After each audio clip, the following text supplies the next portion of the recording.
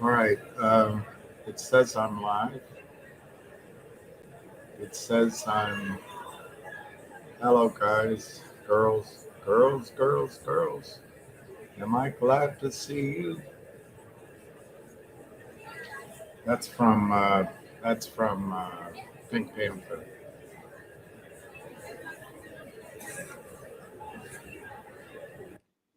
Uh oh.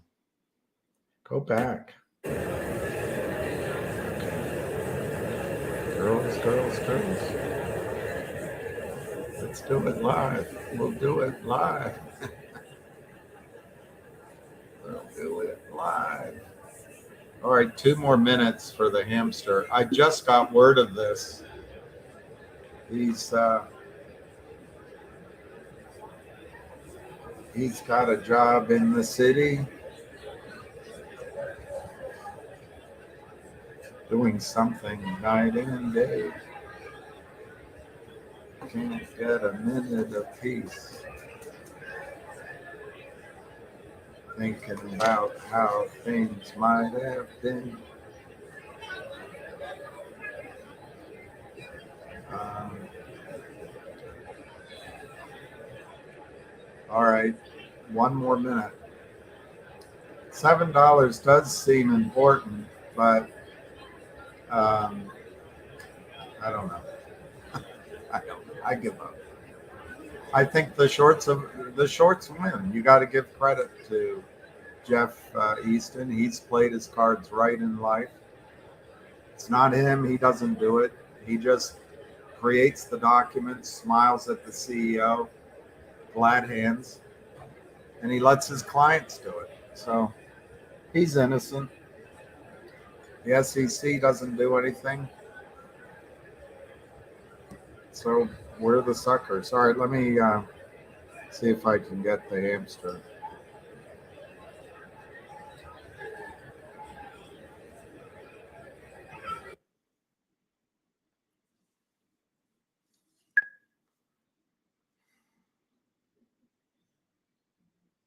Hello. Yeah, hello. Can you hear me? Yep. All right. Hold on. Let me merge everybody in.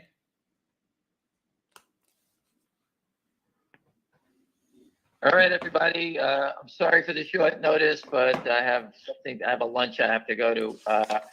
Again, this is not to buy or sell, and this is for exposing naked selling fraud.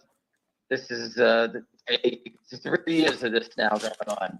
All right, and we're coming to the end. Remember, Wednesday, the SEC Enforcement Conference. If the shorts are listening, we will expose you and have no choice but to investigate what you're doing. They have no choice if they're done on Wednesday. So today is Friday. That leaves 2 more trading days before Wednesday morning at 8 a.m. Our team will be there at 7 a.m.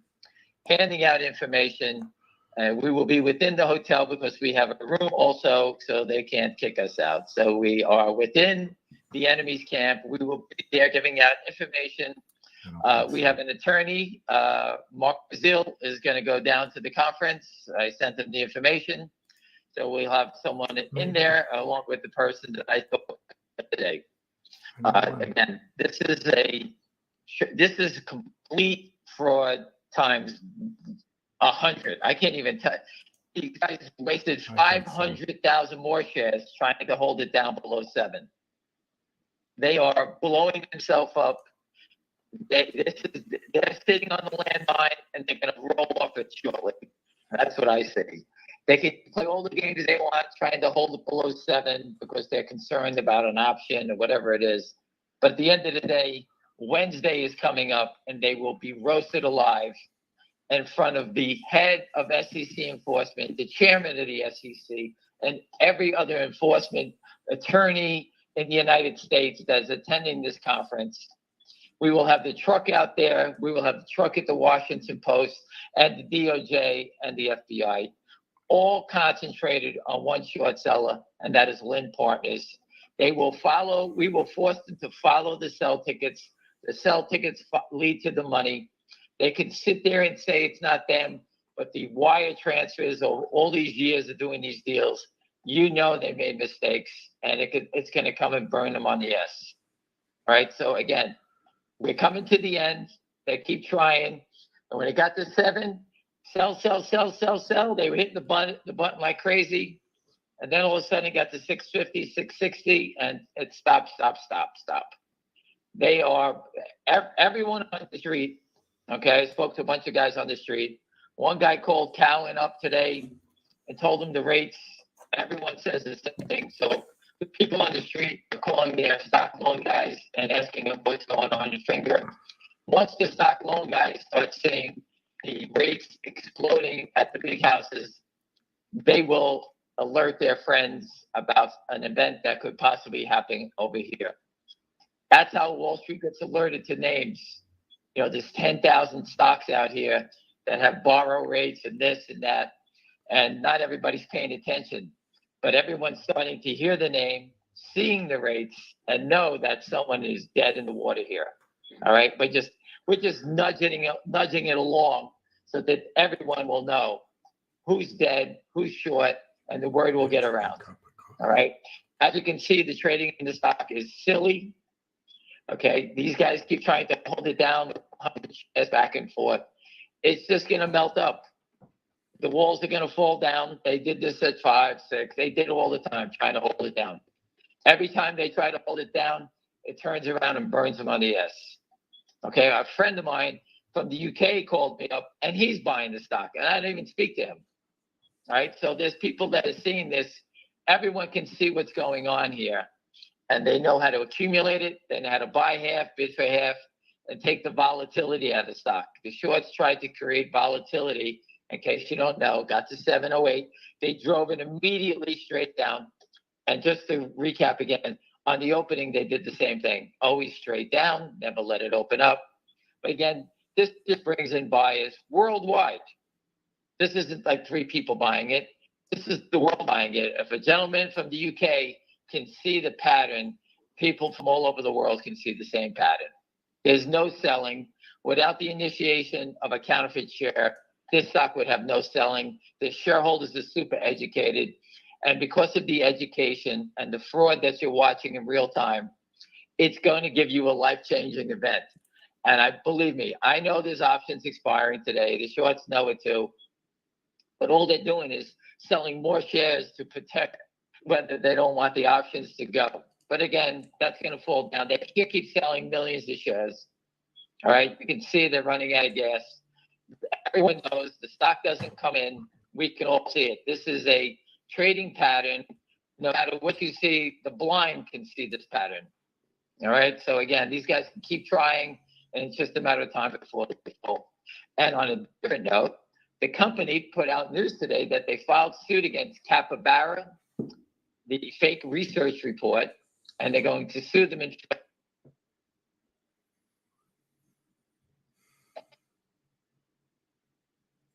No, that is wonderful. Are you in a? Do you have Reynolds wrap over your head and phone? You want me to move? Well, you can stay where you are, You but want me to move? Yes or no? nobody can I hear have no- you. Yes, move. All right, hold on.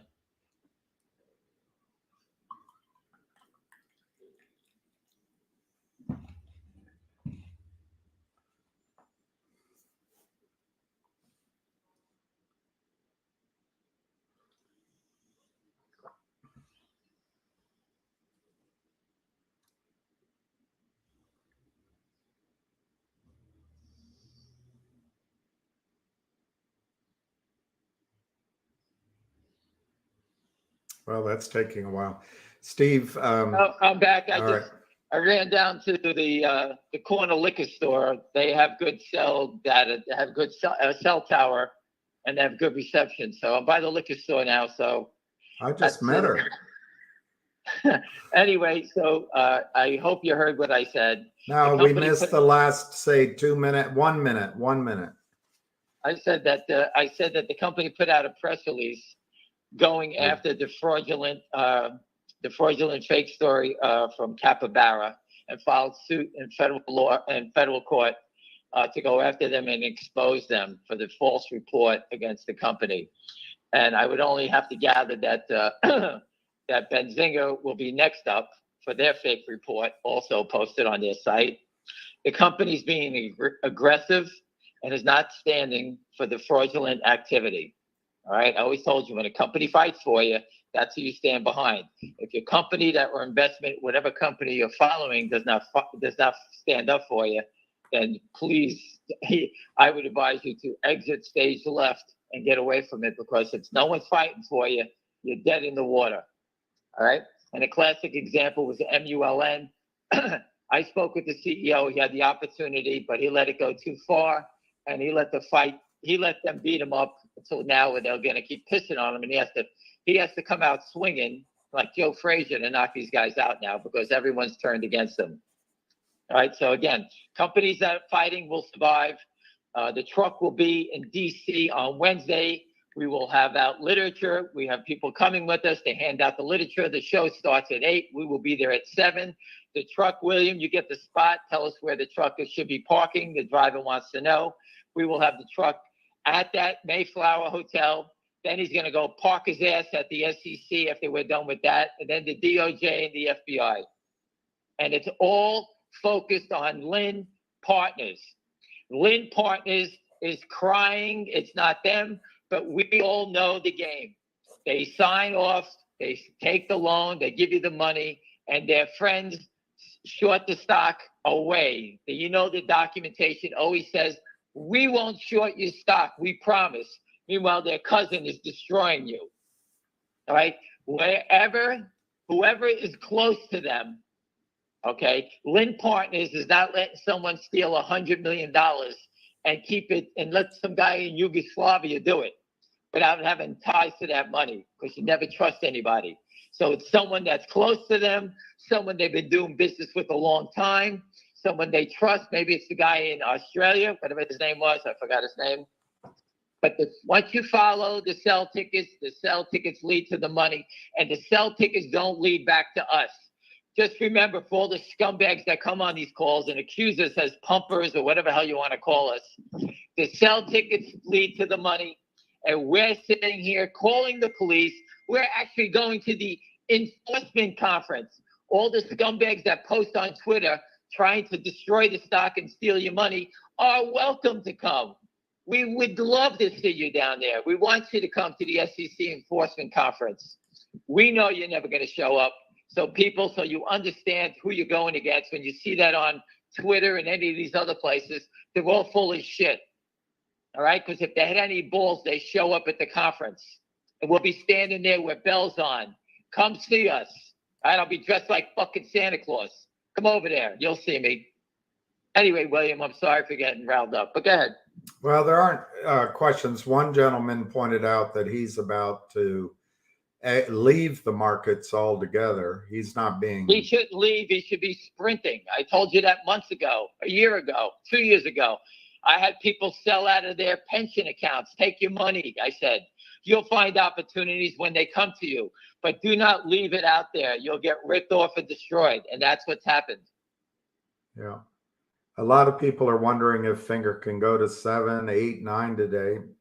Odds are nearly zero. It can't go to 7 today. Oh, wait a second. Let me look. It went to 708. Whoever said that, come on, get up. Well, maybe I missed. Don't get mad at them. Maybe I misread it. There's just a lot of questions about 7, 9. Is it going to go today? 9. Listen, everybody, you got questions. You're concerned that you're watching security fraud. Get on the phone. I put the numbers for the SEC. You got everybody's number. Call up and complain. What do you want me to do? I can't stop what you see. Buying the stock. I know one guy bought 200,000 up to 698. They hit him and they drove it straight down. It's the same pattern. They're selling. But don't you think that's just all legitimate selling? There's systems in place, aren't there? Yeah, everybody was selling it at 7. All the longs that saw it hit 7 were saying, quick, let's sell 200,000 down to 650. It was $100,000. Come on, just go look at bar charts. In your selling history, you handle large blocks of stock, and it's starting to have momentum. It's starting to break out. Wouldn't you put your orders above the market to sell? Wouldn't you let it run first? in your Listen, experience, I'll give ever you an sold old a trick. stock down like this? Always down. I will tell you an old trick done by people that are selling that want to get out of their stocks. They would go bid 7 for 1 million shares and sell 1 million shares as it runs to 8 because they get a higher price. They would spoof it to get it to go higher. And in the old days, I seen people do it, and they would give the orders to Goldman Sachs. And everybody would check on the floor of the New York Stock Exchange, who's bidding 7 for 1 million shares? Oh my God, it's Goldman Sachs, and everybody would run in front of them. Goldman Sachs would never buy a share at 7, and the whole way up, it would be Bear Stearns selling it. That's how hedge funds think.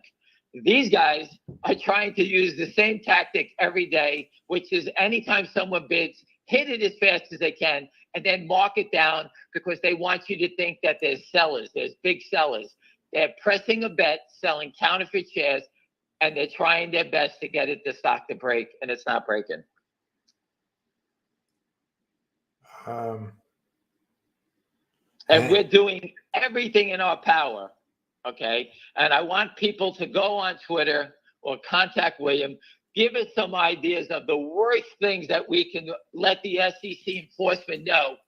Let them know about what we're trying to expose here. We want the SEC enforcement and their friends showing at the conference to cringe at how the SEC is not enforcing the rules. We want them to know, not about every stock on the board. We want them to know about Finger.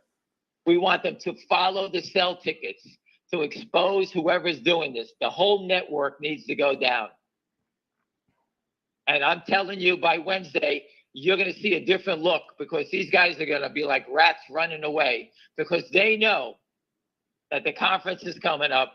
They're reading what we're saying on Twitter. They're on our calls. They're relaying it back. We are going to be fucking brutal. But you got to remember, it's not Jeff Easton doing the sales. He's not entering the sell tickets. No, he's not. He's innocent. He's not. He's sitting at his desk reading the Wall Street Journal as though he's whatever, whoever you want to. As though he's Rockefeller or. I don't want to use. You're showing your age when you say that. I mean, the guy. So again, he has partners. I put it up on Twitter 8,000 times. There was a company called Sedona. They took money from Amro Advisors. They were the lender. Amro is Lynn. The second thing that happens is that Amro hires Rhino Advisors, their cousins, to naked short the stock. We don't know the LLC that Lynn is using. That's the same pattern, but they signed the papers like Amro did, Lynn does. We're going to give you the money. We don't naked short. We promise we won't naked short. We're with you. Chris's Concert Corner. What's your name? Give your name to Busy Brands, and Busy will decide if you really want. Come on, Chris's. Get off. What does he want? He's Googling for your name. He can't find your name. I almost said F you to him. Tell him my name is Dickhead. I don't even care. You can call me Dickhead. Dickhead has got a beef that he doesn't want to be robbed by somebody. If you want to stand up for fraudulent activity, come out like a man. Come to the SEC enforcement conference. I'm sure there'll be people with handcuffs looking for you. Come on down and say, I stand for security fraud. Not those poor people that are trying to help and stop the fraud. I stand for it. Have the balls to come with a sign like that. Instead of trying to attack, they're trying to attack the messengers because they're fucked. All right, get over it. These guys are fucked. They know it, and it's coming down. That's the problem. When you're over the target, what does he get the most flack? That's what you got going on here now. Busy Brands says he's the only one that can call you Richard Head. Dickhead. Now Chris's Concert Corner, it says unbelievable. All right, I'm sorry. Listen, William, anyone that you reach says something stupid like that, don't even insult me. All right. And don't even read their question. He wants to call Mullen and have... Look, Ham has already spoken to the guys at Mullen. So, Chris, look, if I offended you, why would you think it's appropriate to ask his name over this space? Of course, I'm going to assume you're a shill. If you're not, you're just not thinking very well this morning. So we'll move on from that. Let's go on something else. Anyway, people, I want you to give ideas. I want people to be part of this. Okay. You know, my head is spinning with ideas, but I need people to come up with ideas. There's a lot of bright people here. Please jot down something that you would like to see on the truck or in our slide presentation that we will be handing out to everyone attending the SEC Enforcement Conference on Wednesday at 8 a.m. What do you think the retail ownership is in Finger? What do I think it is? Yeah. Whatever it is, it equals up to 200 plus million shares of stock. It's more than the float. You guys, people don't understand that there have been people from Asia that are accumulating this stock for years. All right, 5 years now. They all believe, like I believe, that this company is going to $100. We said that years ago.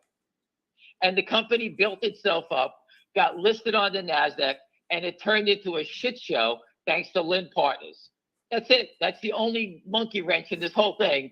The company is building partnerships, doing everything. It's all on the tape. You can read it yourself. But it turned into a shit show in naked shorts. And it just so happens that I'm a naked short selling guy, and I hate them. And they just happen to bump into each other. And I wasn't going to let them get away with it. End the conversation about that. That's it. That's what happened. Now you guys can see what the company fundamentals are all about. You make your own decision. I look at it saying, I don't know what the race to sell it for. That's who's selling the stock down so aggressively. And they do it every day. If there's only 24 million shares in the company, in the float, how could you have 1 million shares sold every day? Oh, with their systems in place. Someone has to file that they're selling because it's endless. And you would think if someone's buying, they have to file too. But anyway, is the tradable float already locked up? Is the tradable float? Yes, that's been locked up 2 years ago. There was one other question. Well, while I'm looking, what do you think of MULN and the CEO? Would it help if you talk to the CEO? He let it go on too long. You know, I don't know. He's doing another reverse. I lost track of what he's doing, how many shares he's reversed. He's basically hurt so many people, you know, by letting this go on that now he's got a super problem. Yeah. I don't know how to me, he should have just, I couldn't tell you what to do now for him. I couldn't tell you. Because once they issue so many shares, it becomes impossible to get a real financer to finance them. Listen, we would have to shut down the SEC with their $1 billion budget and have everybody just figure out what the hell's going on in MULN. That's how confusing they let it go. So crazy. We have a stock with 24 million shares in the float, and it's turned into a shit show with all these shares, right? The only thing good about it is the selling is probably coming out of the same places, and the paper trail is going to be easy to follow. They thought they would bury this company a year ago, and it didn't happen. Now it's just grown into a monster, and we all know about it. Everyone can see it. Everyone's educated on it. Now what happens? Listen, you don't have to sell this, hold on to the stock. You don't have to buy the stock. You can do whatever you like. The most important thing is that you can witness and see what's going on here, because that's what happens in all the stocks in the equity market. At any given time, they'll take it, rip it, destroy your investment, and you have no knowledge what's going on. Now you do. Shame on you if you get in that situation again. But if you're in that situation, you need to run quickly, because no one's going to protect you. And usually when it starts to collapse like that, it just continues. This gentleman is asking, is there any way to get an estimate of the shares bought and owned? In his opinion, this is all a joke. And he's a longtime listener. I mean, it's easy. So put up a website and tell everybody to contact you, and you can add them up. I don't have time to do that. If you don't believe that there's a big number here, all right, the SEC should have shut this down after the 3rd time we put the truck in front of their building. Maybe the 5th time, maybe the 7th, the 10th time, the 11th. We called the police 12 times with a truck, took pictures of it, threw William out there. That poor bastard had to go stand there all those times, right? You just did it again. How many weeks ago? We had the truck there again. And it's still, we have to fit. It's up to us to prove that there's a naked short. We could see it. We're not stupid. What's the exact number? We go by the data. The data keeps increasing. If they're selling it down, where are they covering it? Right? Yeah. If they're selling it down, where are they covering it? They're not. They keep pressing their bet. They think that selling more eventually is going to get them out of this mess. Selling more is only making the mess 100 times bigger. You should put, this guy's saying he's Spider-Man. You should put all the companies who took a loan from Lind who have gone under or tanked after dealing with Lind. Maybe put all the times Lind has been sued. We will have that in a handout document, but the truck, the most visual things will be exposing Lind. They will be knocking on their door, whether they like it or not. They better start shredding everything they could possibly shred, because we will guarantee to drive these guys to their office. We will make sure that they cannot hide. The SEC enforcement arm will be thoroughly embarrassed if they don't fix this. The cost to borrow, according to Ocean Sailing and another gentleman, is 230%. So maybe you can point out that it's actually double that. When you see that rate, that's the rate that the brokers, the stock loan people, are offering you to lend your stock. Now, remember, they're not doing it for free. They're not anybody's friends. That rate is double that. That rate is probably 500%, 450%, because they're looking to make money also, because they know the desperation of the shorts, and they know what they're willing to pay. And since they're willing to pay any amount, they'll keep raising the rate. It's like a loan shark. You know, you borrow money, the fee keeps going up when you don't pay it, right? This very smart gentleman, he's smarter than everybody except. And your average, he's smarter than your average bear, right? Yeah, he is smarter than the average bear. But he asked this question, I'm sure it's rhetorical, but how many concentrated short positions exist in non-DTC registered broker dealers or foreign accounts? I think trillions, but no one knows. Oh, we've seen the stories on it. Wes Christian will tell you that. Wes Christian's seen this information from very, very sophisticated places. He has proof, but you can't conquer the whole world. You got to pick your battles, and that's what he's doing. All right. We picked our battle. We decided to fight this the Brooklyn way and fight this battle out in the street. We have attorneys that are surrounding us now. Okay. But the battle is us against you. And we can, because the stock is here and not $25, we can fight this battle. By pushing it down, we have more soldiers than they do. They can't keep doing it.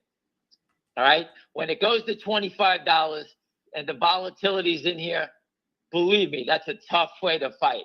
But down here, it's an easy battle once you know we got them. And when this happens, GTI is going to be an easier battle because it's even cheaper. And people with money can buy a lot more shares. And I'm curious, once these guys fold here, if the battle in GTI is anything like you see in Finger Motion, if you think I said a life-changing event for this one, that's going to be 2 times because the stock is cheaper. And everybody will understand that at that point. When Finger Motion goes, well, these guys. That's probably, and I'll let you finish that sentence. Sorry, because everyone wants to hear about GTII. Go ahead. I interrupted you. When the money flows from Finger Motion into GTII, if they continue to fight like they're trying to do in Finger, that battle will make that stock 10 times bigger than Finger because it's cheaper. All right. If they decide to fight at 70 and 80 cents and $1 for millions and millions of shares, When that breaks, it will be bigger than finger motion short squeeze because of the battle. If they let it run, like let's say finger runs and this thing just gaps to 5, then you can see that that's a different battle. But if they try to hold it down, it's going to make it even bigger. They don't want us to come back not to be fully funded. We'll be funded by 20 times more. So imagine a guy who's got 50,000, all of a sudden he's got 500,000. That's what they're afraid of, because we're coming back with a lot of fresh troops.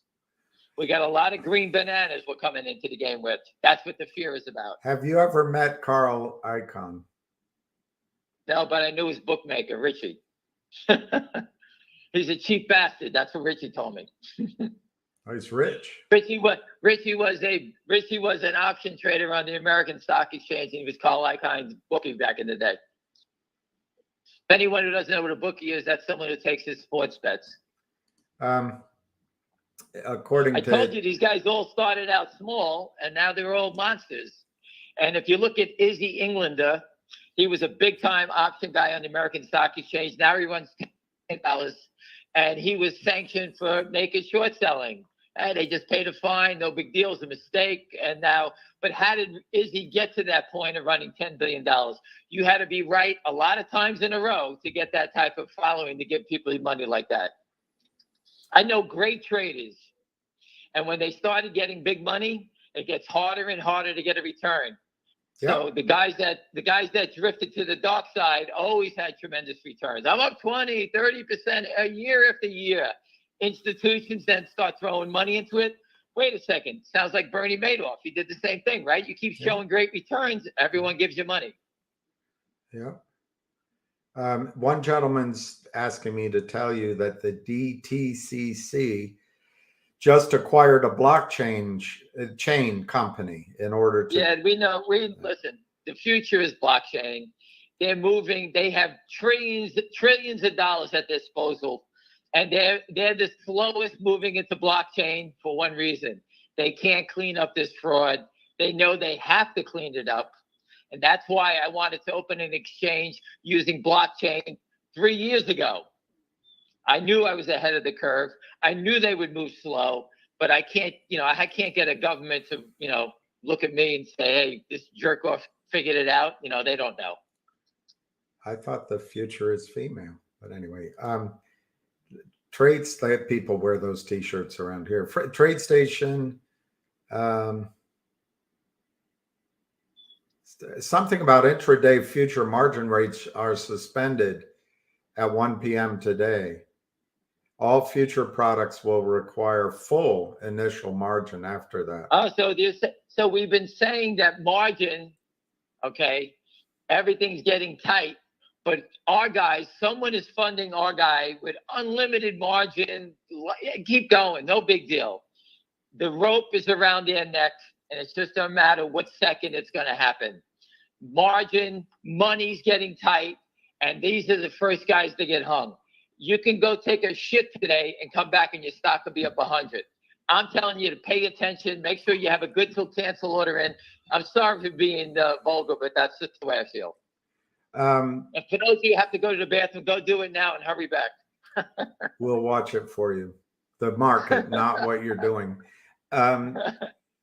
What is the volume or the speed of purchases which would be needed to overwhelm the criminal's ability to counterfeit? What is needed to make the breakout stick is basically the accumulation. They keep poking at it. They stop, they move back. It's like you're fighting a battle. They keep moving back an inch by an inch. These battles that we fought in the Pacific was inch by inch. The American soldiers had to take over these islands inch by inch. They had to go in there with flamethrowers, burn them out. That's what this is about. It's the same pattern, inch by inch, and then all of a sudden you break through and we slaughter them all. Dark pools, according to Busy Brands, are already 45%. They send buy orders to the dark pools, preventing buy orders hitting the lit exchange. Right. In order to move the price, retail needs to learn how to send our orders directly to the lit exchange. Right. Okay, that's pretty easy to do. How are you going to do that when you don't control the brokerage firm? We'll buy a brokerage firm. Ah, there you go. But then if you get a brokerage firm, FINRA will be up your ass every day because you're not playing by the rules that everybody else has put in place. You know how many small firms I know who quit, who had enough of this game because FINRA attacks them for any little violation. Meanwhile, these guys, like, these other big players are just slaughtering companies at will without having any problems, pay the fine. But for the small brokerage firms, they all get shut down because they can't afford to spend $200,000-$300,000 making nickels and pennies all day. They can't do it. And that's what people don't understand. I can count probably 50 or 60 serious professional guys that own small firms, worked at small firms that have quit and now trading their own money and advising their friends how to do it with them on online accounts. So that's who you got coming into these stocks. We have smart ass guys that have been in the business a long time, can see someone's on death row and get ready to get electrocuted. I don't need to tell them. They can see it themselves. All right, here's a question everyone wants to know. Does Ham think the cost to borrow going up will cause Univest to act soon? I don't know. They're doing it in their own. Listen, I only, I know people that are buying because they call me up and they tell me, and they're, whether, whatever it may be. I told you the other day, a guy was buying a ton of November calls. He owns October. He bought November calls. He bought stock. I told you exactly what he told you. I told you my friend from the UK was buying stock today. He jumped in. He says, I'm buying it. He's buying more. I'm just saying. So when people tell me, I tell you exactly what they tell me. That's it. I'm not hiding it. Somebody, I don't know. Would it make you happy if I start putting their first names? Joey from Avenue U is buying stock now. Then Tony from Bath Avenue, he's buying it. Then we go to Mill Basin, they're buying it. We don't want to do what, street by street? No. Wait, no, you don't have to do that. Row W says I guess that means Univest, maybe somebody, are going to buy 2 million shares in the end to get it over 7. I hope Lind and the rest are ready. We'll see. I can see that happening. He speaks almost like he knows. Remember this. Univest is in the business of destroying shorts. I don't know their plan for this stock, their battle plans. They don't wear it on their sleeve. We have our battle plans. We're going straight to the regulators and destroying these shorts by exposing them, right? For all the people that say we are going to the police, we are 100%. We'll be at the enforcement seminar on Wednesday, the conference. What nut jobs want to do that? The criminals don't go do that. The criminals are far away. There might be some validity to this gentleman's point, Ian. Some have warned a year ago, I don't know who they were, but some have warned a year ago not to talk about a stock for hours and hours or live stream. Not only it doesn't work, it is proven time and time again to have adverse effects. Okay. And he says, learn, please. I don't know what he's talking about, but you know what? I can whisper to you if you like. I'll whisper it. I'm going to leave a note in the bathroom at Grand Central on the wall for you. You go read it. Like, what was that movie with where they leave the notes? A Beautiful Mind. I'll leave notes on the mailbox for you. What are you, nuts? People need to understand the education. And I can guarantee you, I get people thanking me all the time for helping, teaching them about what I knew and trained about in the equity markets. If I didn't say this thing, we'd all be sitting here running around in circles and wouldn't know what's going on. They'd be charging at you. As soon as they break through the line, everybody would be running around scattered. Right now, everybody's standing tall like the Roman army, and we're fighting as one. And that's how you beat the guy. And you say, well, you're not winning. Well, the stock went from 60 cents to $7. Where is it my job to take it to 200 to make you happy? This is about breaking the short. They're the buyers. You have the biggest buyer in the world, short 200 million shares. Who knows how many they borrowed? It's up to 3 million shares. They can't even borrow a share. You can see how it has it. Every share that these guys have borrowed in short, okay, not the naked short, is underwater.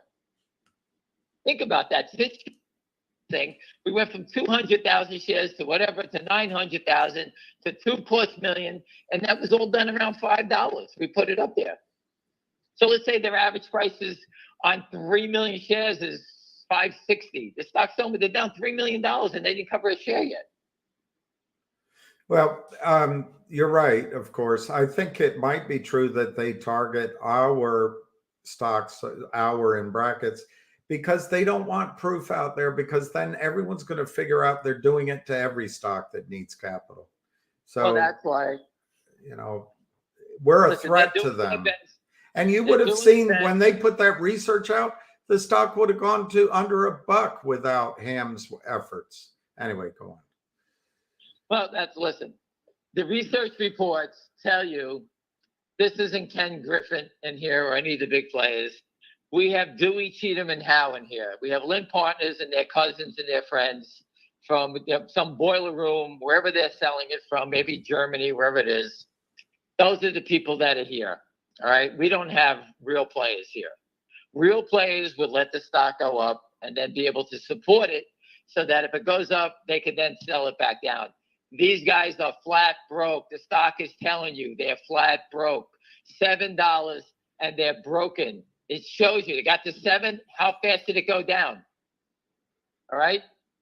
They have to hold it down. They're showing you that they're broke. They're telling you they have no money.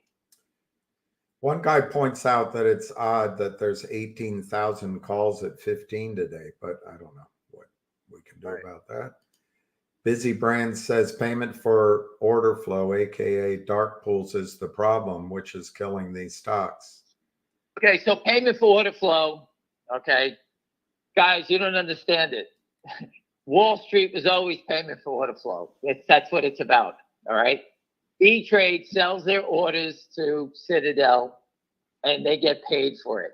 E-Trade eliminated their trading desk. No one has an over-the-counter trading desk or New York State. There's no one there anymore. They closed down the desk because it's very expensive to hire traders who could lose, win. It doesn't make a difference. It's very expensive. But Citadel figured out a way that if we take all this order flow, give everybody back a big payment, we'll take all that liability and risk. And how do they make money? By defrauding you by naked shorting the stock. Because everyone on the street, Goldman, Morgan, everybody shut down their trading desk and said, hey, we'll just give it to these idiots. And I can bet your ass that Goldman, Morgan, everyone's involved, and somehow on the Citadel investment side that they own a piece of that also. So Goldman gets money, and then they profit from Citadel's winnings also. And if anybody ever comes down, Citadel goes out of business, and everybody else is sitting there saying, hey, we didn't do it at Goldman Sachs. We had nothing to do with it. So they're basically pointing off the fraud to Ken Griffin. He's making all the money. He's the movie star. But who's the biggest target when the shit hits the fan? Ken. Goldman Sachs is not involved, right? They all walked away. Oh, we get paid for it. We sell you our order flow. We're okay. Well, they've moved all the broker-dealer crap out of their firm. They're just, I don't know. Anyway, this listener says, Fidelity employee I spoke with about GTII, Fidelity said they were aware GTII had a huge internet presence, as if that's some bad thing. They just brought it up. Anyway, interesting. Listen, we're here about education. All right. If you're not educated, you're going to be robbed. So take it to any stock. The people in MULN, I tried to educate them. January of this year, I guess it was this year, I spoke with him. January. All right. He made critical mistakes, dragging his feet, probably his attorneys, and now he has a complete shit show. So again, education. Now he wants to fight back against naked shorts. They already ransacked that place. How does he clean it up? I don't know. I don't have the energy to care at this point. I mean, to me, the only thing that if there's 20 items that need to work in their favor, they've got 19 locked up. The only one that they don't is ham and the internet and the fact that people are educated and they want to lock that one up too. Let me go back in time. In 2002, 3, 4, it was the raging bull. That was the message board. That was the only thing that was out there. There were 10 of us and hundreds of criminals up there. Any investor that popped up that said anything because they had no knowledge of it, they were tortured to death. Okay? You didn't stand a chance. It took people like us with thick skin to fight back. We fought, but it was just overwhelming. Fast forward to 2023, there's a thing called Twitter, or whatever the hell you want to call it, X, Twitter. Everybody's communicating. Everyone's talking. Everybody understands it. Education. And now see an idiot pop up. Everyone attacks them because you know it. You taught yourself. And now you know what they're about. They stick out like a sore thumb, the criminals. Some of them try to befriend you. They use that approach. They always try to bash it. I always put up the Bashers Handbook. They never bash a bad stock. They only bash good stocks that have potential going up. It's #1 in the Bashers Handbook. It's right there. I posted it. Read it. We were using the same information back in 2003. This gentleman points out BlackRock has a huge presence in heavily shorted stocks. They're famous for lending out stock. And it's no wonder, it's no coincidence they do all the ETFs. Anyway, I added that. Go on. So back in time, Morgan Stanley had a stake in Overstock. I think they owned 8% or 9% of the company. And you say, why would Morgan Stanley take a stake in Overstock? Well, they controlled the stock loan. It was a big shorted stock. People wanted to borrow the shares. They figured if they bought it, they can control whatever they want in the stock. So when the stock went from 3 to 128, Morgan Stanley was controlling the rates and squeezing the shorts themselves. When the stock dropped, Morgan Stanley never sold the stock. They probably lowered the rates and everyone started borrowing the shares again. The stock went back down. Then Morgan Stanley starts calling in the loans and they drove the stock back up. And then eventually I was laughing because how does Morgan Stanley never sell the stock? Went from 3 to 128. What were they looking for? 129? They were lending the shares out and controlling the price of the stock. That's what they were doing.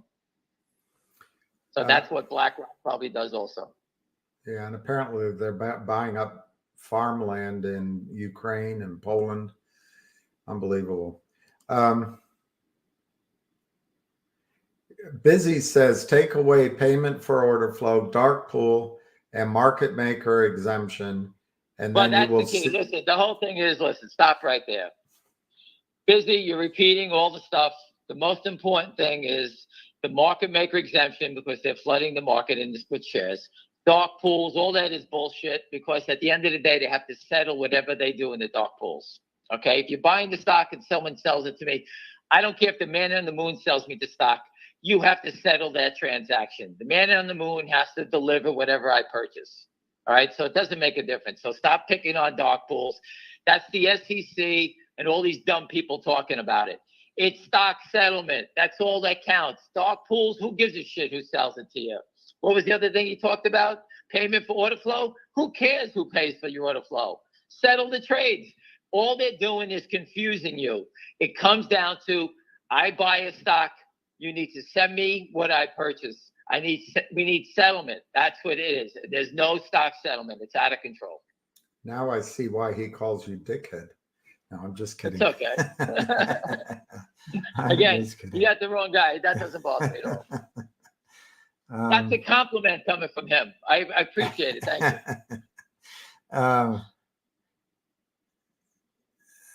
There used to be several order routing options, this guy's saying, and now it's just ARCA or NASDAQ.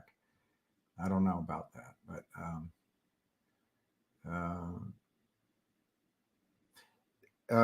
there was a question, and it's I forgot it. That's my brain. Listen, just out of curiosity, I have no idea where's the stock at. I'm blank. It's, you got me. Let me look. The only way to understand the stock is you have to memorize where the stock is, and you get trading patterns from it. So I just lost. I give you credit for that. You have a great mind for trading patterns. And that's why Lynn Partners is sending a message. They want me to get away from it because obviously we memorize everything they're doing. It's why I reacted to that guy asking for your name out here. But I guess maybe I was wrong. But then who knows? Tell them I use my alias, Joe Blow. Joe Blow. Joe Blocka Baloney.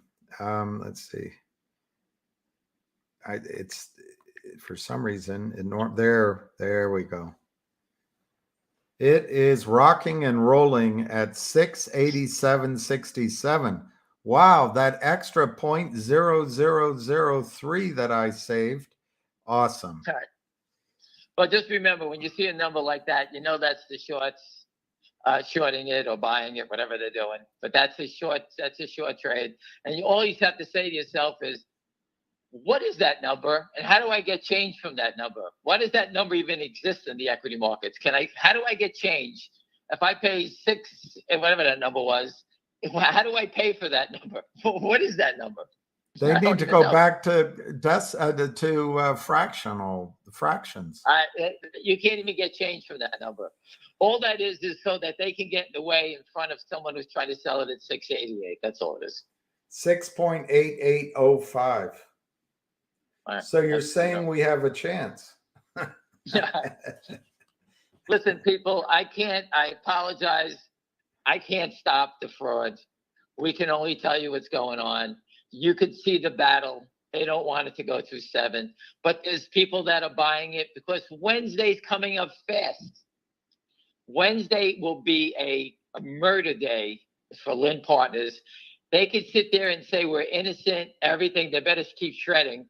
But I can guarantee you that the federal authorities will know their name and will follow the paper trail and the sell tickets. $693.99. They will follow the sell tickets. They will follow the money trail. And we all know it's leading back to Madison Avenue. It may go from here to Germany to Switzerland to Australia, but the money's coming back to Lynn Partners. They cannot possibly invest in companies, all go to zero, and they're wealthy. The money has to come from somewhere. Who's supplying them with the money? The money trail always catches them. They've been doing this for so long. You know they made mistakes, right? We all make mistakes. I'm trying to hide my girlfriend's phone numbers and my girlfriend's from my wife. So what did she do? She brought home 2 guys to get back at me. She caught me. That's how it works.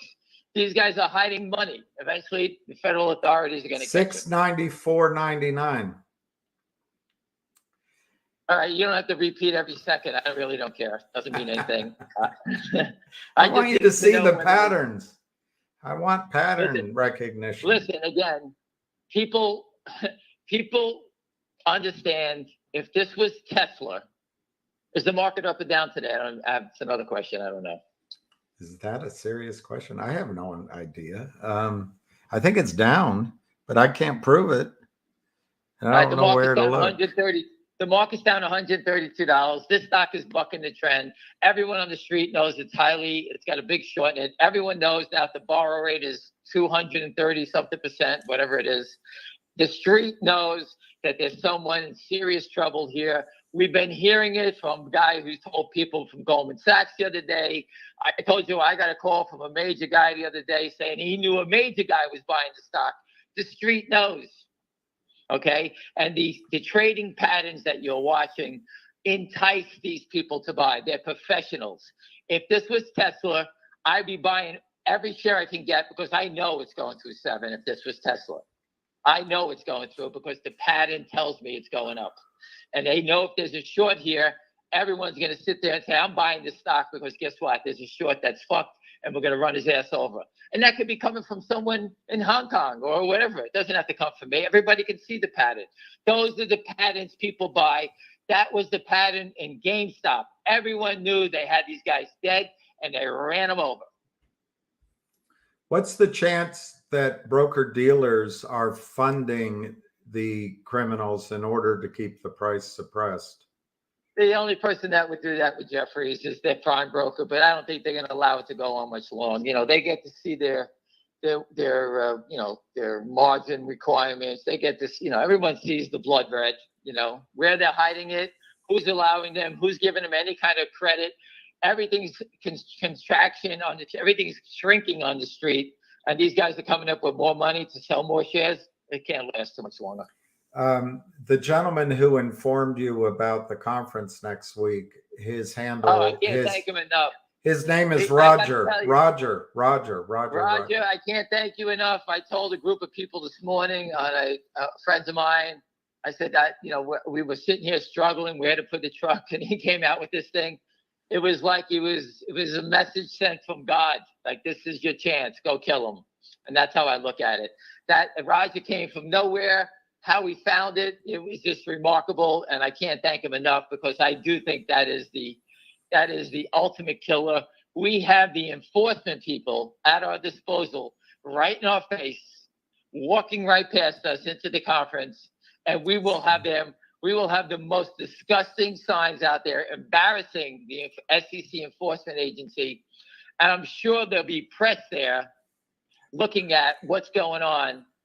And I won't tell you about our plan for distribution of the reading material, but it will be ugly. Busy Brands says he now understands why you want this finger to squeeze.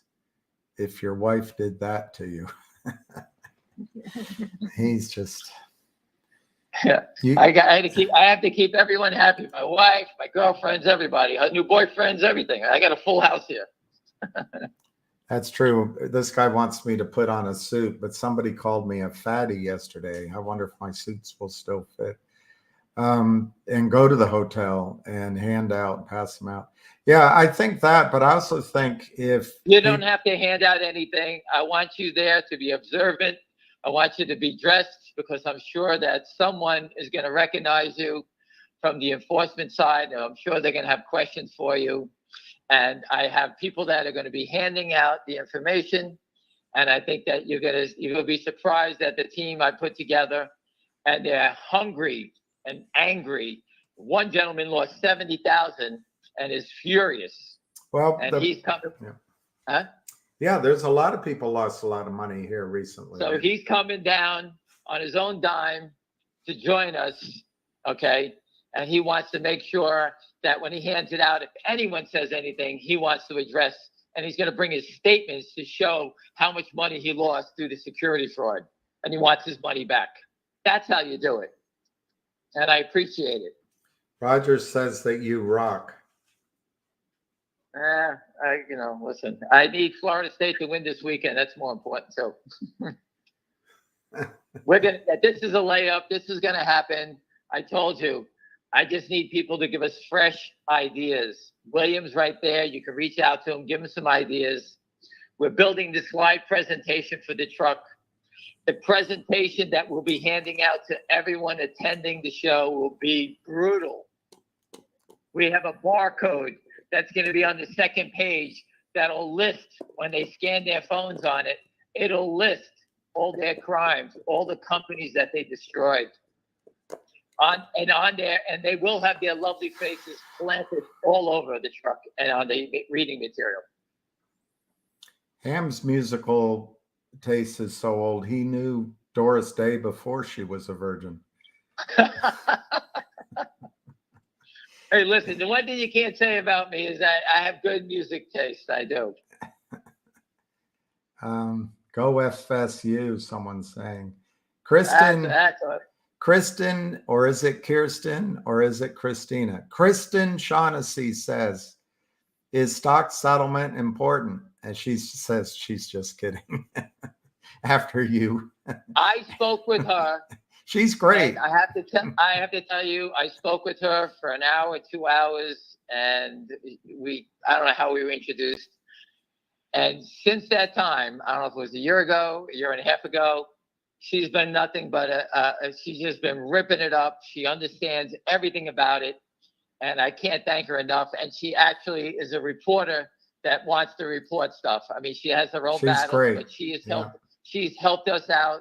I see her quote your interviews all the time. Oh, I appreciate that, because I don't know how to edit it down to the She got salient it down points. to she's got it down to 3 lines, and it's perfect. The rest of it you can kick off. I put a big X on your face, William, and I just read her stuff because she just broke 8 hours down to 3 lines, which were perfect. Which are all you. And she understands the crime inside and out now. And Zero Hedge put it out the other day. It's the biggest crime in U.S. history. I've been saying that line for a long time. It's the counterfeiting of the U.S. equity markets. The Mark Falk and Christina Copeland are actually getting close to going back to edit. You can follow Mark Falk on Twitter. He'll answer the questions. We had Big Lou from Brooklyn recently do his interview. I heard it was outstanding. Okay, other people are going through, and it's just. I have people. I tell them I'm on a conference call, and they keep calling me up. It burns me up. Anyway, we have a list of great people, and I don't know anybody else I can't remember everybody else who's done interviews, but it's been a lot. I know they're going. Sorry. Go ahead. But just one idea about the truck, but finish up what you were going to say. I'm just saying I can't thank all the people that have given their time, tell their stories. And I'm sure everyone, I think Kristen, she did it. I can't remember that she did it. But everyone tells the story in their own words. I'm not giving you a script. I always tell you, call the SEC up, tell them in your words, tell them whatever you want to tell them. You know, you don't like being robbed, go call the SEC up, call the department, call whoever you like. Tell them your story. I don't want it in my words. Tell it in your words. I say that all the time. You don't have to buy a share. You don't have to do anything, but you better educate yourself because they will get you. I'm sorry. When you have the slides rolling, this gentleman says maybe you should make the transition a little bit longer in order that the message sinks in. I don't know how to do all that. Leave it up to somebody else, but. Yeah, we'll let the truck. I don't know how to do it either. So, well, I'll tell the truck driver to do that. So, Busy Brands just donated enough money so you can buy some Viagra. Thanks a lot. Who told you? It should be that other drug that helps sprout hair where it doesn't exist. I get that from, it's a chia pet. I get that cream. I put it on my head. Hey, I'm the best member of my family. I held on the longest. So yeah, listen, it doesn't make a difference. And where is the stock at? And I'll let you guys all go because 690, 807 volume, although the volume might be delayed a bit, but 690. Okay, so again, where are they going? The stock is here. The borrow rate's through the roof. Okay, I could see these idiots trying to sell it to themselves at 690, and then they run back and say, "Hey, I just bought 20,000 shares here," you know, and then they try to borrow it again to whack it out again. Do you understand what they do? Yeah, that's how crazy they are. So they don't have to pay that borrow rate. That's why they try to return the shares. Well, how long do they have to return them? You know, I don't know. They can sell long wrong and then cover their naked, the borrow, and then I don't know. That's why the shares keep popping up. Oh, there's another 20,000 shares. So what they do in the morning, they go out there, they sell 20,000 naked. They sell it as a long sale. And it basically, if they sell it as a long sale, they buy it. Say, I bought 20,000 shares, I'm returning it. So they take that fee, so I don't have to keep paying that fee, right? But now they have that 20,000 shares in the system that they just created, and it's a long sale. And the time they catch up and figure it out that it's a long sale that doesn't have delivery, could be a few days. That's what they're doing. Maybe they use it every trick they can to try to buy time, sell more shares, you name it. Maybe this guy, Mike, says maybe we should do at least one good cop slide on the truck that just says, SEC, can you please look into the finger situation? Yeah, we said that 11 times ago. We actually put a truck up at Christmas, was thanking the SEC that we were the naked shorts. We want to thank them for covering for us. That's a good idea. This guy this guy says, why don't we share the handouts on Twitter so that everybody can share them all day? We will have the slide presentation. I don't think I want to have the handouts in there because I want that to be a surprise for our friends.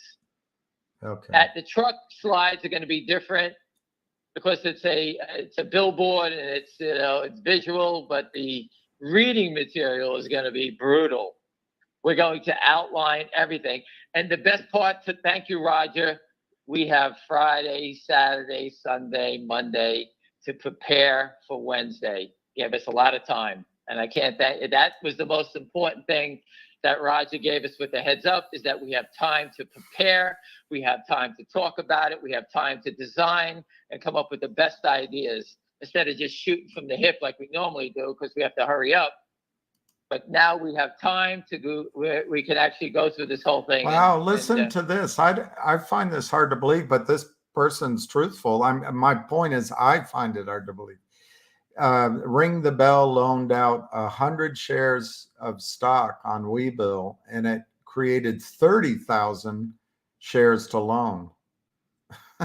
It wasn't right now. And I'm like, wow. So it really is true. So basically, the SEC said they're going after what? Stock loan. I told you stock loan is all fraud. It's unregulated.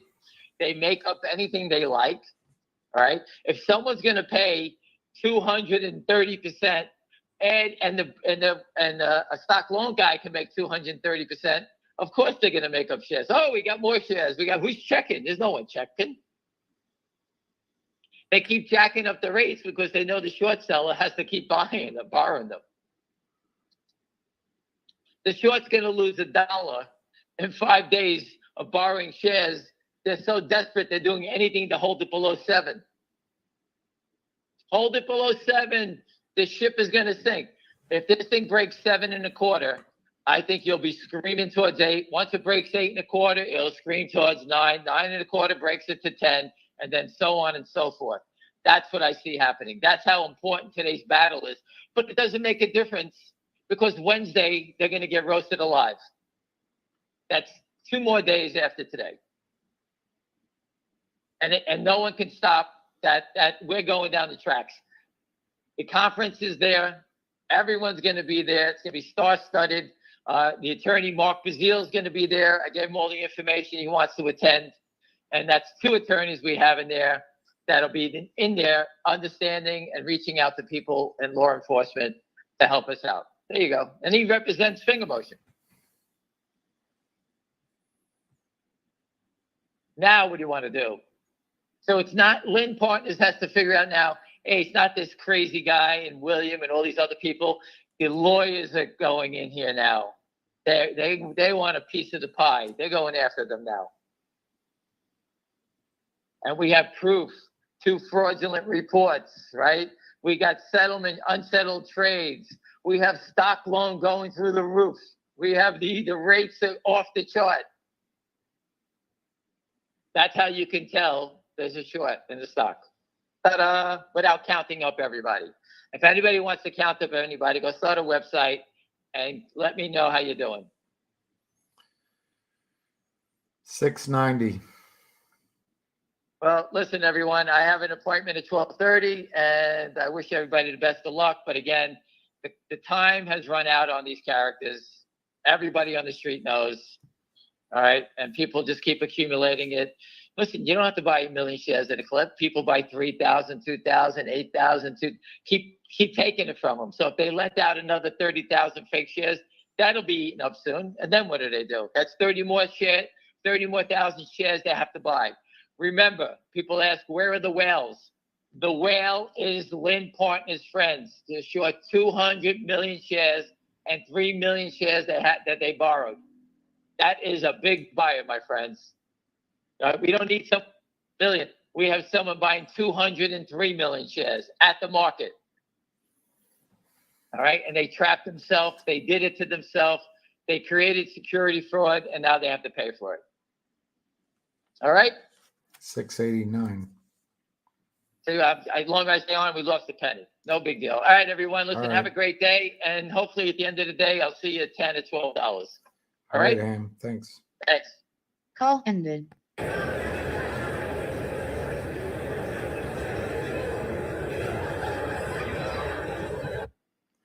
Um, to the gentleman before that who was asking Ham's name, you were talking about MULN, asking about MULN.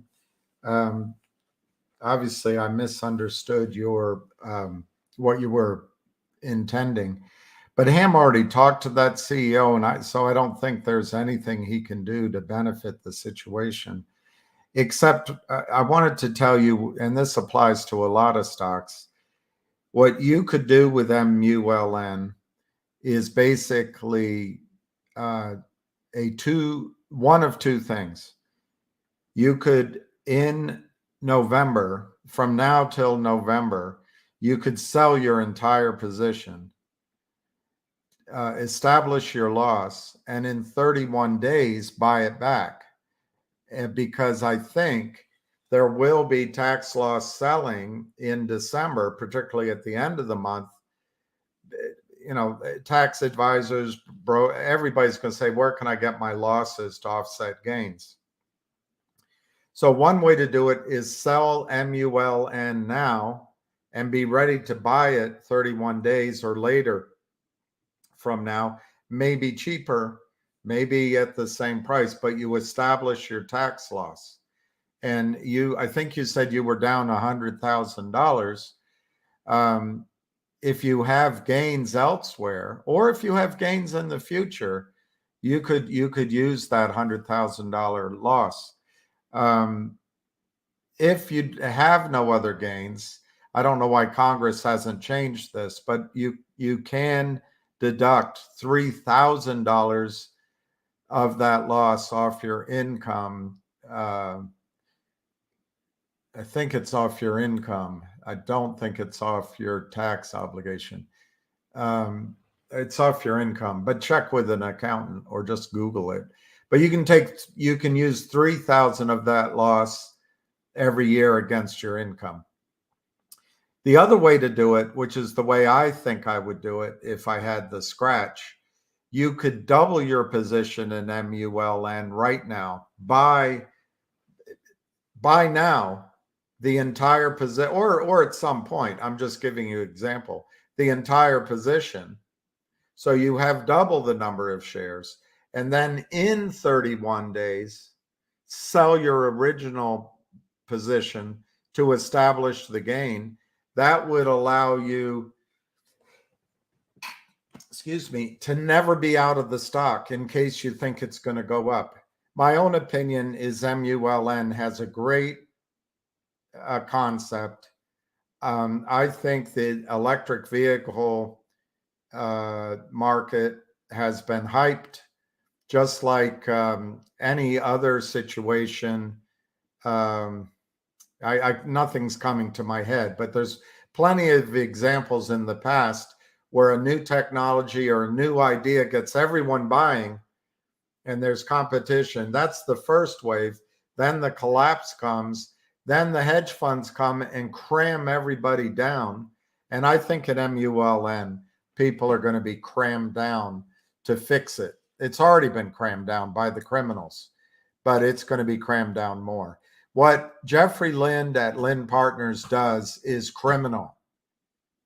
He can talk to CEOs and say, hey, it wasn't me. I'm a good guy. I bought your lunch the other day. But what Jeffrey Easton does at Lind Partners is criminal, in my judgment. The case of some opportunity fund versus CIB Oppenheimer, the judge ruled that the broker dealer is responsible for their client's actions. Well, Jeffrey Easton is a non-registered securities dealer, in my judgment, but he's supposedly syndicating the deals to clients. So he's not doing it. Hey, I just provided the heroin to the drug dealers. I'm not responsible for the people shooting up and dying. It's business. I'm a good guy. Help me out here, Mr. CEO. Call the big clients. Have them talk to him. I'm not doing it. I'm innocent here.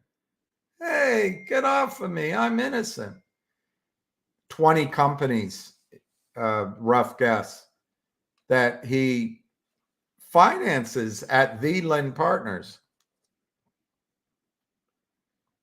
I've done that before.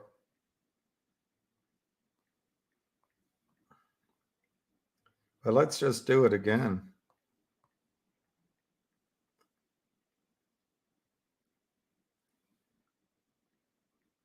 It doesn't take long to do.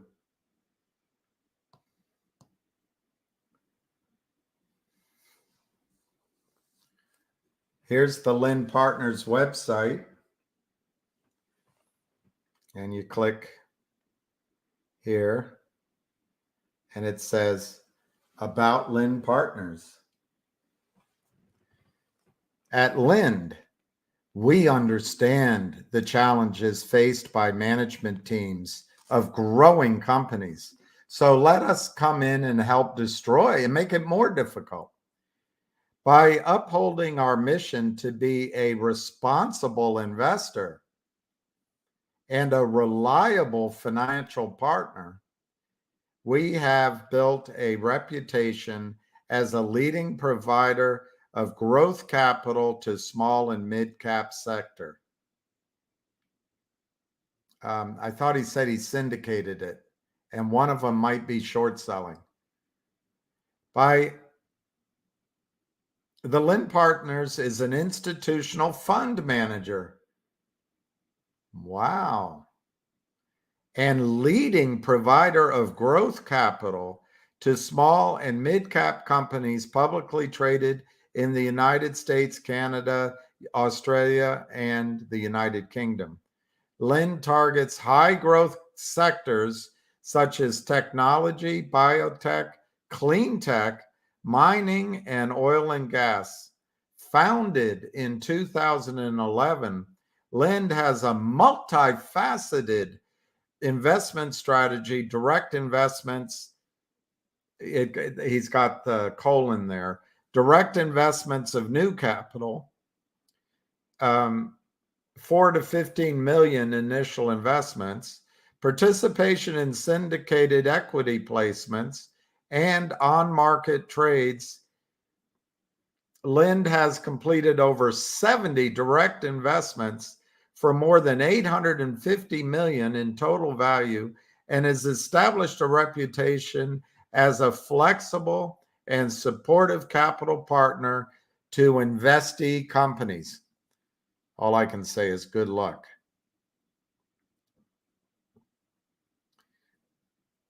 Here's Jeffrey Easton.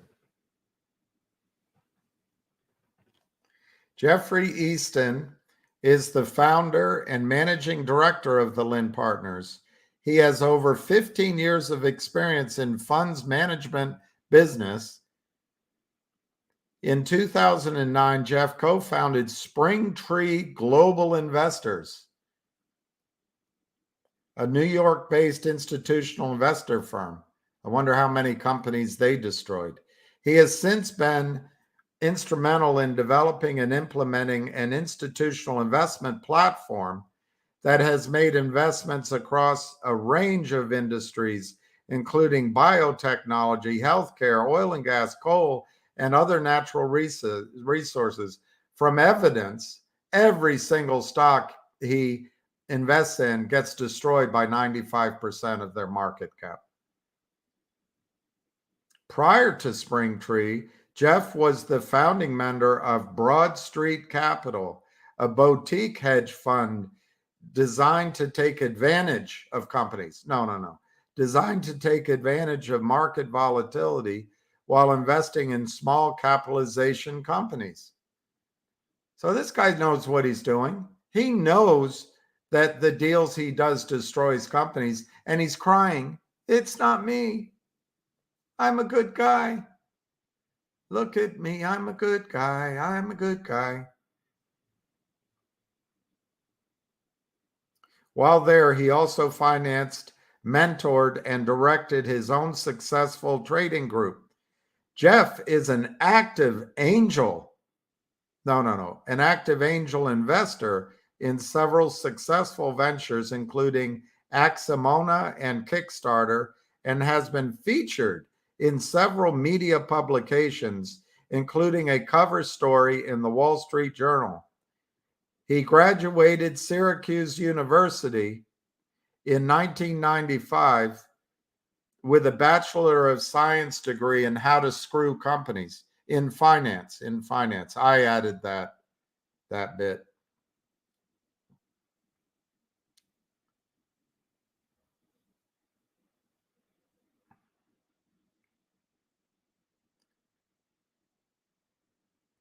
Their advisory team, they've lost the Australian.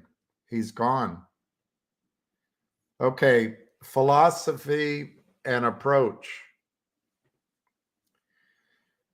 At Lind, we have an entrepreneurial culture that embraces and encourages creativity while preserving our core values of integrity and disciplined investing. We strive to work with and invest in dedicated, competent, and passionate management teams who have the potential of achieving significant milestones and creating value for all shareholders. Lind's investment team focuses on a broad range of industry. We want to keep going until there's no company left to steal from, including natural resources, bulk commodities, precious metals, and oil and gas, biotechnology, sustainable and alternative energy, and other growth sectors. Count on us to kneecap your growth and destroy your market cap. And we're so good at it, we'll schmooze you. After it's done, we'll blame it on our customers, and we're going to be still there to help you if you remain as CEO and you buy our bullshit.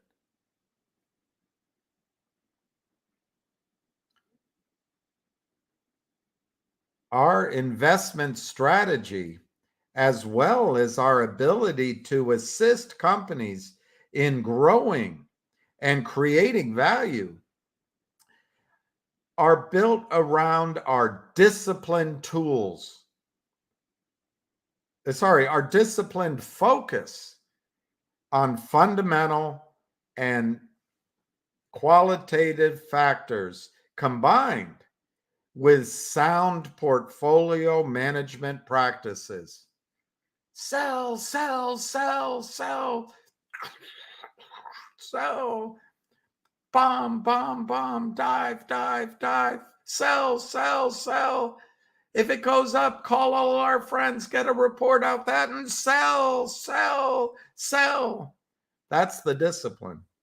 The success of Lind's institutional investment platform, just a front to send toxic convertible notes to short-selling hedge funds, and they get a bounty, I'm sure.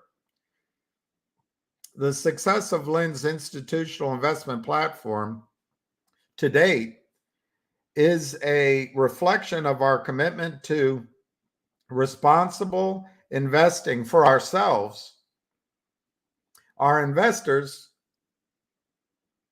and our investee companies. I wonder if those dozens of companies they've destroyed feel that way. I know one CEO who still feels that somehow Jeff Easton's gotten a raw deal.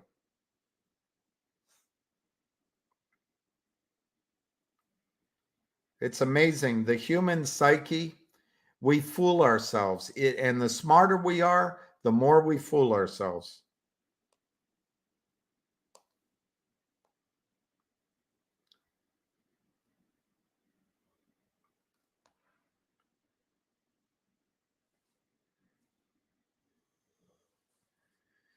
Philip Vallier. Philip Vallier is a partner and managing director at the Lind Partners since inception.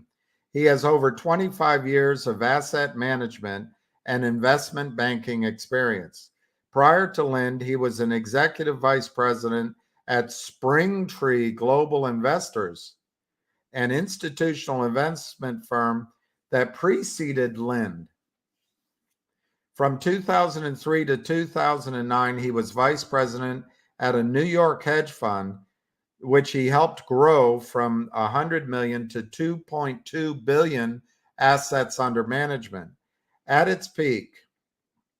During his tenure, he led the oil and gas group and invested more than 500 million into growth-oriented companies in the United States, the United Kingdom, and Canada, utilizing equity, convertibles, mezzanine, and senior debt.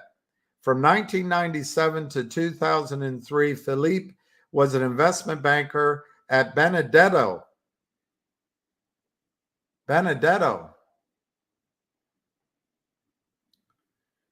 Gartland & Co., a New York boutique investment bank founded in 1988 by former Kidder Peabody senior executives, where he executed companies. No, it doesn't say that.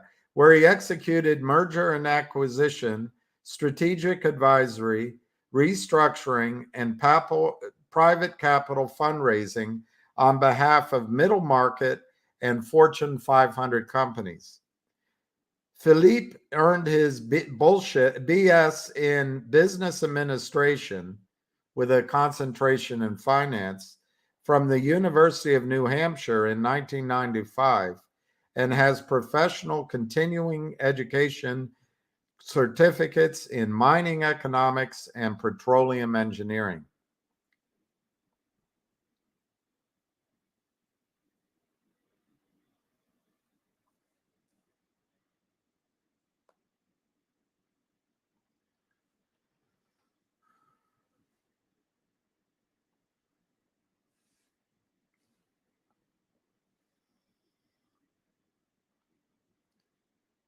Well, I guess that'll be it. I wanted to read about Hai Lee Kim to you, but there she is. These two, I think their parents must be shocked. Hai Lee Kim is the chief financial officer at Lind Partners. She began her career at Lind in 2013 as an analyst working under the chief operating officer. Prior to that, she worked at Simone Development Hutch Management LLC, a real estate development company, as an accounting assistant to the controller. At Lind, she is responsible for the financial reporting of the firm and all treasury functions. I hope she has clean hands. She also manages the firm's operations for all aspects of the business, as well as oversees trading operations. That's pretty scary. That's where the bad boys come out to play, and investor communications. Hai Lee graduated from New York University with a Bachelor of Arts degree in economics, and she speaks Korean.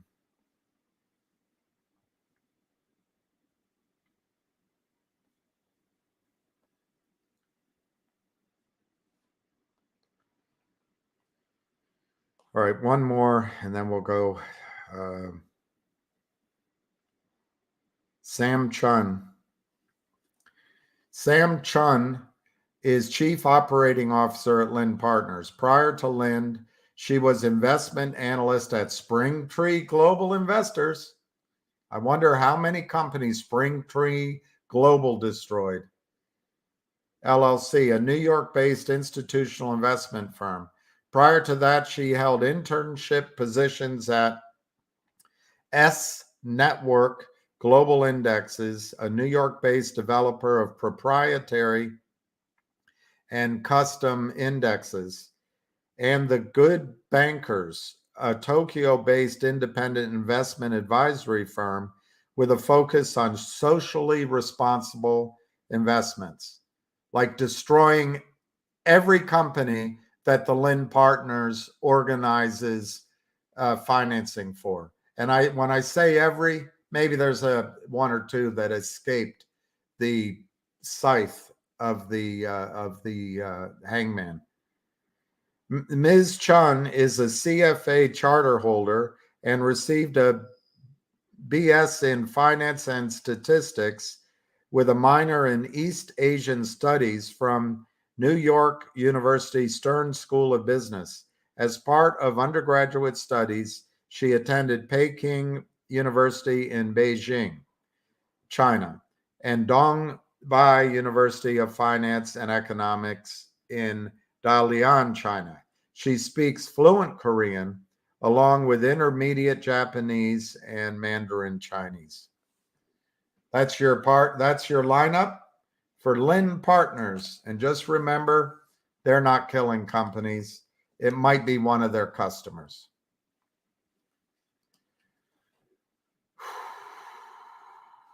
Thanks, Wall Street Ponzi.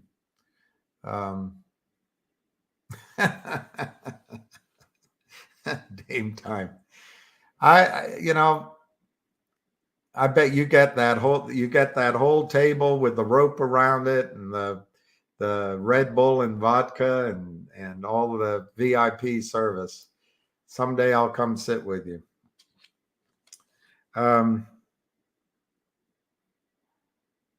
Okay, there was another gentleman. I think it was Mr. Petchke. Let me go. Well, so far to go back, but I think it was Mr. Petchke that said he wanted to get out of the markets. And I've been giving it a lot of thought because the shorts have won for 3-4 months in a row. And this suppression of price, some people say, hey, it's normal. Finger shouldn't be up. I mean, look at the company. It's China. It's a bad place to be. It's which is the single largest and growing economy in the world. But now China, bad place. There's no way they're shorting the stock. Lynn Partners only has 30 million under management. They couldn't be doing it. You got it all wrong. There's systems in place. It's not happening. Well, maybe check the FOMO, the NOBO list. Check the NOBO list. You'll find there's not that short. I just wonder if the shorts are using LLCs at various institutions, would they check the NOBO exemption? I'm not sure. But regardless, the way we could get rid of all this debate, the SEC should enforce these rules. They should enforce these rules, which means you cannot sell stock before you locate it. Well, they're a good client. They give so much business. They take care of it. That's still against the law. Officer, I had that pot in my pocket. I just was wearing my brother's jacket. I was going to give it back to him. 3 strikes, you're out. Bill Clinton, Joe Biden, Hillary Clinton, 3 strikes. You got brown skin. You're caught with some drugs for the 3rd time. You're out. 20 years mandatory. You're Jeff Easton. Well, it was inadvertent. Oh, sure, it happened 20 times. But our lawyers said we were following it, and the CEO signed off, and we just syndicated it to we didn't know what they're doing. Well, I think it's the district court in New York is catching on to that falsehood. You collect money, you live a life few of these people watching this could live. And you state in your bio how genius you are and all your experience, and you don't know what's in the documents you're having your clients, your corporate clients sign, and you don't know who your clients are, that's the number one rule. You don't know your clients and their pattern of behavior, and you're never even curious that every stock you do goes down by the size of their market cap. And then when Finger comes to buy back their note and pay the penalties and pay the interest, you object? Why? Because you're short. Anyway, we have to stop believing people just because they have white skin, they went to a nice school, they're very presentable, they know how to shake your hand and smile, and they live on Madison Avenue, and they pretend that they can provide capital to you, CEOs. It's all pretend. They sell your stock, and if it's not Jeff Easton entering the ticket, it's his companies, his clients behind him. They say, oh, there's the volume. There's it. Okay, sure. Sign that company up. And they start selling the stock before the signature even hits the page. And then when it comes time to fund the company, they're just giving the company its own money. The way to solve that problem, don't make the over-the-counter markets orphan anymore. Stop orphaning the over-the-counter markets.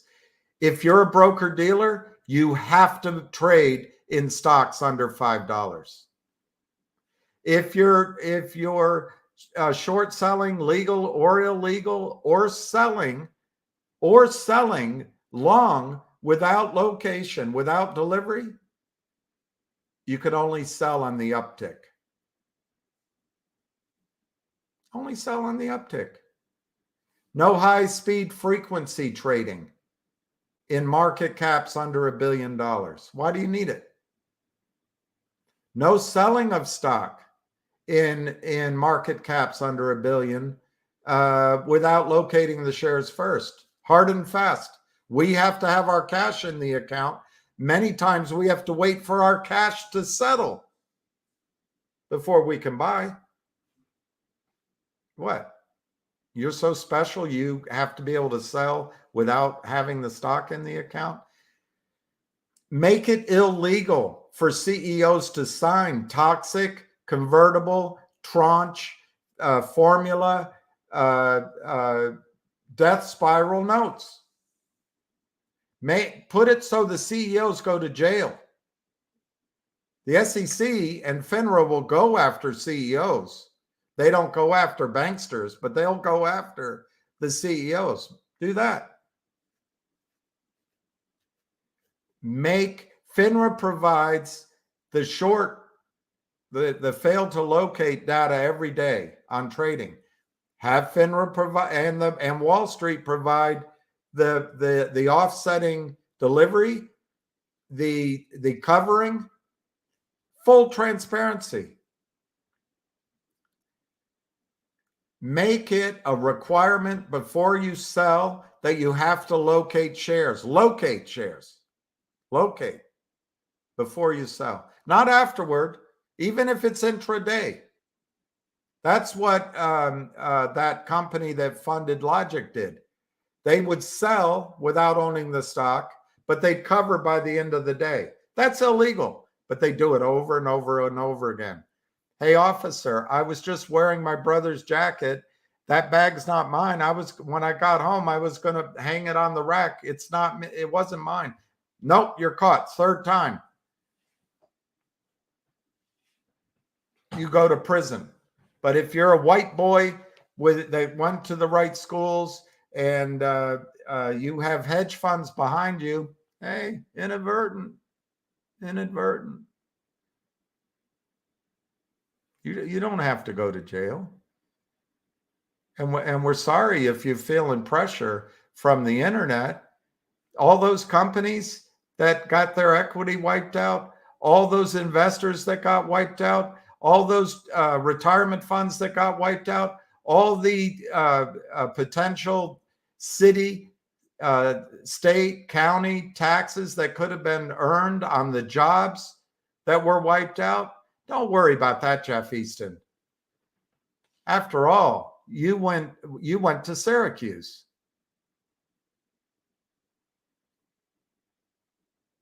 And you worked at this global company before you started the Lynn Partners. Don't you worry about it, Jeff Easton. You didn't do it. You didn't destroy CRTD. A lot of people on this thing, CRTD, $1.50 down to what, 3 cents now? You didn't do that, Jeff Easton. And in fact, we were really pleased with the financing you provided CRTD. I'm sure you didn't sell the stock beforehand, during the 6 months, and afterward. Jeff, I think society owes you a great applause and a big thank you for, how did you put it?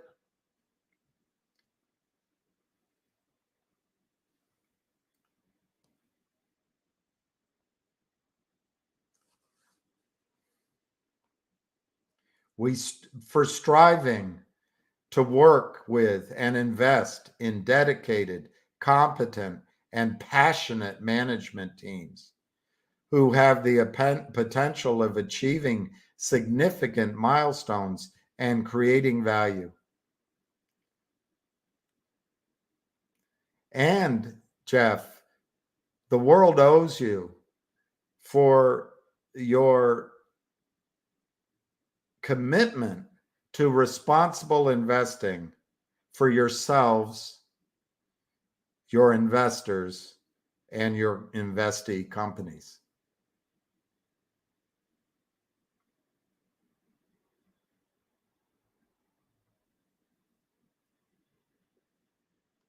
Anyway, I've talked about that loser enough.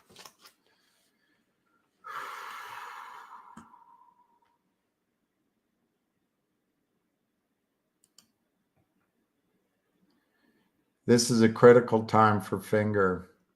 I think it's critical for the options that which expire in October. Other than that, I don't think it's critical. I think, look, the problem with Finger and with Univest,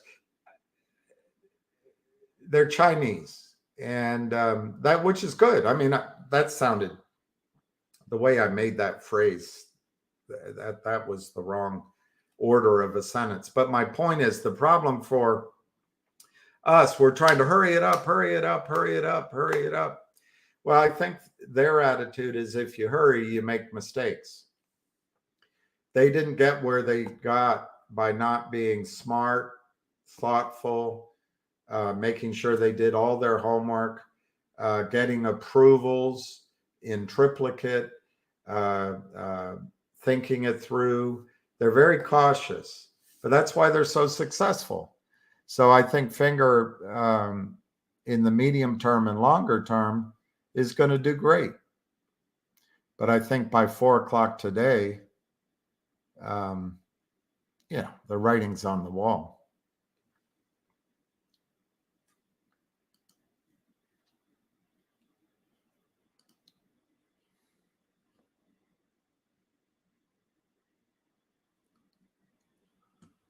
A little more sarcastic.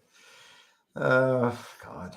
I'm Lou, I'm just upset that this guy can pretend to be a good man when he is the reason CRTD raised money. Well, I don't know, maybe it was Philip Vallier, but CRTD raised money through the Lynn Partners. And if you can't see what happened to the price of that stock afterward,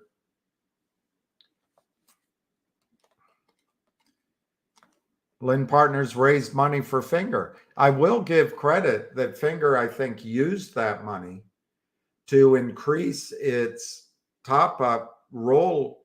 And I think at the end of the day, Finger did, it was, of course, it was expensive, but that's the modern over-the-counter markets under the SEC of today. I think they should take the over-the-counter markets away from over-the-counter markets, take it away from FINRA, take it away from the SEC. Start a new regime with honest, dedicated, career bureaucrats, and I think I ran through the basics, but I think that it should involve making sure that there is a level playing field and there is full transparency and that there is the ability for capital formation in the over-the-counter markets. But you got to get rid of the over-the-counter markets out of New York. You got to get rid of the SEC and FINRA's participation in the over-the-counter markets, and probably you got to set up some other brokerage firms than the big banks and get them out of it, and don't let Ken Griffin's high frequency trading schemes get involved at all.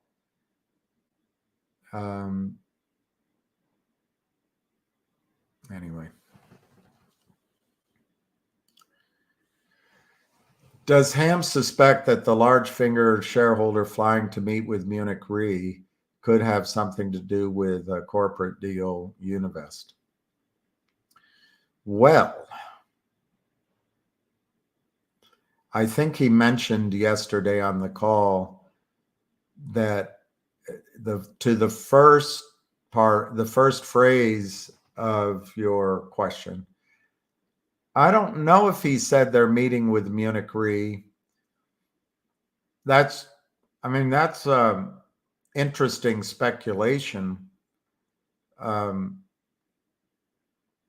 will admit I have no knowledge of a meeting with Munich Re, but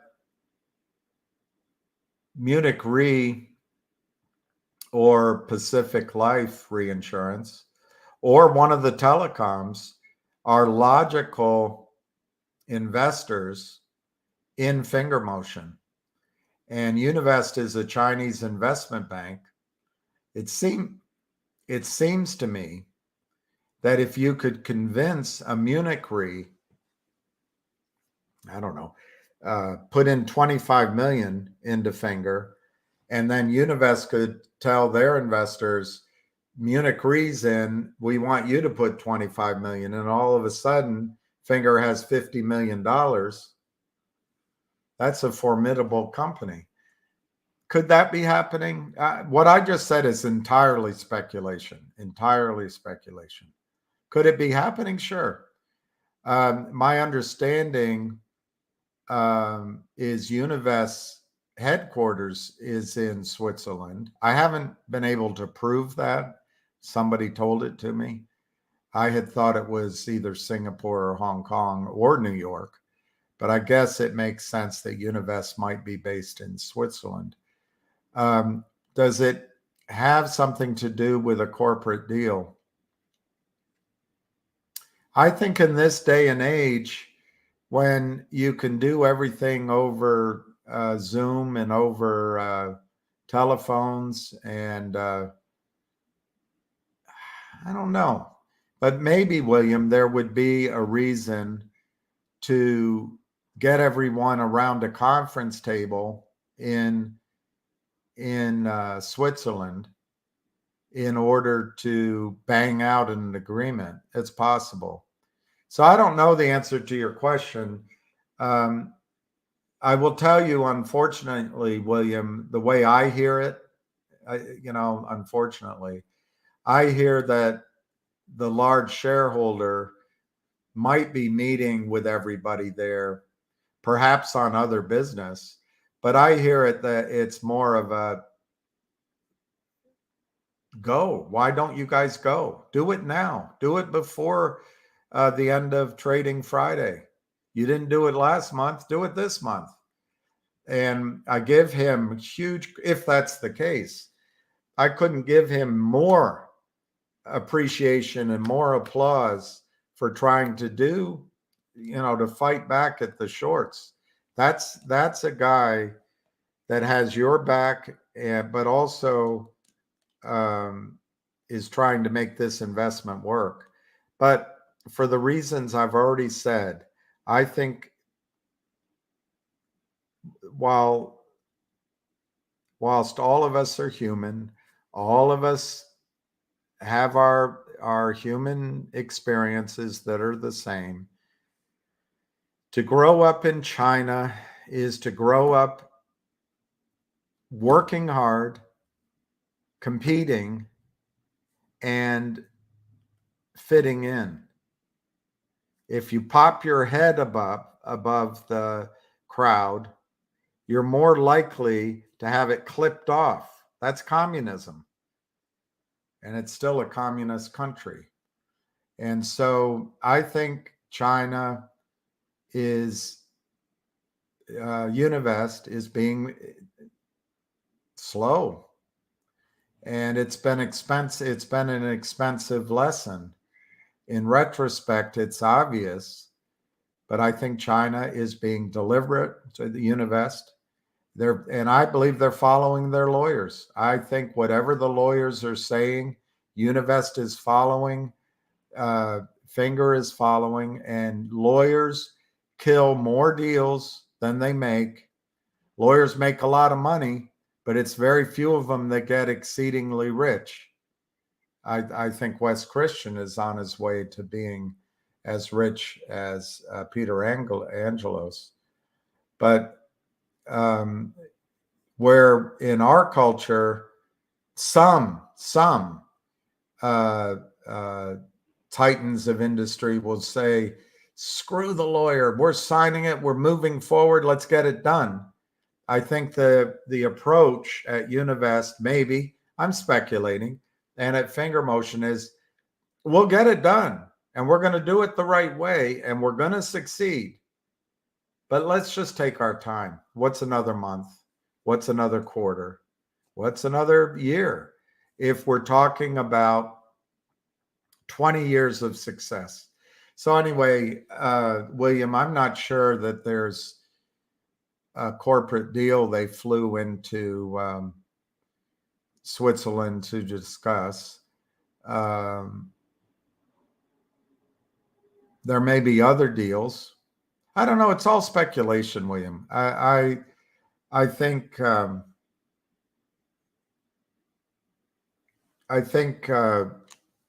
the investor is terrific. I think he's doing a yeoman's job and everything he can.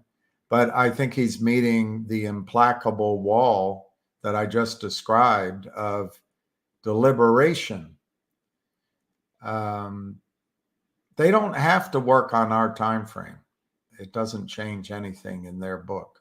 So if you want to be really conspiratorial, the short sellers are, a lot of them are based out of Switzerland.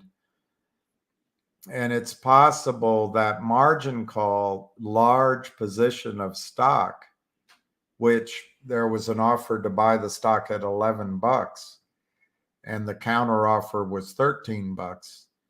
Maybe they all went to Switzerland to meet with a short seller and settle that up just to get it done. I don't know. That it's all speculation, William. Bottom line, the only part of your question that I heard about, which I heard about on the call yesterday, is the large shareholder flying. I didn't hear that they're meeting with Munich Re. And I didn't hear that they're meeting with Univest, although it's logical. And I didn't hear they're flying there to discuss a corporate deal. So I don't know, William. I don't know how to answer your question. Hey, B, to be or not to be. Finger went over to 7. Hey, Peter Sachs. You know, Peter, I never asked for smash that like button or any of that. I never do that. But I did hear yesterday that you get paid every time somebody does it, but I'm not going to change my approach. I hate it when I'm watching a video and they ask for it. I'm almost stubborn. I don't do it if they ask.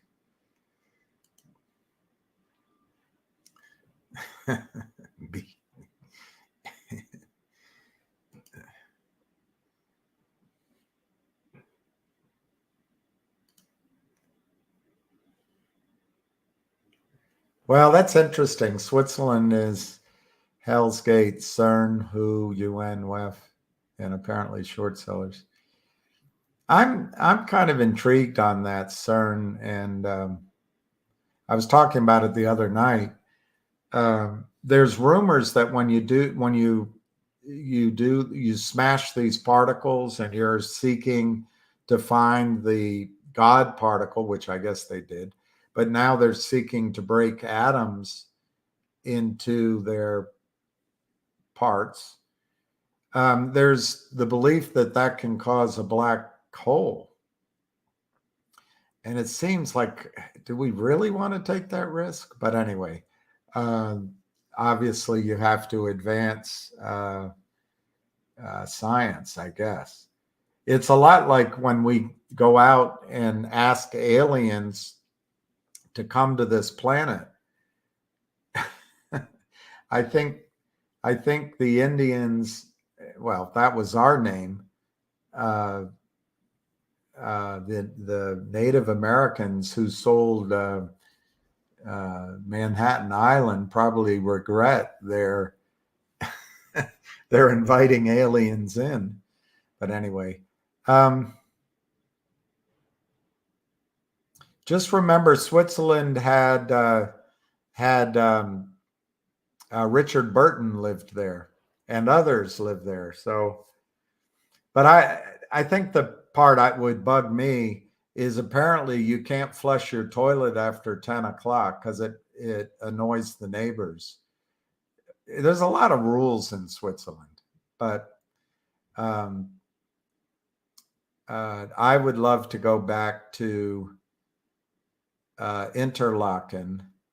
There's a little place, I'm sure I can't find it, but there's a little place on the lake where I think I had one of the best meals I've ever had in my life. I'd love to go back.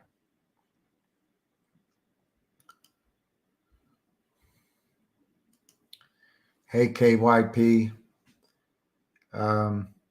So anyway, I want to go back. I don't think he's listening. I think it was maybe, darn it, the gentleman who said he wants to get out of the market, but he's hanging on. He's not closing his accounts because of MMTLP.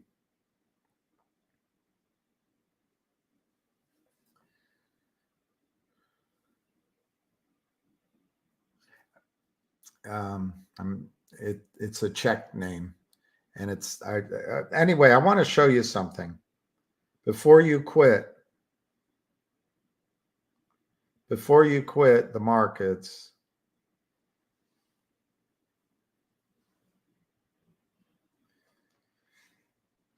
this is what it's one thing. There's a couple of others for income. There's a couple of others for income. But if you have some money, the Sprott Physical Silver Trust. Obviously, you could also do the Sprott Physical Gold Trust. But the Sprott Physical Silver Trust, here's the Gold Trust, Fizz. But I would do the silver. It's very slow to update. The symbol is P as in physical, S as in silver, L as in silver, V as in silver.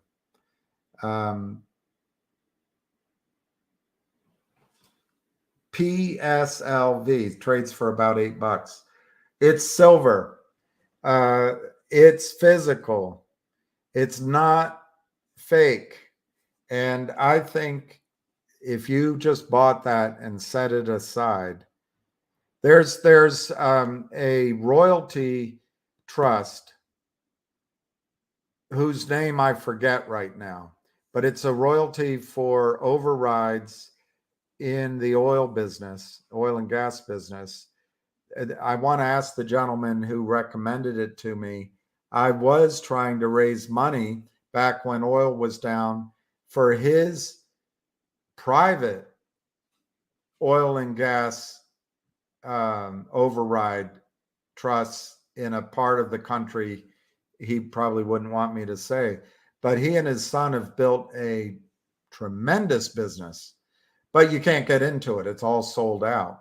But it's online and it gives income. So I wish, is it possibly Steve Kopechki? I don't, sorry, I'm trying to speak to that gentleman. I think if you can build into your portfolio conservative cash flow matched with sort of high upside resource plays and maybe some defensive stocks, but I wouldn't focus on the defensive stocks yet. I think the entire stock market is an inverted pyramid where the real assets have been exaggerated to tell the world we have a huge market when all it's been is the Fed and the government printing trillions of dollars and a few people at the top sluicing trillions of dollars offshore without paying taxes, destroying retail markets. And through the smiling faces of a Jeff Easton, who pretends not to know better, a front. All he is a front. But to me, that doesn't make him any less complicit. But they've been stealing, and it's on such an enormous scale. The human mind reels. Oh, that can't be happening. Well, it is. And everyone says, well, prove it. All right, I say it back. Prove it's not. Gensler gets up in front. Dun, dun, dun, dun, dun, dun, dun, dun, dun. Hey, look over here, look over there. Don't listen to my answer. What I'm saying is distracting you. I don't want to tell you that there's a billion shares of MMTLP created out of thin air that don't exist against securities laws. And I was working on helping Hillary get back in office instead of doing my job as the cop on the beat, and Goldman Sachs has paid me off. But just listen to how smart I am. I'm the smartest guy here. I can talk about crypto. I can talk about finance, but I can't count the simple arithmetic of settlement because that's beneath me. I'm an important man. Anyway, Gary Gensler.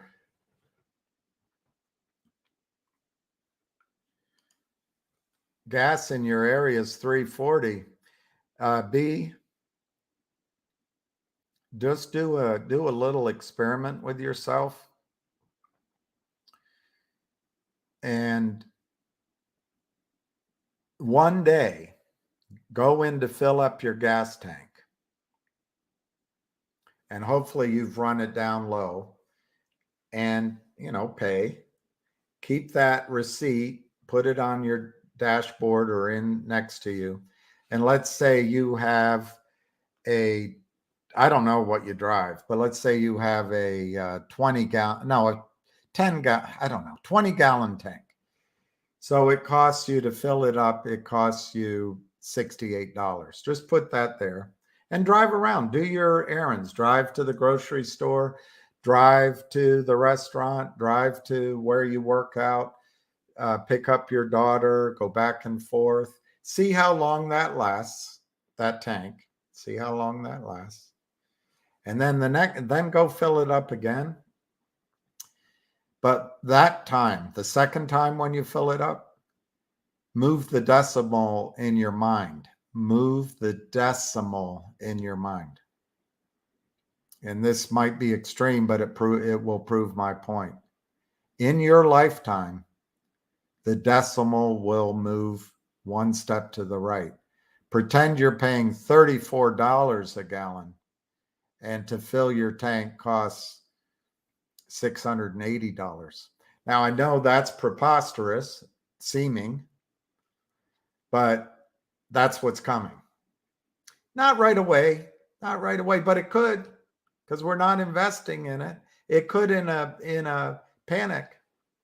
But anyway, when you do that experiment, then as you drive around, start thinking about, well, how could I make my life less gasoline intensive? Where could I live? Could I live downtown? Could I live near public transportation? Could I live nearer to food?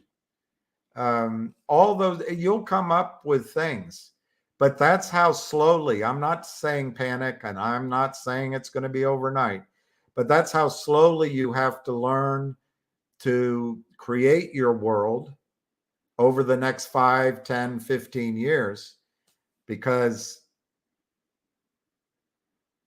unless there's technologies that and there could be, this Toyota ammonia engine could revolutionize everything.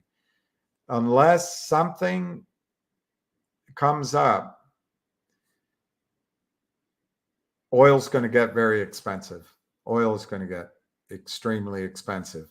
And because of how we're choosing to relate to the world, whether it's Trump or Biden or Hillary or Obama or GW or whomever, the banks, the military industrial complex, the drug companies, the agriculture companies, where the seeds are patented and the seeds grow plants that don't rejuvenate seeds. So the farmers around the world get trapped in a cycle of debt, or whether it's BlackRock or Vanguard, whomever you want to talk about.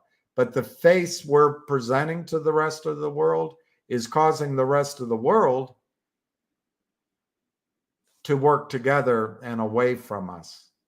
While they want to emulate the North American lifestyle, they want to be middle class, they want to have appliances, they want to have automobiles, they want to have good educations, and that sort of carefree experience of being able to hop in the car, go down to Tesla to buy foods, or go over to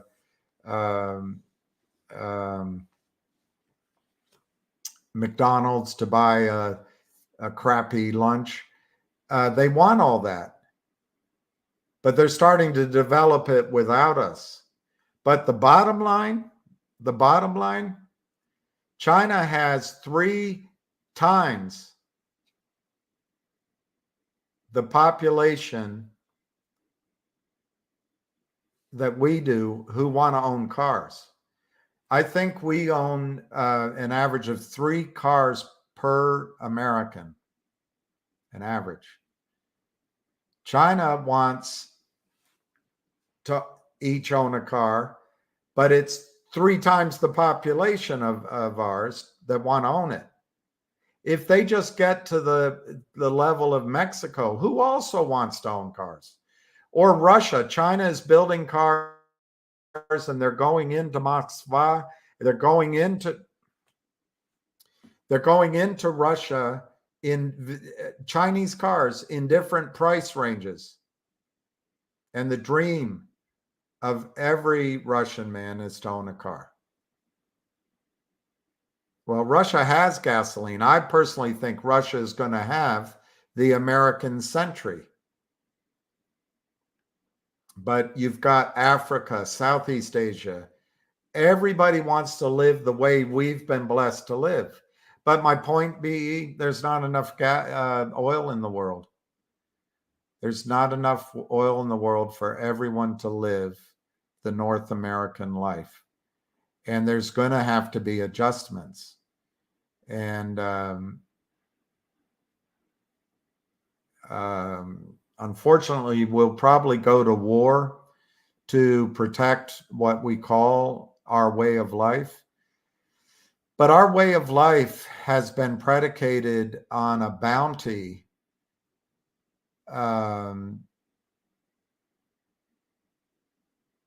which is finite.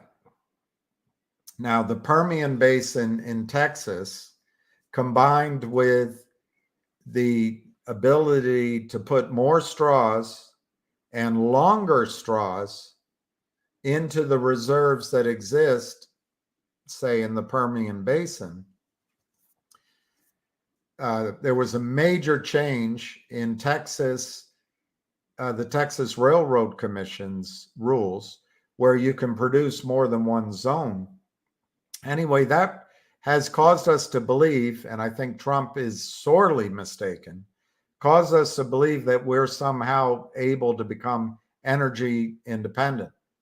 No, on the margin, we were supplying to the world an extra 1 to maybe as high as 2 million barrels a day, which capped the marginal price of oil. I could be wrong.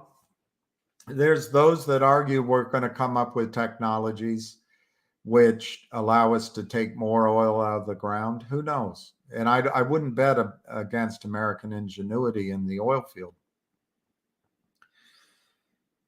Anyway, B, I don't know why I went off on that. I wanted you guys to make money in Finger and GTII, Logic, other stocks, so that you can start thinking this way, buying silver, buying gold, getting into potentially oil and gas and other resource plays, so that you can be financially independent after everyone else catches on to all the things we're learning here. But I think the shorts have overpowered us. I think playing options against the shorts is like going to the casino. They have a lot of power. You're not going to get the banks or the hedge funds to enforce these rules. These rules will not be enforced as long as Bill Clinton's theory that the banks can regulate themselves and Bill Clinton's breaking down of the Glass-Steagall Act and Barack Obama's not only not putting one bankster in jail, he didn't even grill him. He didn't even try him. He didn't even try him. I know the argument will be that Trump didn't do anything, but Trump at least calls them what they are. He says they're no good nicks. These are not good people. Of course, I'm not talking about all of Wall Street. But our financial security markets are completely fraudulent. And our regulatory systems are captured by Goldman Sachs and the rest of the banks. Our Congress right now can't elect a speaker, apparently, according to Steve Bannon, who I don't know if his words are credible. Apparently, lobbyists were bribing congressmen and women at Capitol Grill, and Steve Scalise is apparently also doing it, to vote against Jim Jordan. Okay.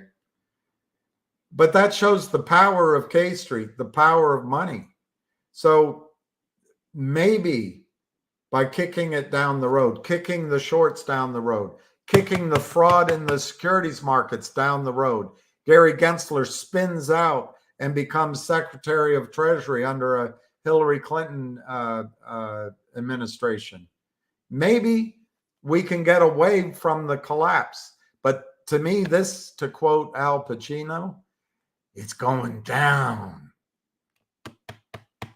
And our bond market, somebody just said here, is over 5%. I think that's going down. And our preeminent position in the world tables of diplomacy probably going down. And our military apparently is the strongest in the world, but that every military engagement we've been involved in since World War II, and I'm quickly thinking of them all, I don't think we have a win. We don't have a win. Korea, it's a draw. Vietnam, some even say we lost. The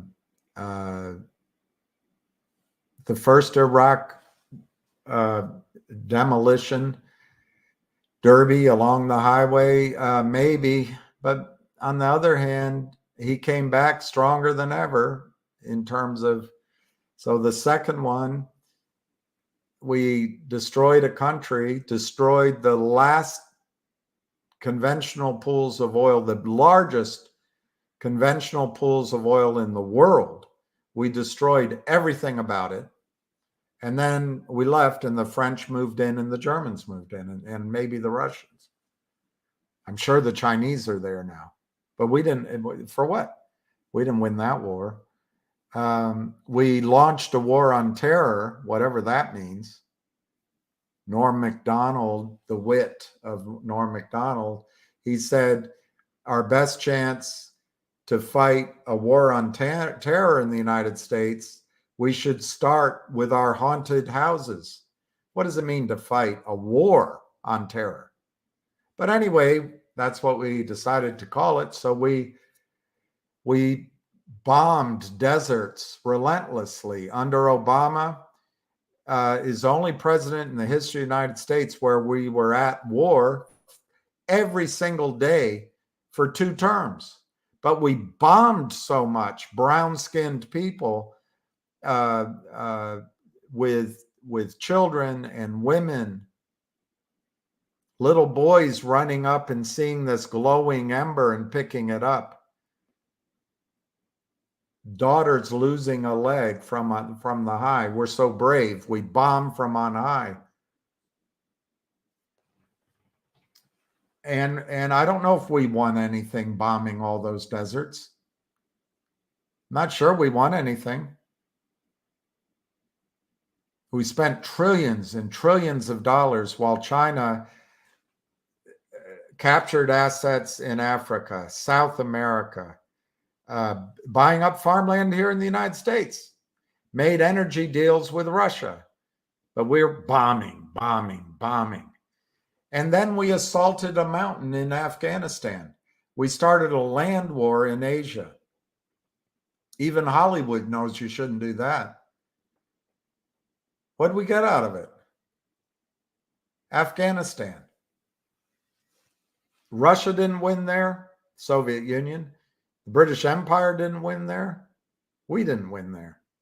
In fact, China now has claim on the largest copper resource in the world. We walked away from it. We walked away from the airport that we built and all of the weaponry. We didn't win that war.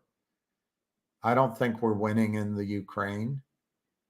Grenada.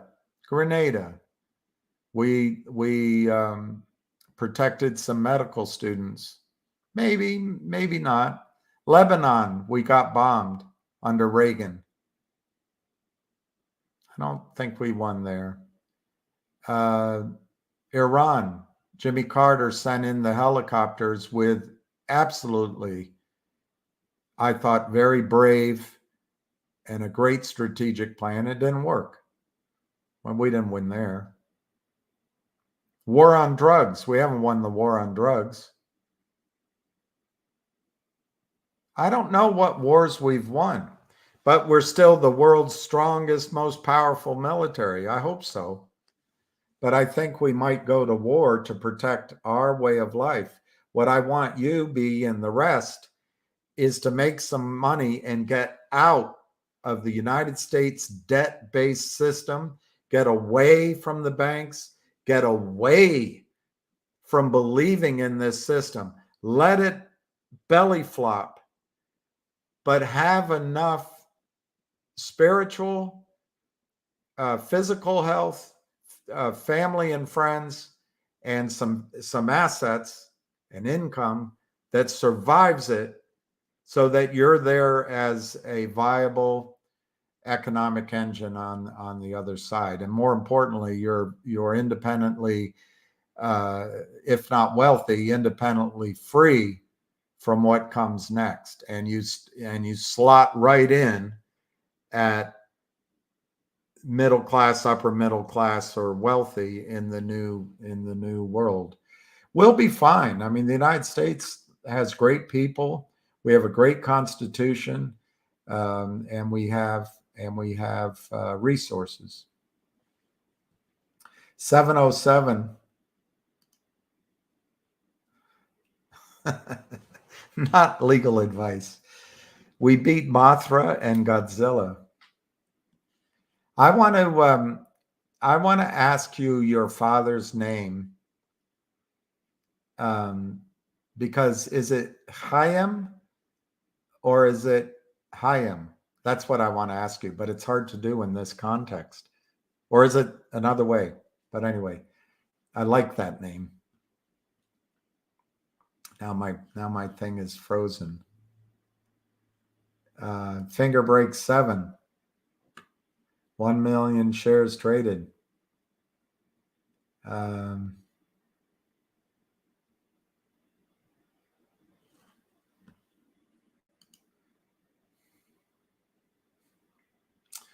want to buy a new computer.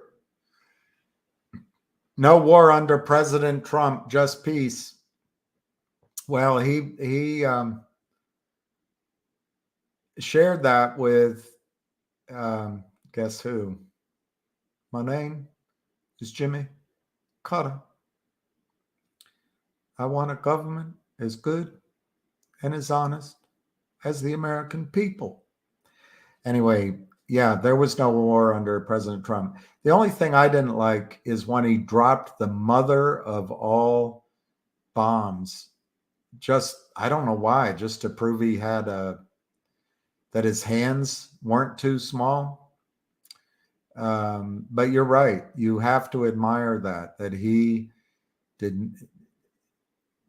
And that's probably how America has to be for a while. We have to come rebuild our infrastructure.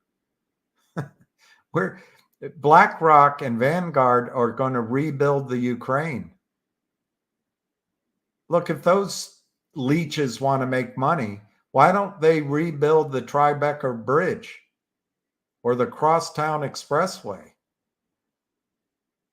or the bridge that goes into Cincinnati, that jewel of a city at night?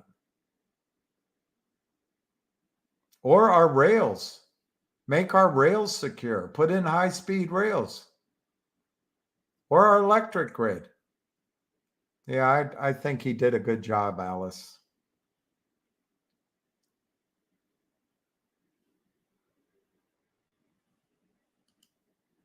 That guy is arrogant. Ken Griffin, he went to Harvard. He didn't really study his classes. He spent time in his dorm room coming up with this way and this theory, and it boils down to this. You just read, it's not called Fly Boys. It's called Flash Boys. Anyway, Michael Lewis's book about high frequency trading. That's Ken Griffin. It's grift. It's grift, grift, grift.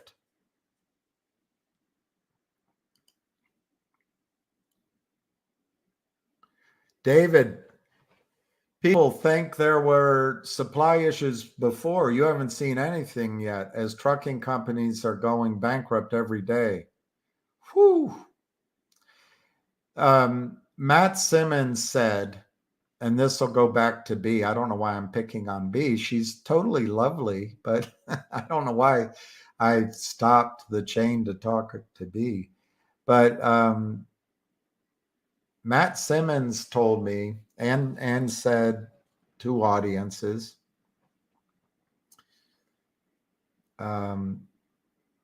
if and David, it's your point with diesel fuel prices. If the truckers stop, your grocery stores run out of food in less than 2 weeks, in a matter of days. And his point, which is why I bought my house downtown before anyone started buying downtown.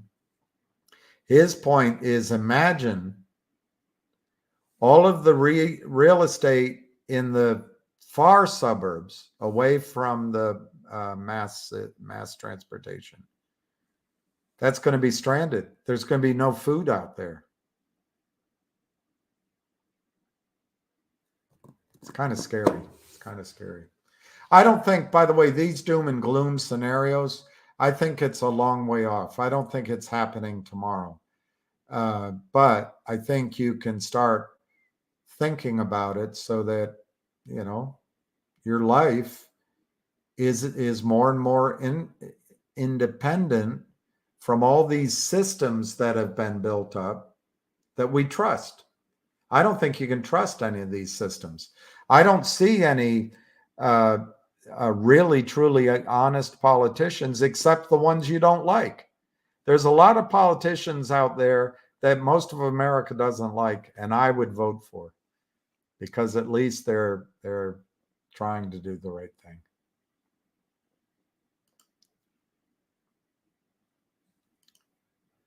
Robert W., I would love this to go over 7.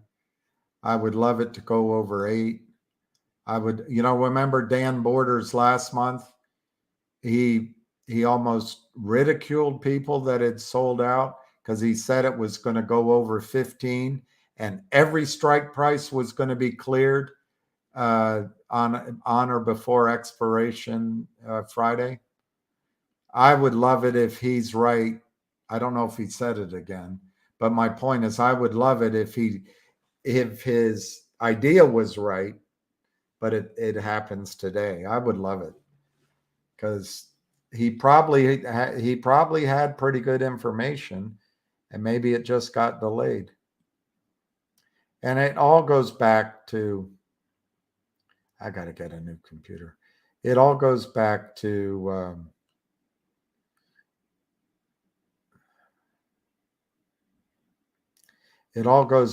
how deliberate. It's just deliberate beyond deliberate. All right, I want to hear David.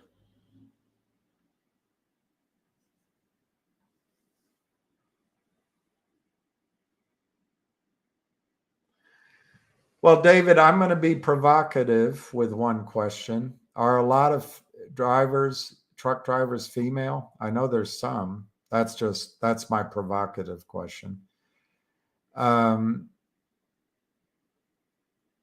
the reason I ask it, I think there's a lot of toxic masculinity and the patriarchy, and men are so bad. It's a lot of men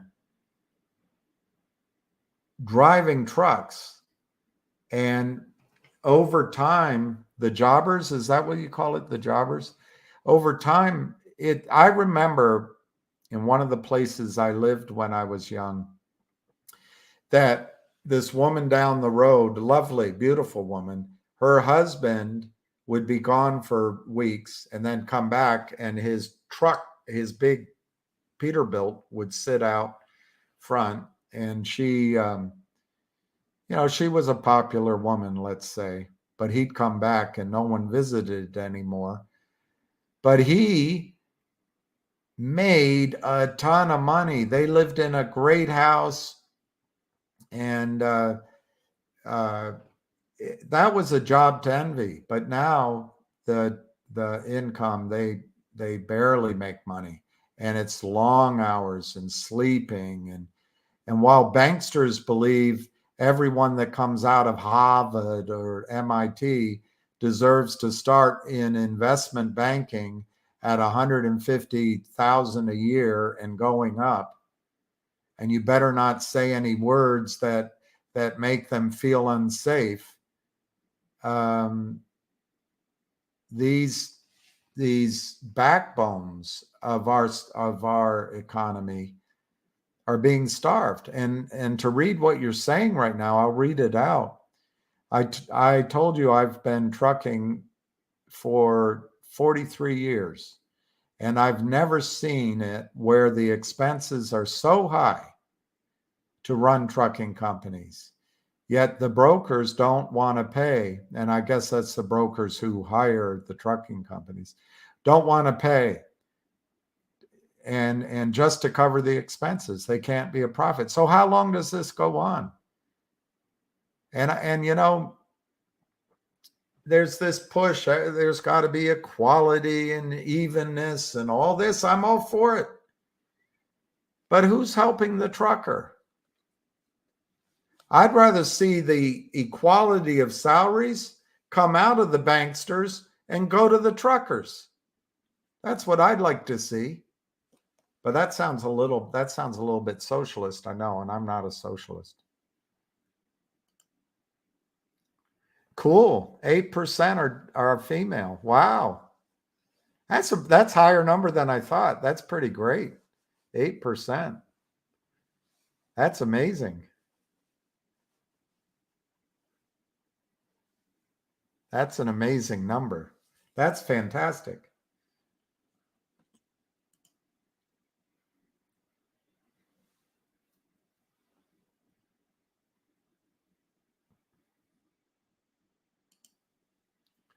Living on the road, my friend.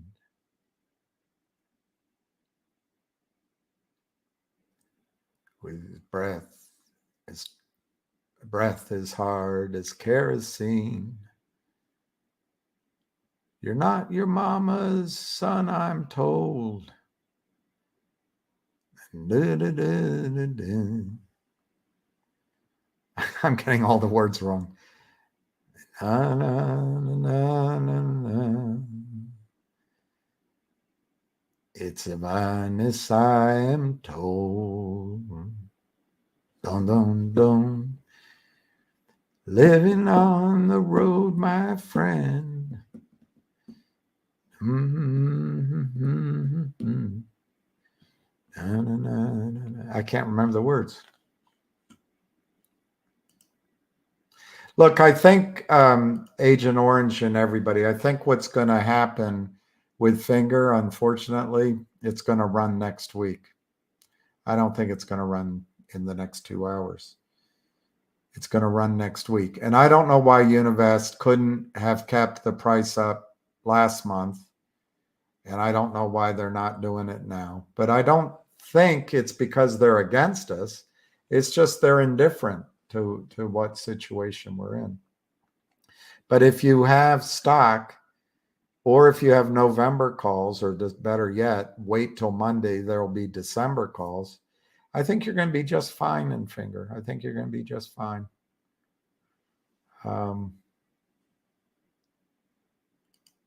Living on the road, my friend. Mm-hmm. It's driving me crazy, that song.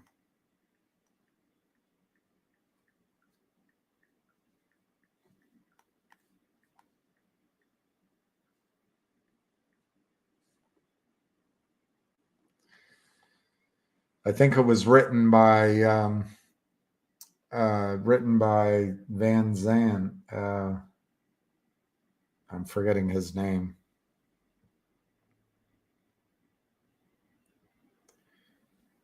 Living on the road, my friend, was gonna keep you free and clean, and now you wear your skin like iron, and your breath as hard as kerosene. weren't your mama's only boy, but her favorite one, it seems. She began to cry when you said goodbye and sank into your dreams. Pancho was a bandit boy. His horse was fast as polished steel. He wore his gun outside his pants for all the honest world to feel. Pancho met his match, you know, on the deserts down in Mexico. Nobody heard his dying words. Ah, but that's the way it goes. All the federales say they could have had him any day. They only let him slip away out of kindness, I suppose. Boom, boom, boom. Lefty, he can't sing the blues all night long like he used to. The dust that Pancho bit down south ended up in Lefty's mouth. The day they laid poor Pancho low, Lefty split for Ohio, where he got the bread to go. There ain't nobody knows. All the federales say they could have had him any day. We only let him slip away out of kindness, I suppose.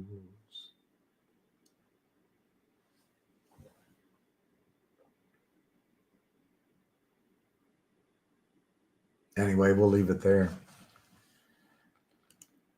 Have I been drinking? That was Willie and Merle. Best version? I almost want to play you the best version. It'll ruin everything for me, but I'll play you the best version.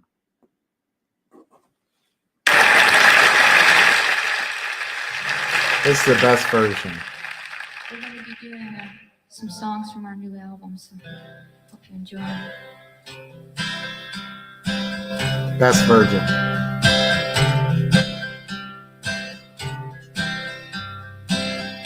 Living on the road, my friend, was gonna keep you free and clean. Now you wear your skin like iron, your breath as hard as kerosene. Weren't your mama's only boy, but her face. Anyway, she's got the voice to die for. What happens if finger price is held above 7 today? I think what's going to happen, like they did last time, they will sell it off on Monday to catch out anybody that got exercised. So I think Monday will be a chance to buy December, November calls. But it's a fool's errand. They just get us every time.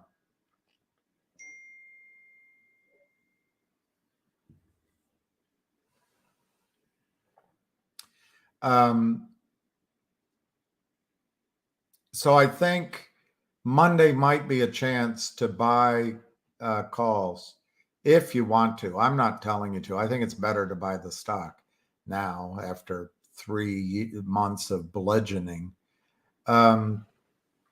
But if what you could see today at 2 o'clock is a margin call, and finger could be $10 or $12. And maybe it hits Dan Borders $15. That was last month. I'm not saying, I don't know what he's saying right now.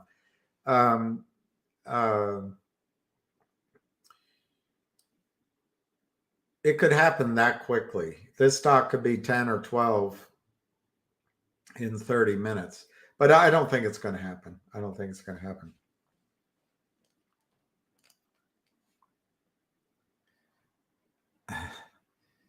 OT, huge wall at 710.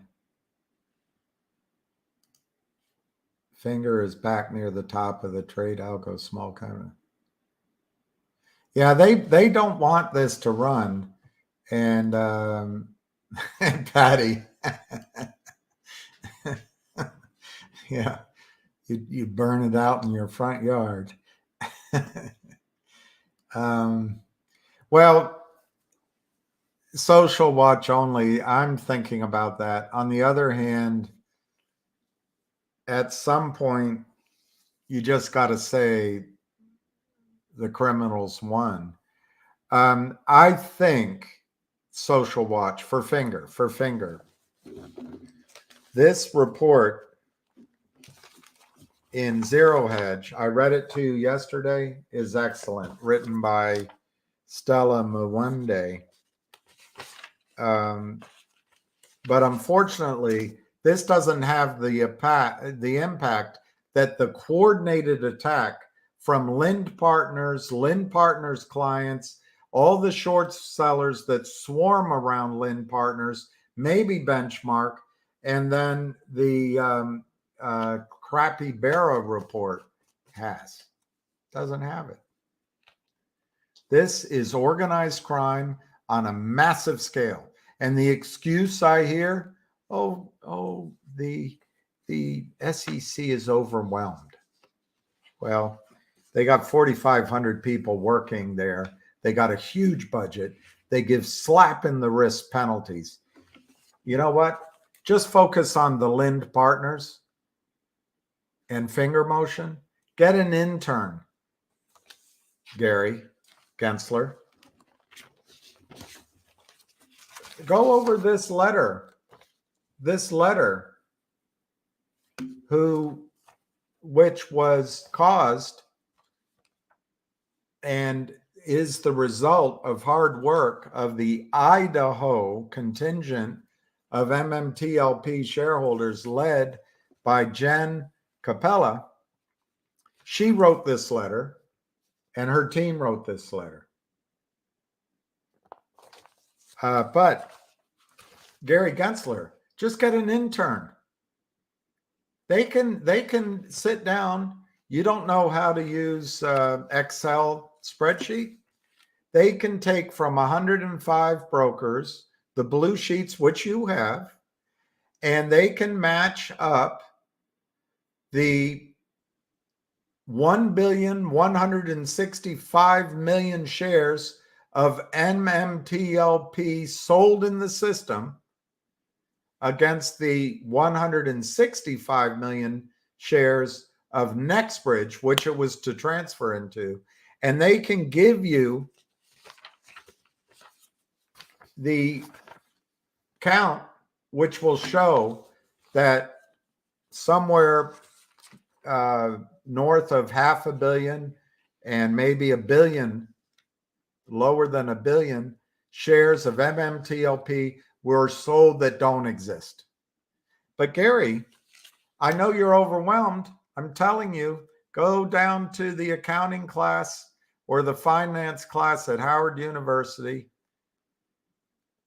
Ask the professor for the 6 brightest students. They'll get that done for you in a weekend and a spreadsheet. And then you can have it audited over at, I don't know,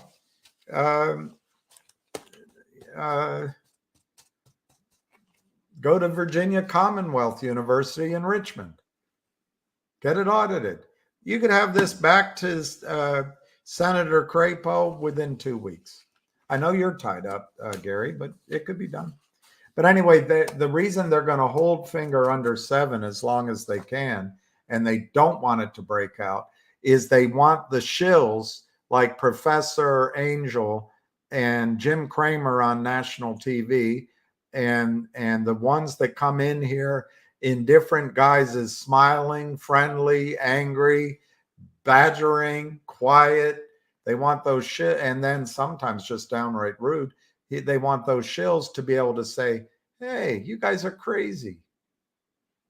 But once finger runs or MMTLP is counted, and I hope that it happens in a small way with LGIQ,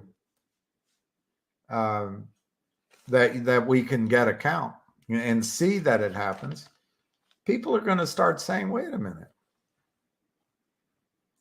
maybe those guys are onto something. What's the $1 million block? I didn't sign in. I know yesterday that there was a buyer of 1 million shares. What about GTII? GTII is somewhere between 30 million and 400 million shares naked short, sold by the criminals. Alpine is the broker that prime broker that the Kramers use. I think the Kramers are just a front, just like Lynn Partners. Alpine's in trouble. Alpine is fighting their lawsuit. They filed lawsuits in Florida, and it got moved to Washington, D.C. Their argument is basically that FINRA doesn't have a right to exist because it's not congressionally mandated. Secondly, that FINRA is a private organization. They can't require membership by Alpine. And thirdly, something about the Constitution. I can't remember. So that's winding its way through the courts, and FINRA expelled Alpine, but the legal system is delaying the final. I would say denouement, but people say I use that incorrectly. The coup de grace to Alpine.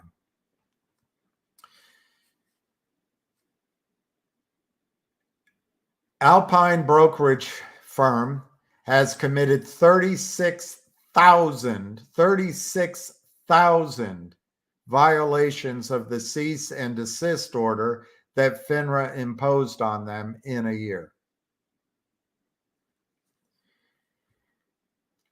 The seller of GTII, probably Kurt Kramer, but maybe one of his customers, hey, it's not me, it's my customer, sold shares of GTII to Westpac Securities in Southern California retail branch, causing a loss of $4 to $6 million in securities fraud. That was an FBI alert. They called the FBI. The FBI is investigating it, and the FBI will not stop until they trap whoever it was. If it was Kurt Kramer, he's going to jail. Wes Christian was hired by GTII. Sharon Tell was hired by GTII. And apparently Wes Christian has filed lawsuit with 52 Jane or John Does, including market makers and broker dealers. And his issue, I think, out of the gate is spoofing. Apparently, one market maker is willing to testify and wants to pay out, wants to settle for something that I don't know. I don't know how advanced those talks are, but one market maker is singing or has said they're willing to sing. There is a whistleblower who wants $1 million to spill the beans on everybody. I don't know if the $1 million has been raised. 1-800 law firm for a long time was going through the system and was going to settle. That is not going to happen. 1-800 law firm is not going to happen. I don't know why. I don't know who backed out. Trento Mines received it. Trento Mines sought Trento Mines financing not GTII financing, Trento Mines financing. Trento Mines was seeking, to my memory, $350 million to develop their lithium and I think gold and one other resource. And now I'm forgetting the country. I want to say it's Bolivia, but it could be Chile. Anyway, it's a South American country. $350 million. They worked on that financing with New York banks, London banks, and Spanish banks. There was a deal apparently approximately 10 months ago agreed. As I understand it, it may be bullshit. The monies were placed with SVB, the Democratic controlled bank that Sharon Stone put her money in. SVB, Silicon Valley Bank. Also, there was a problem in the markets, and right now I'm forgetting what the trigger was, but there was a massive problem in the financial markets about the same time frame. So the original syndicate of banks fell apart. The next one came in, and you have to deal with South America, Mexico, where a gold mine is, Spain, New York, London, and maybe elsewhere to put this all together. It fell apart because of something that happened in the bond market. And right now it's skipping my memory. Then they put it back together again. And my understanding is the money was deposited at Silicon Valley Bank. That rattled it all back apart. Apparently, the Trento mining financing is back in place. I hear that third hand. I have no proof. Now, that is separate from the agreement with the ambassador, whose name I'm forgetting right now, who signed an agreement with GTII for 40% of that mine. But my understanding is the mine is financed, but it's, it's some guys. They desire a flotation or being a public company so they can access the markets with investors and expand their footprint. So those negotiations may be still going on. We don't know, but that could come out of the blue. I did a calculation. I figured that might be worth up to $35 a share out of the gate. But it is so cartoon, my calculation, that until we know more data, I wouldn't count on my valuations. Now, 1-800 failed. That doesn't mean Trento Mines is going to fail. Trento Mines taking forever. It doesn't mean it's going to fail. On the other hand, maybe it doesn't happen. We just have to wait and see. Management has been offered repeatedly from the short sellers a way out, a la popcorn, a la MULN, a la COSM, a la CLNV, and they've never taken it. Never taken it.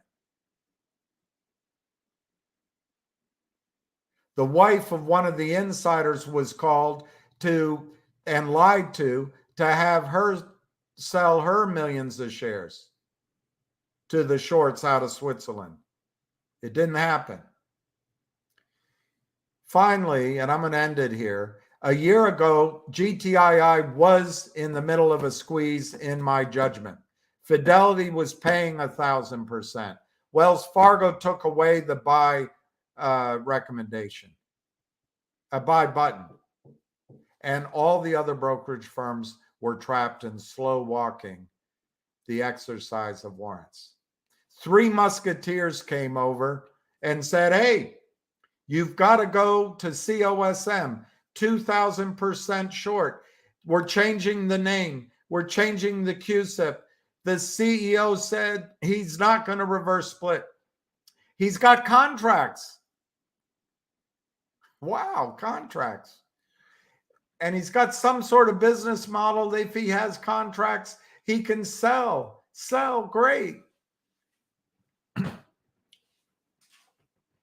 If you come over to COSM, it's going to go from 20 cents to hundreds of dollars, tens of dollars, 20s of dollars. It's going to go to the moon.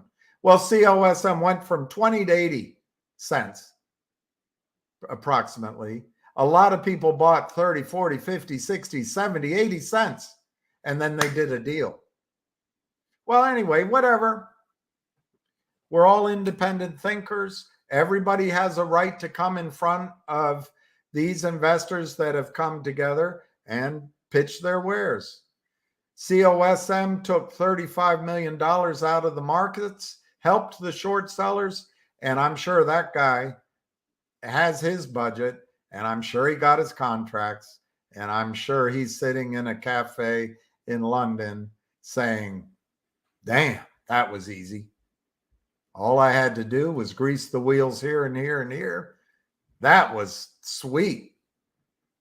Well, in the meantime, GTI didn't run. So we're all sitting here for another year because at that time, I think the squeeze was finally taking hold. We popped the balloon. We did that voluntarily. We said, oh, COSM. And it turns out it was not true. So now the final straw with GTII is we've put out, or not, I say the big we, it has nothing to do with we've put out restricted shares as a dividend to see if we can cause the system to be trapped again. Everyone asks about it. It's in 2 places. Why doesn't it have a value? It's not trading. But it will.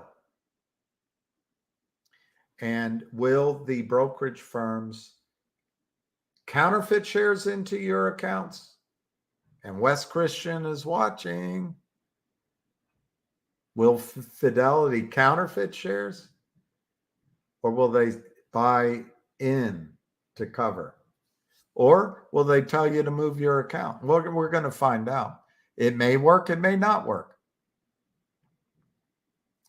GTII is working on other transactions because that's what they do. Any of those could come in and increase the price of the stock.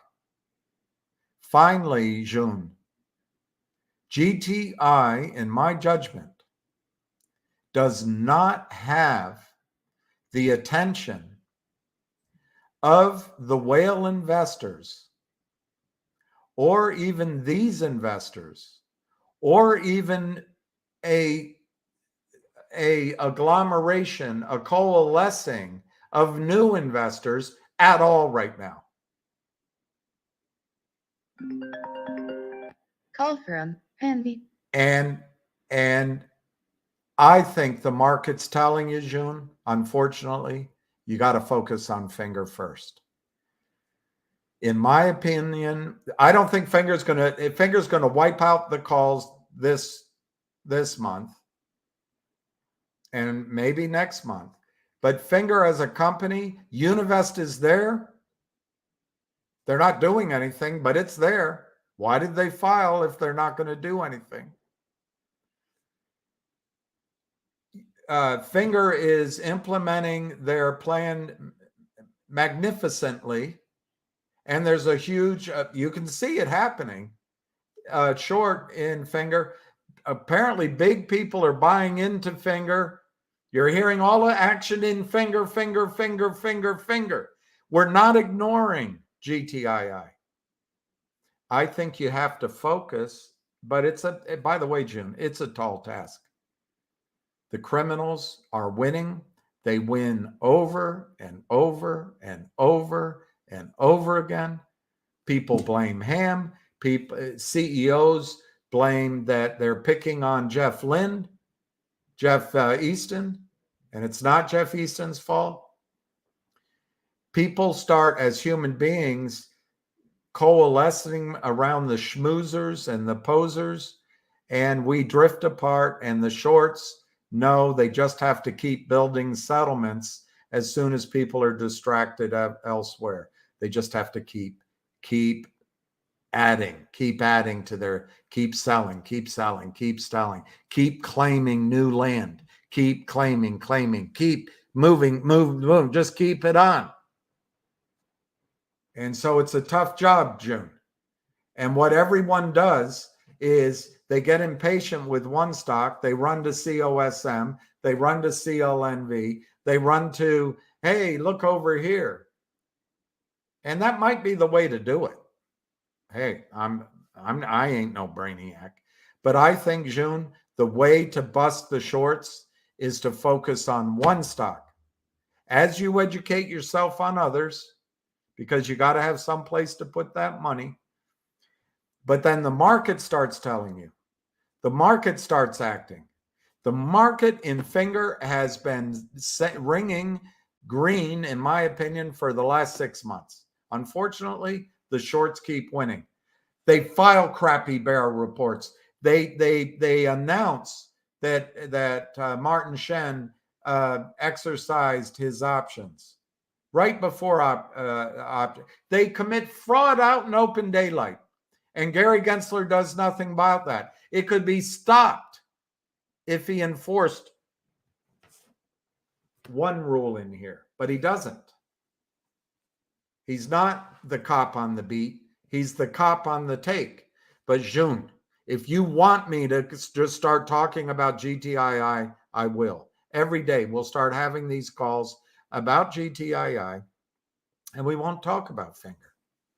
But I think, my opinion, June, at least it's been my theory, is that finger was going to run, and that money then goes into GTII.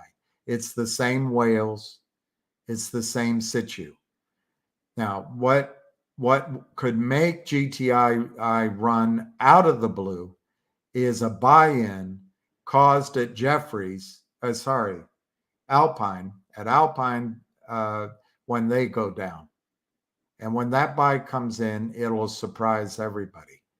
But June, unfortunately, all the men want to dance with the lady in red, not the lady in violet. But as soon as the lady in red makes her choice, all the men will be trying to dance with the lady in violet. And so I think it's going to go from finger to GTII. And I think talking about GTII, I may be wrong, Jim. Maybe we should be putting all of our focus on GTII. That's where we can make the squeeze happen. But I think it unfortunately, it hasn't left my mind, but unfortunately, I think it distracts from trying to put pressure on finger, because it looks like finger is going to bust loose. But anyway, that's my answer to your question. What about GTII? Buck Thanar, I think the MMTLP, resolving the MMTLP situation might be a source of funding for GTII. But when does it happen? When does it happen? Hang on. Call from Andy.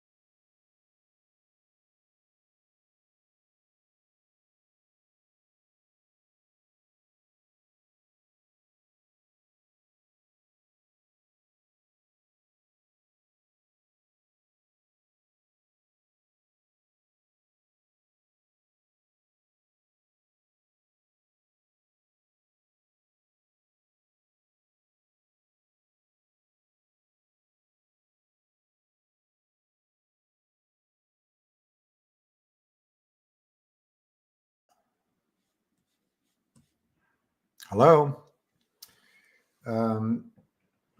I couldn't share that call. It was big news. She's pregnant. No, I made that up.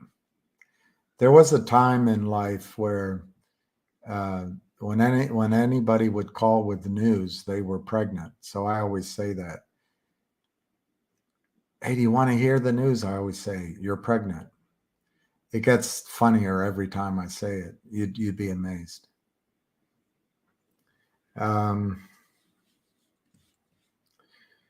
So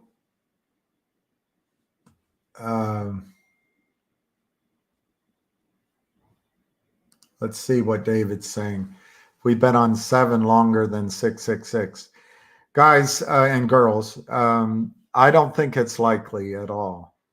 But if there were a shock to the criminal system, there could be no better shock than a margin call at 2 or 2:30 or 3 o'clock today. But I just wouldn't count on it. I think unfortunately, the risk of options is you can be correct in your thesis and then it runs after they expire. And that's just, I've lived through that so many times. So it might run next week. But what I've decided I'm going to do is stay on till the close.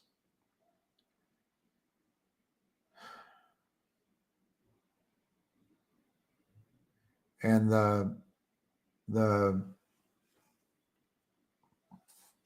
I'm going to have to get a new computer. I can't wait for the M3 chip. I've got to do better videos, and I've got to stop showing so much frustration. And I commit to do that.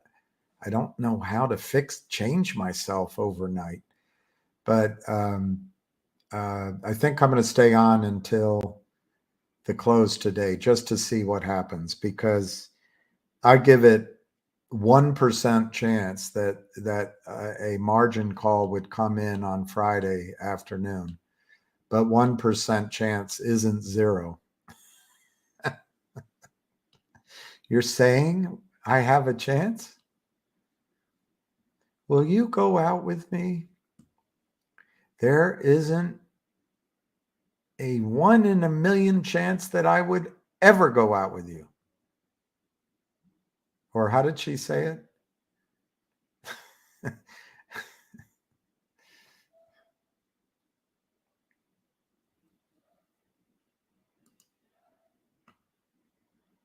Well, this isn't bad. Let me just let her be up there a little longer because not everyone is watching. But this isn't bad advice from Honey Horse. If you do buy options, buy deep in the money.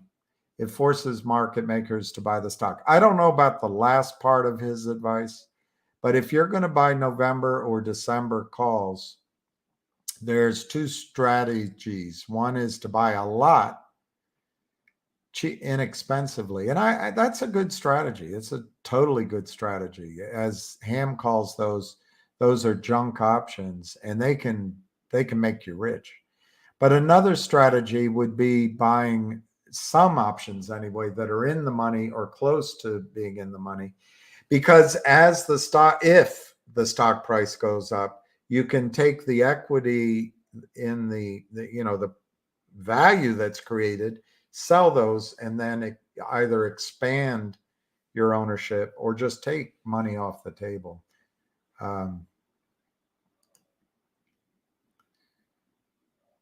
Market makers must delta hedge. See, this is a brainiac.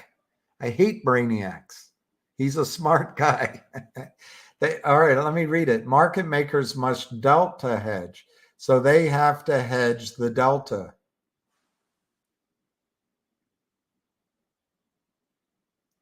And I think delta is basically the risk of sort of off-stage event making something run, but you'll have to look it up. Delta. It's the black swan. It's the fat anyway.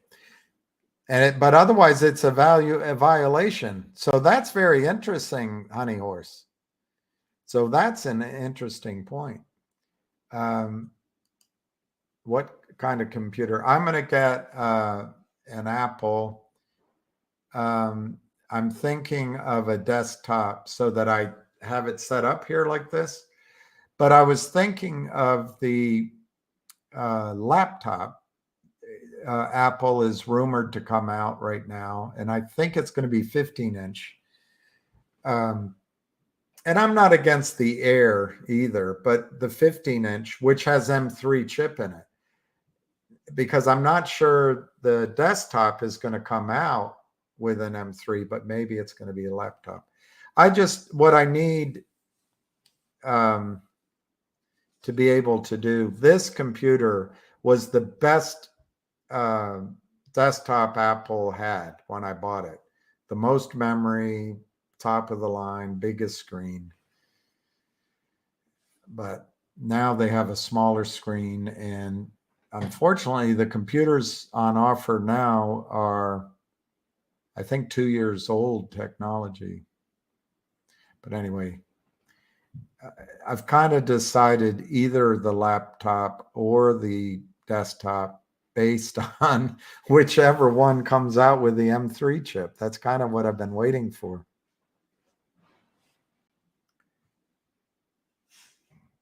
What's here? Get a laptop with an external monitor. Can I use this old one or just get an external monitor? Okay. That sounds expensive, but I'll do that. I can do that. I tell you, if Finger had run last month or this month, it would have been the first thing I did. Get rid of that Apple crap and buy a real computer. Okay, let's go with Brainiac. You got to listen to him. I will be buying deep in the money options for Power Hour. See, you got to listen. I guess your theory is, Honey Horse, if you buy deep in the money options, there's not a lot of premium anyway, right? So your risk is only the movement in about half an hour. And you're guessing, which I think is a fair guess, that the movement isn't going to be down. So you're exposing yourself to a big move to the upside. By the way, Honey Horse, how long do you have to trade options after the close? I remember 20 minutes. But anyway, you're guessing that as the stock moves up,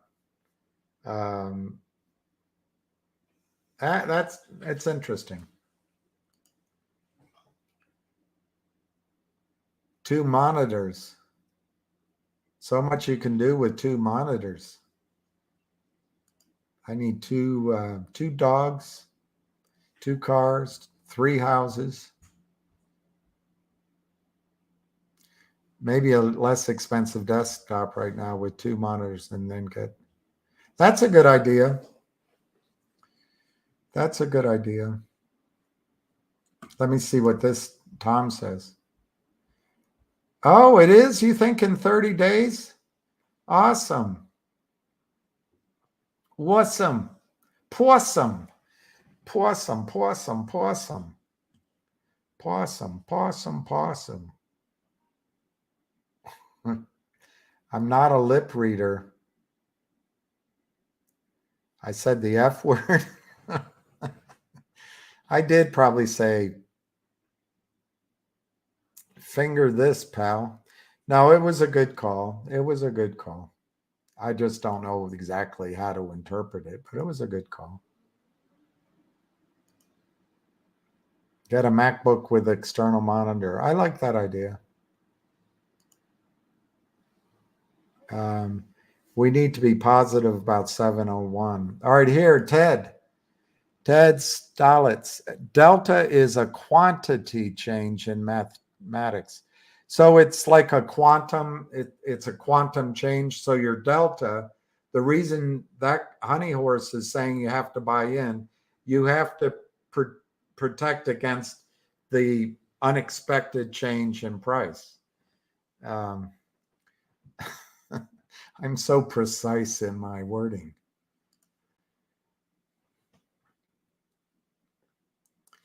David, trucking, it's interesting listening to the past while trying to read what is going on in the present. And it's Dale Carnegie said we can only live in tight compartments, can't do anything about the past, and you can't really do anything about the future.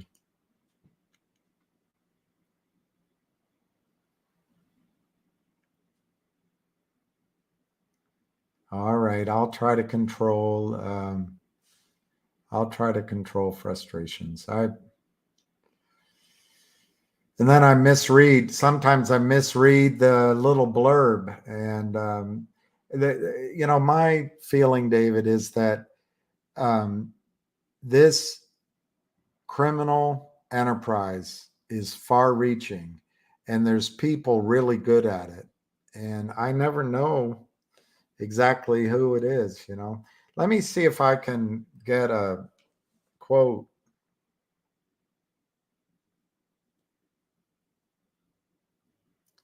Myself.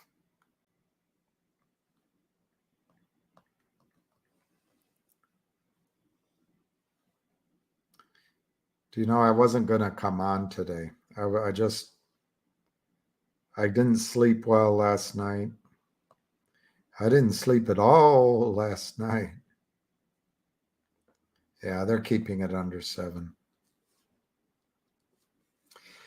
It doesn't look really good for today, but we'll see. We shall see. We'll go down with the gruesome details and the Titanic. I think it says 688 or 698. I think I missed my operation.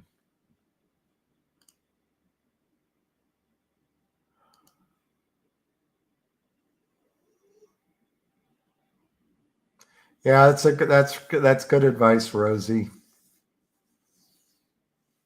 It's very good advice.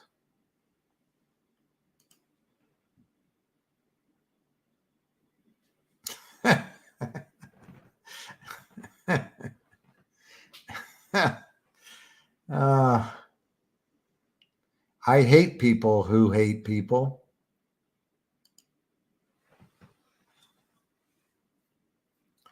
Well, it's weird. I'm not cheap that way. I don't always spend money on things I should. Maybe I'm cheap that way, but I'm not cheap that way. Nobody ever walked out of a electronics store and got home and said, I wish I bought a smaller colored TV.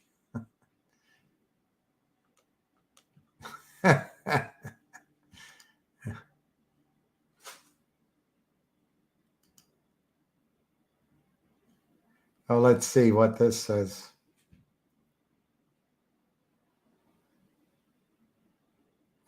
Well, so that's a good point, Ken. On MMTLP, how long would it take?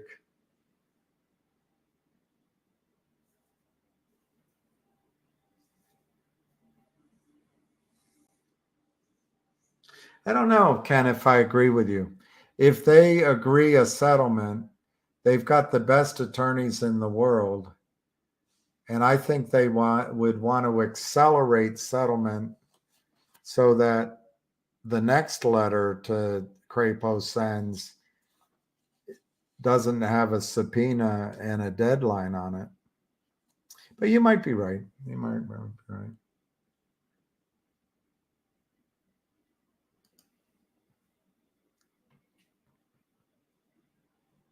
That's what I think, trucking. I think that's right. Ham is pregnant.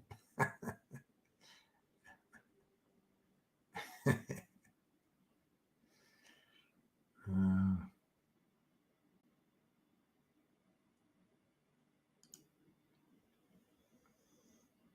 hey, Scott. Yeah, I was just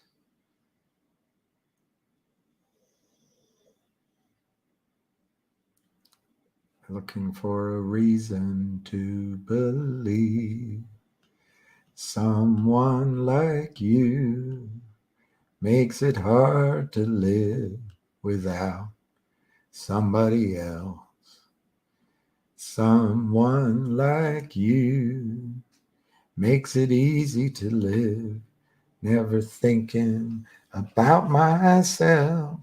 Someone like you.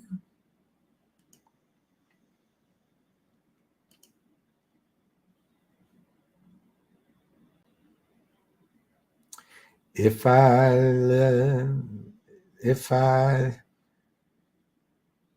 longing for you, I'd find a way to believe that it's all true, knowing that you lied straight-faced to my eyes. I'm just looking for a reason to believe,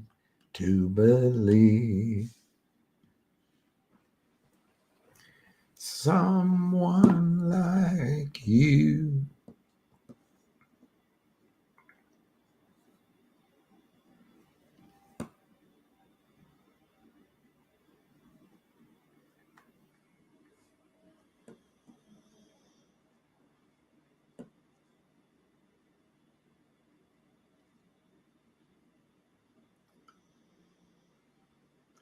If I listen long enough to you, I'd find a way to believe that it's all true, knowing that you lied straight-faced while I cried.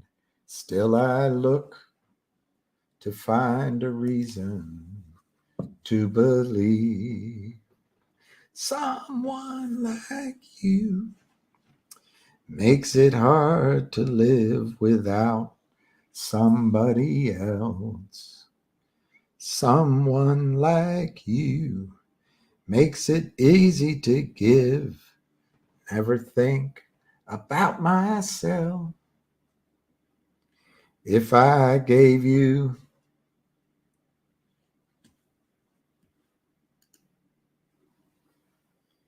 time to change my mind, I'd find the way just to leave all the past behind, knowing that you lied straight-faced while I cried. Still I look to find a reason to believe, someone like you makes it hard to live without somebody else. That just goes on and on with that.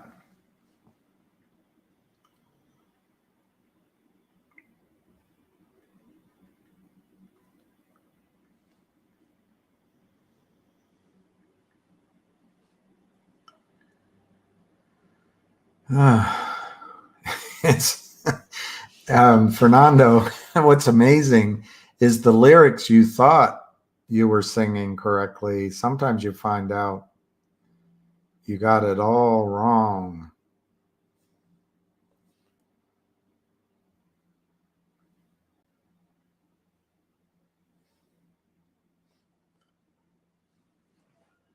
I know.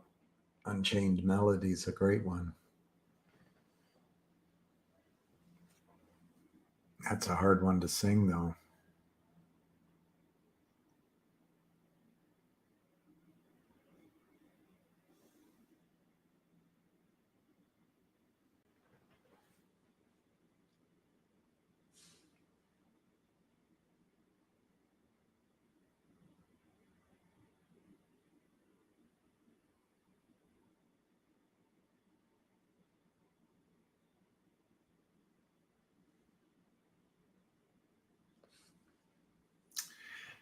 Will we ever see?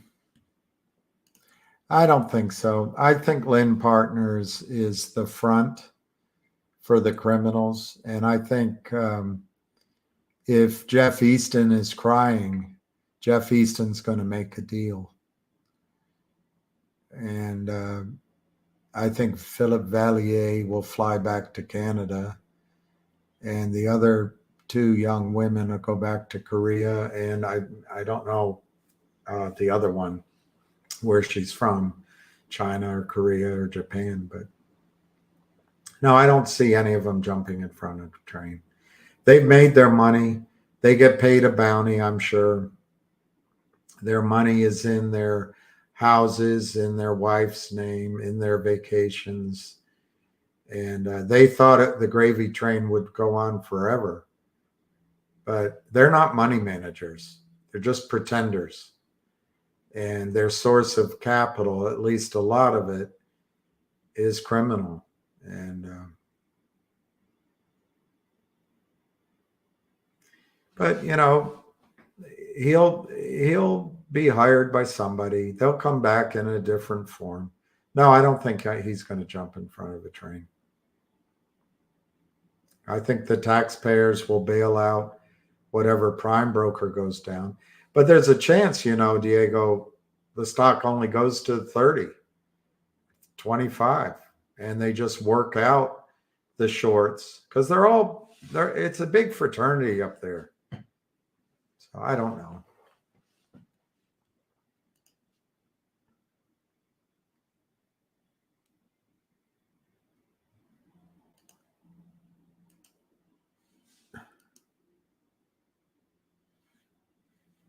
Is that a not legal advice joke?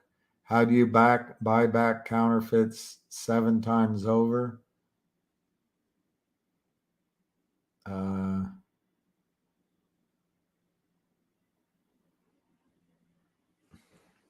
You use a $2 bill, a $3 bill.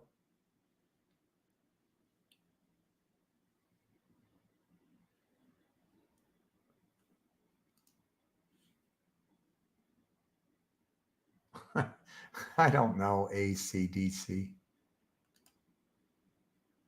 To be or not to be, that is the question.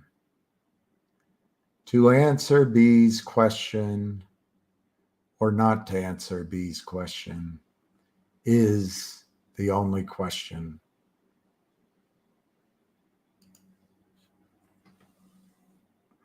Oh, Rose, my darling, I hunger for your touch.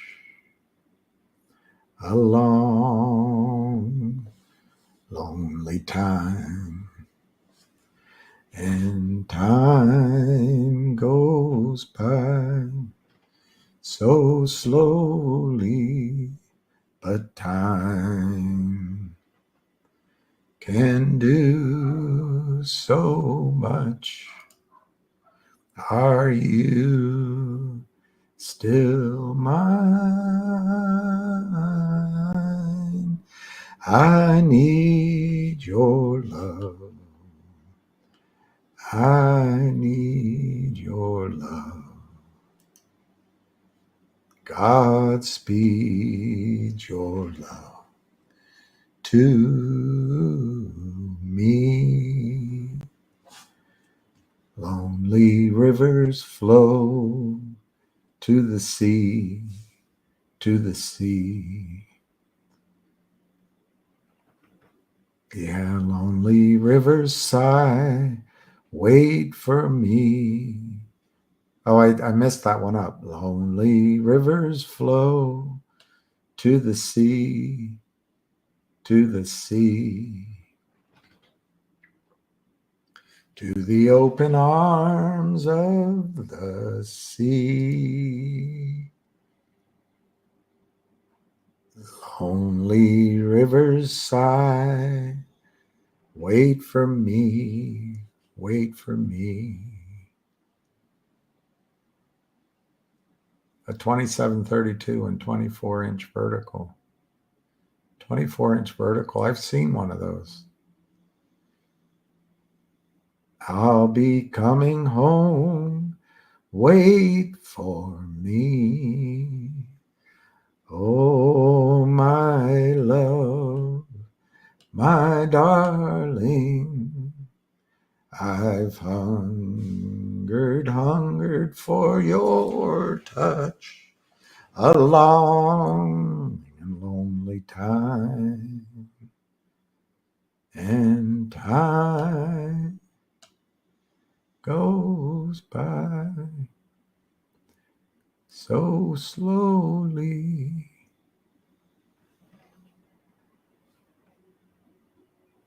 Time. And that's where the voice goes to the stratosphere.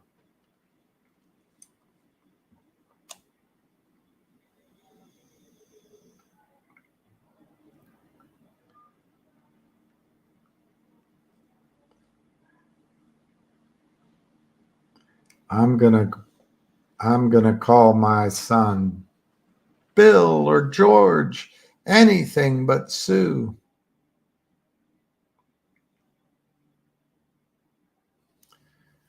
I've fought tougher men, but I really can't say when. He kicked like a mule and he bit like a crocodile. Well, I heard him laugh and then I heard him cuss, and he reached for his gun, but I pulled mine first. He stood there looking at me and I saw him smile. He said, son, this world is rough, and if a man's gonna make it, he's gotta be tough. I knew I wouldn't be there to help you along. So I gave you that name and I said goodbye, and I knew you'd have to get tough or die.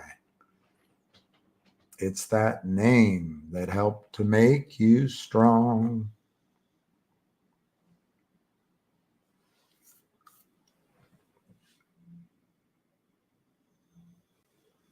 Well, I got all choked up and I threw down my gun.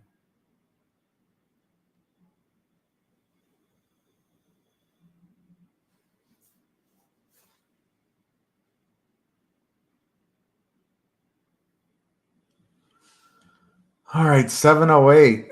It's 2:34.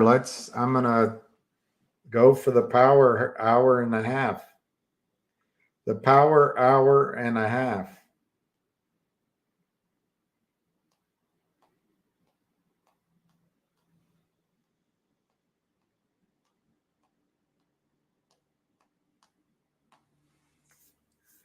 Madison Avenue, claim to fame.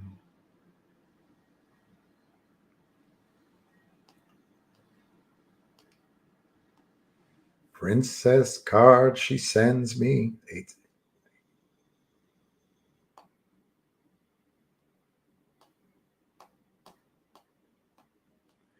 With her regards. Oh, barroom eyes shine vacancy. To see her, you've got to look hard.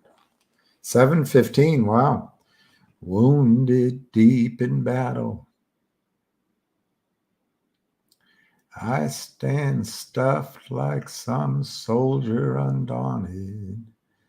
To her Cheshire smile, I'll stand on file. She's all I ever wanted.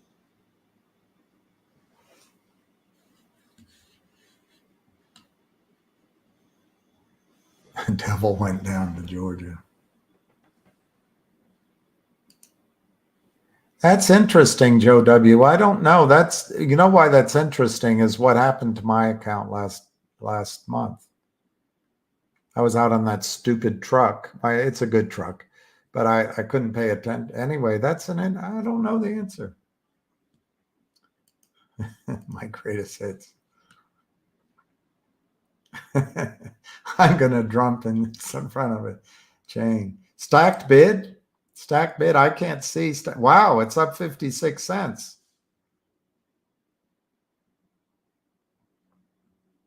Something's up other than William singing. Please stop, stop, stop, stop, please. You're killing me.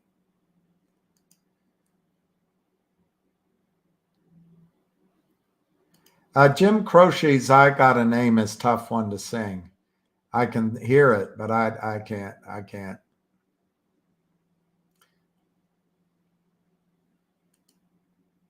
Finger is set up and ready. All right. I sound like I'm stuck in a prison cell and wish to be free. Roxanne, you don't have to sell your love through the night. Roxanne, I make you feel good. You make me feel good. What more do you want in a man? 723.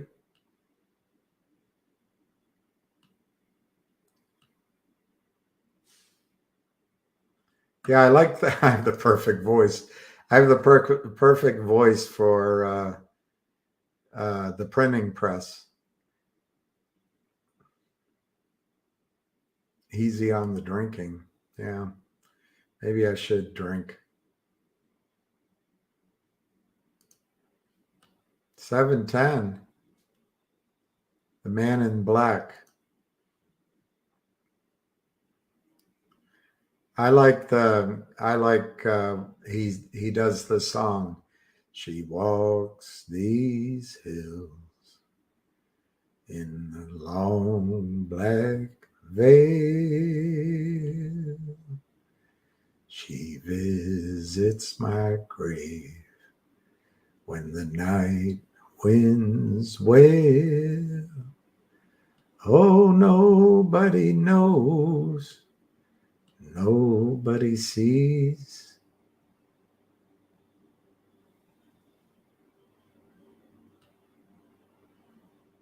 I suddenly forgot the words. But me, the judge said, son, what was your alibi? If you were somewhere else, then you won't have to die.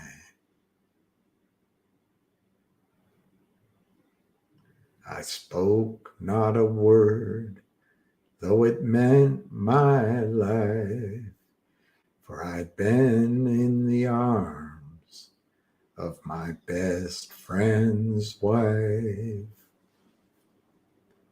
My ears, stop. My ears. Wow, if that's true, Ruby, I'll have to sing Ruby, don't take your love to town.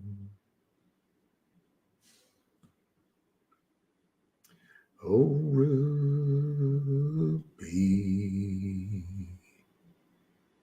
don't take your love to town.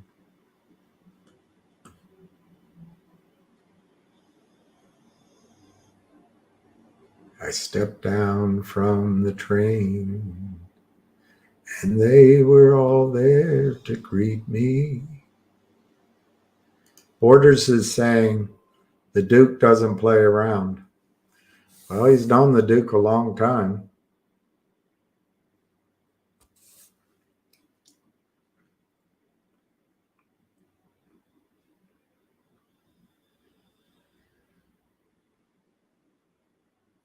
The green, green grass of home. And they'll all be there to see me.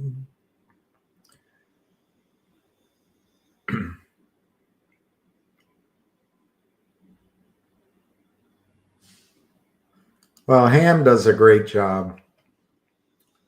Ham does a great job. Well, we're at 7:20. They're fighting. Something's up. Maybe it's a 3 o'clock buy-in. Here's Chris Daniel. It needs to break 740. Well, I don't think there's time to hold. Breaking would be good enough for me, and keep going. Screw the holding.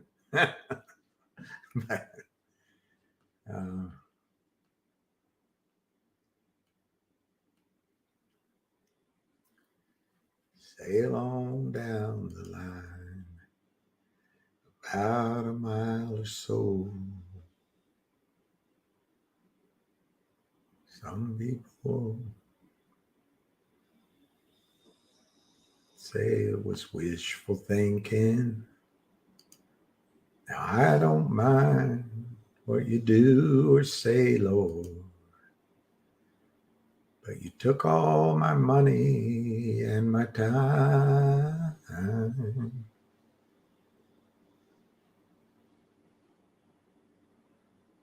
It ain't so hard to say, hey.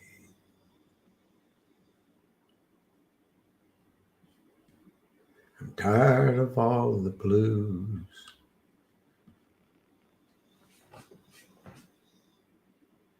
I'm looking for a good time. Yeah.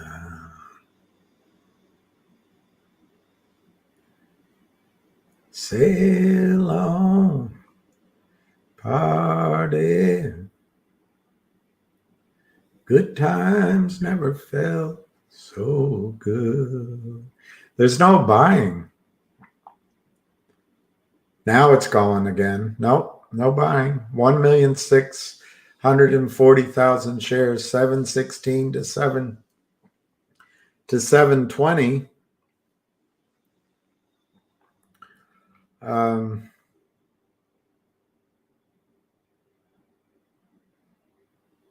707 to 715.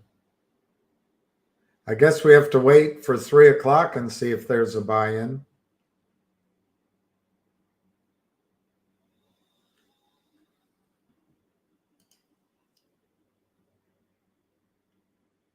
Rocky Balboa, 736 to 738 was the two big fake articles this month. I think 740 is the number to beat.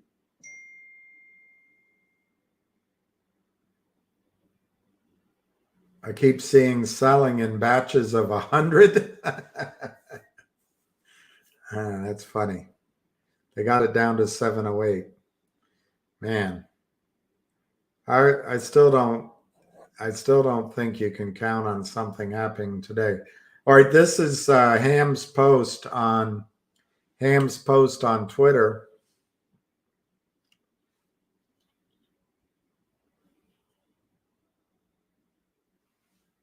Doesn't help me. That doesn't help me.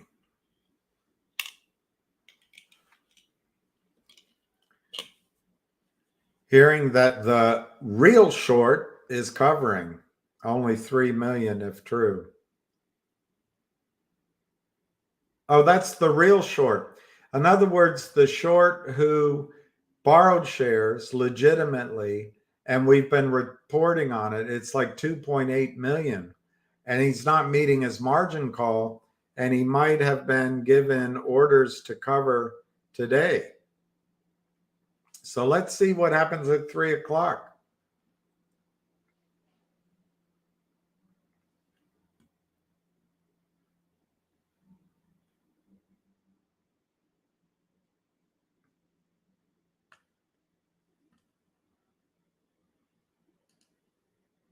Electric slide.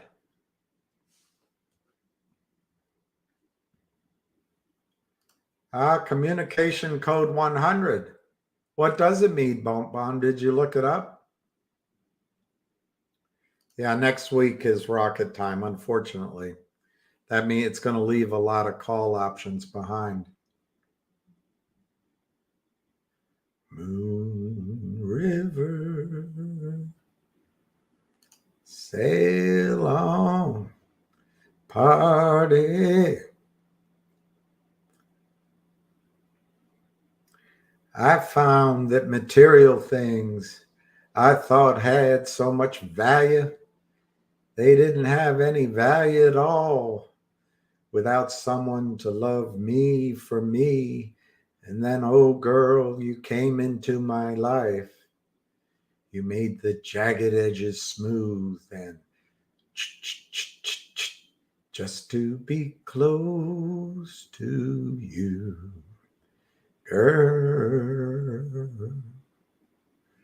If only for a moment, if only for an hour.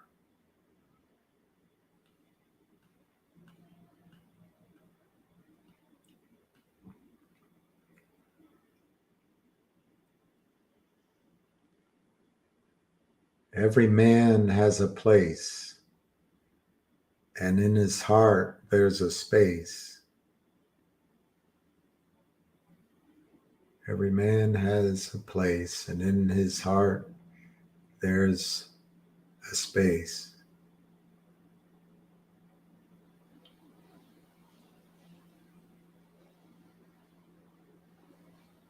For his favorite fantasy. Call from Pam. Take a ride in the sky.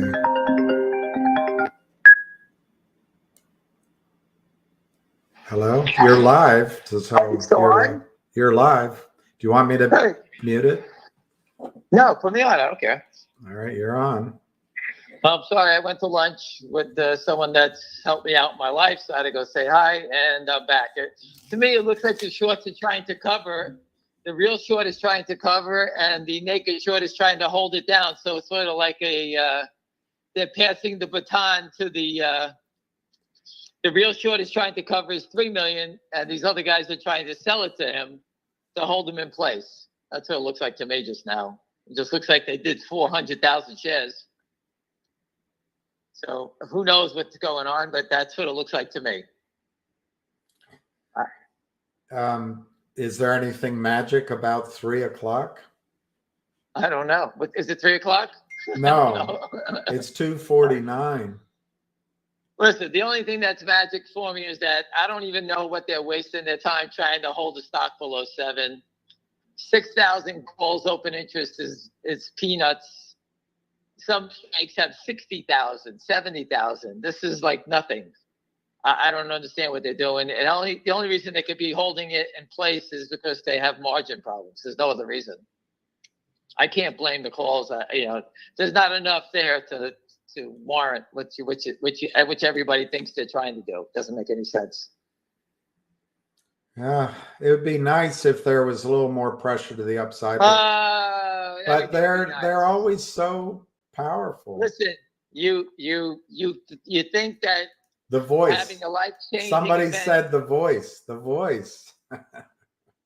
everyone wants a life-changing event, and we're fighting the biggest crime family in the history of the United States that has leverage, that who knows who's supplying it, and they are deeply in trouble because they keep showing you they can't let it go up. Where is the stock right now, William? I walked out. It's 696.15. Thank God.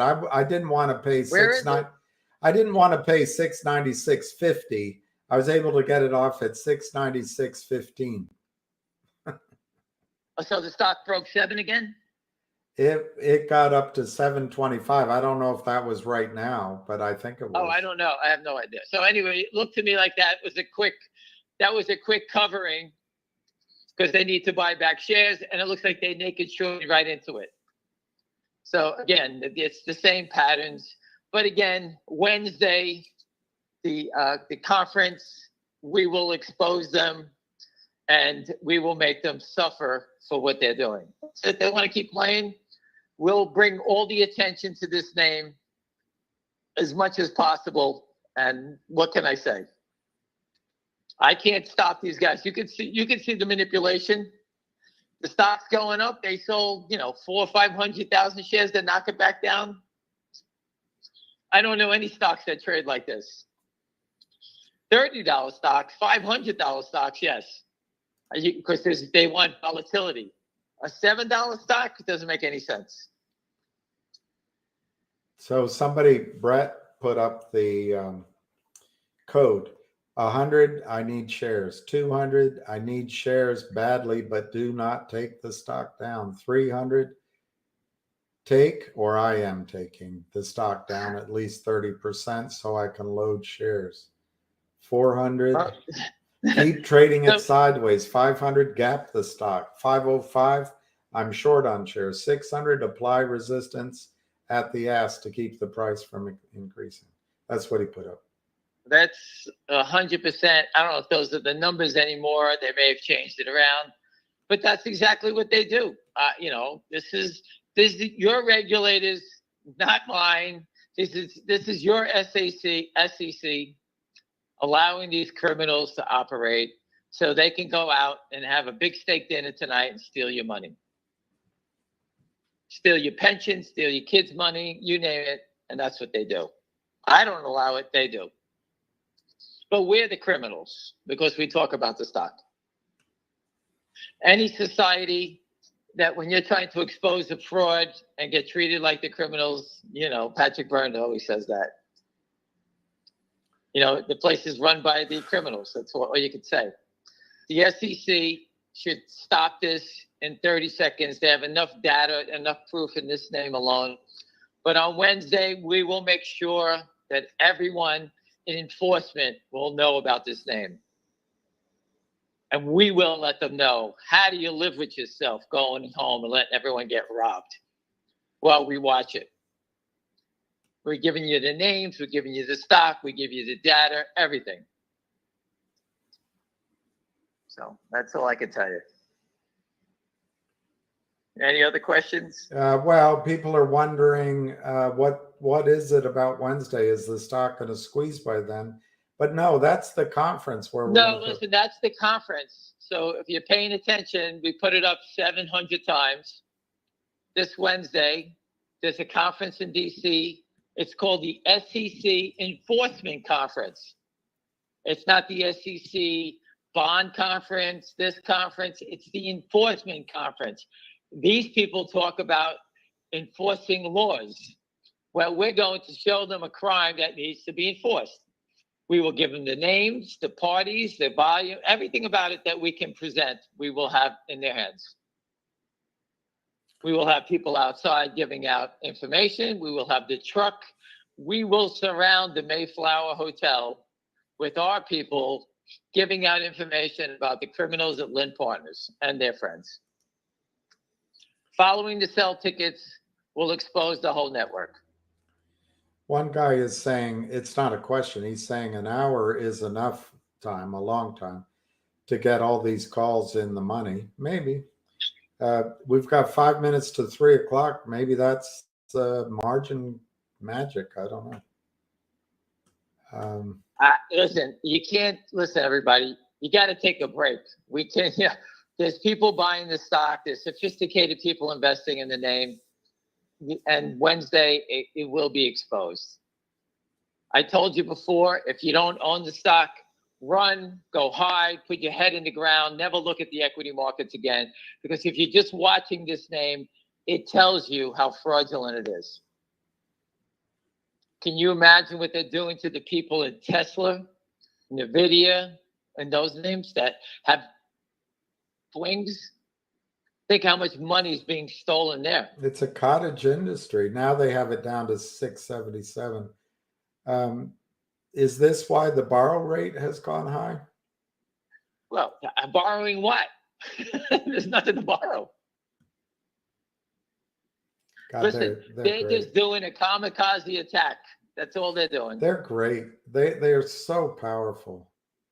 They know that no one watches them. They can settle up with the SEC anytime. Well, that's what they thought. And I don't think that way because we're going to carry them out. If they thought they can win, they let the stock go higher. They can't win. They're showing you that they're desperate. This is what a rat does when they're cornered. All right. So cheer up. This is not, I told you it was a war. I told you that 1,000 times. I actually put it up there. It's not just this little fight. This is a war. But we are fighting for the chance that you never have to work again. It's Yeah. a life-changing event for a lot of us here. Yeah. So again, if you're gonna moan like you're giving up, hang up the phone. I'm not moaning. Get- Zen Well, get Ben off the says, call, what go relax, stink? go take the dog for a walk in the rain. You'll feel a lot better.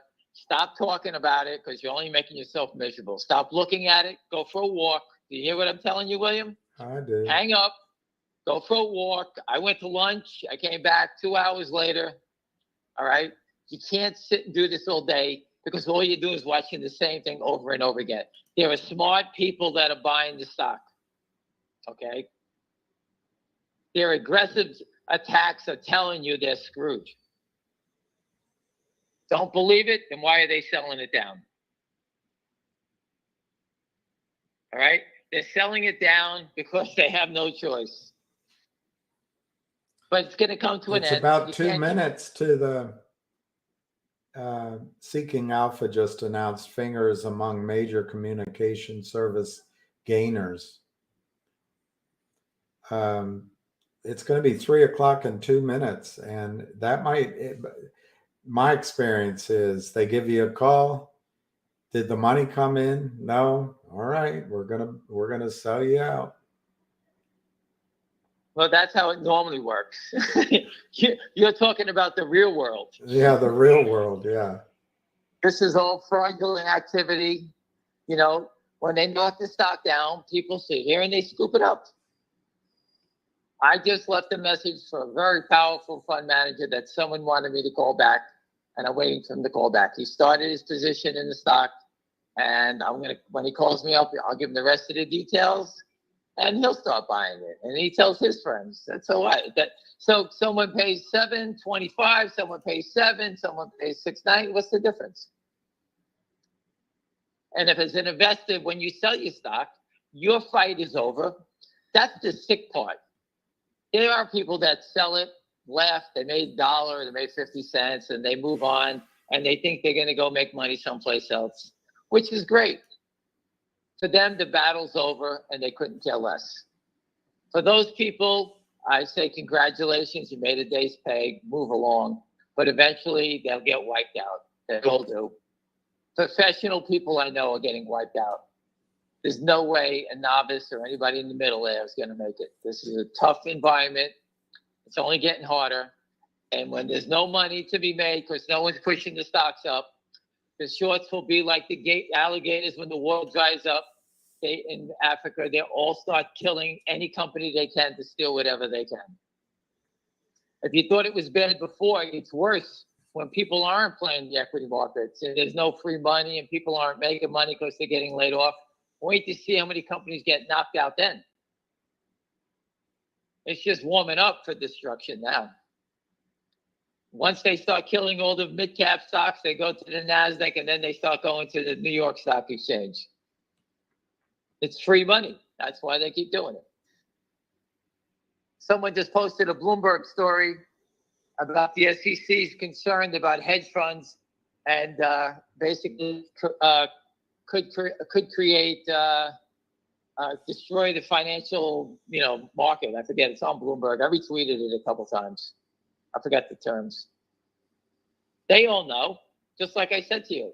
This is the upside. So the SEC is trying to get out ahead of the disaster, as if they predict. Yes. Read it. Just go read what they said. Look on it. It says a Bloomberg article. The SEC is worried about the financial markets being, wiped out by hedge funds. It's right there. Man, What's that? They're trying hard to get this under 6. That's a lot of options to expire out of the money. They're trying, but I don't know if they're going to. The options are all garbage options. 50 cents, 30 cents. You understand? They mean nothing. Don't get me wrong. I know they mean something to people that bought them. NVIDIA calls are $7 and $8. That is real money. There's 50,000 contracts to those things traded. That's a non-event in the option world. So you think that they're manipulating the stock so they can steal that money? Not like this. All they're doing is shorting more. To do what? You got 9,300 on the bid. They're showing 100 for sale, 673 to 680. The volume is 1.82 and it's 302.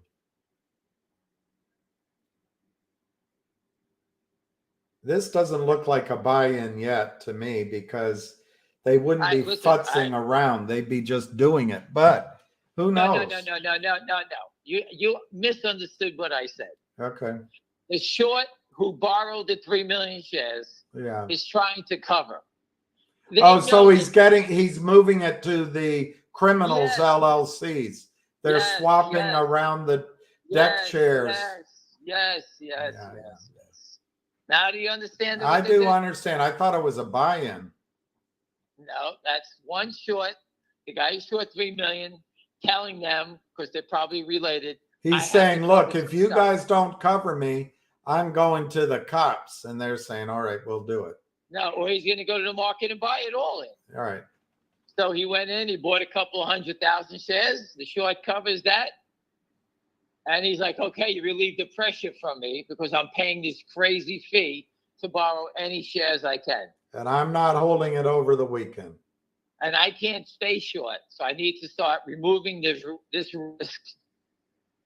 And that's what I think what was going on. They're going to get it to 666 soon. It's 674. That's it. But it's not a lot of volume. It's only 1.82. I think 2 million shares trading.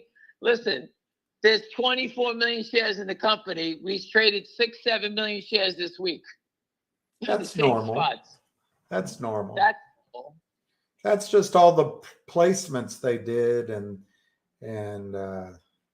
people are lending stock. Every insider is selling it. Every insider who believes it's going to 100 wants to get out.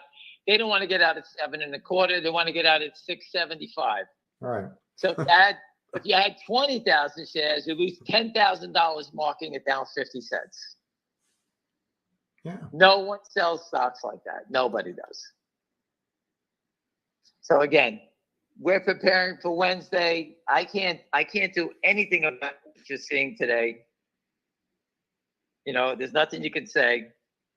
And you know what? We will take care of them on Wednesday. And if it was shorts trying to knock this down and it was real buyers, the stock will dig in and start to grind its way back up towards 7 again. Vegas doesn't pay out until the football game's over. So if this is 3:00, we're in the beginning of the fourth quarter, I guess. So let's look at it that way. I'd say this is the overtime. This is Tom Brady's march down the field. Well, listen, William, I'm advising you to take a break. This is a tough thing to watch all day long. Every tick, it just wears on you.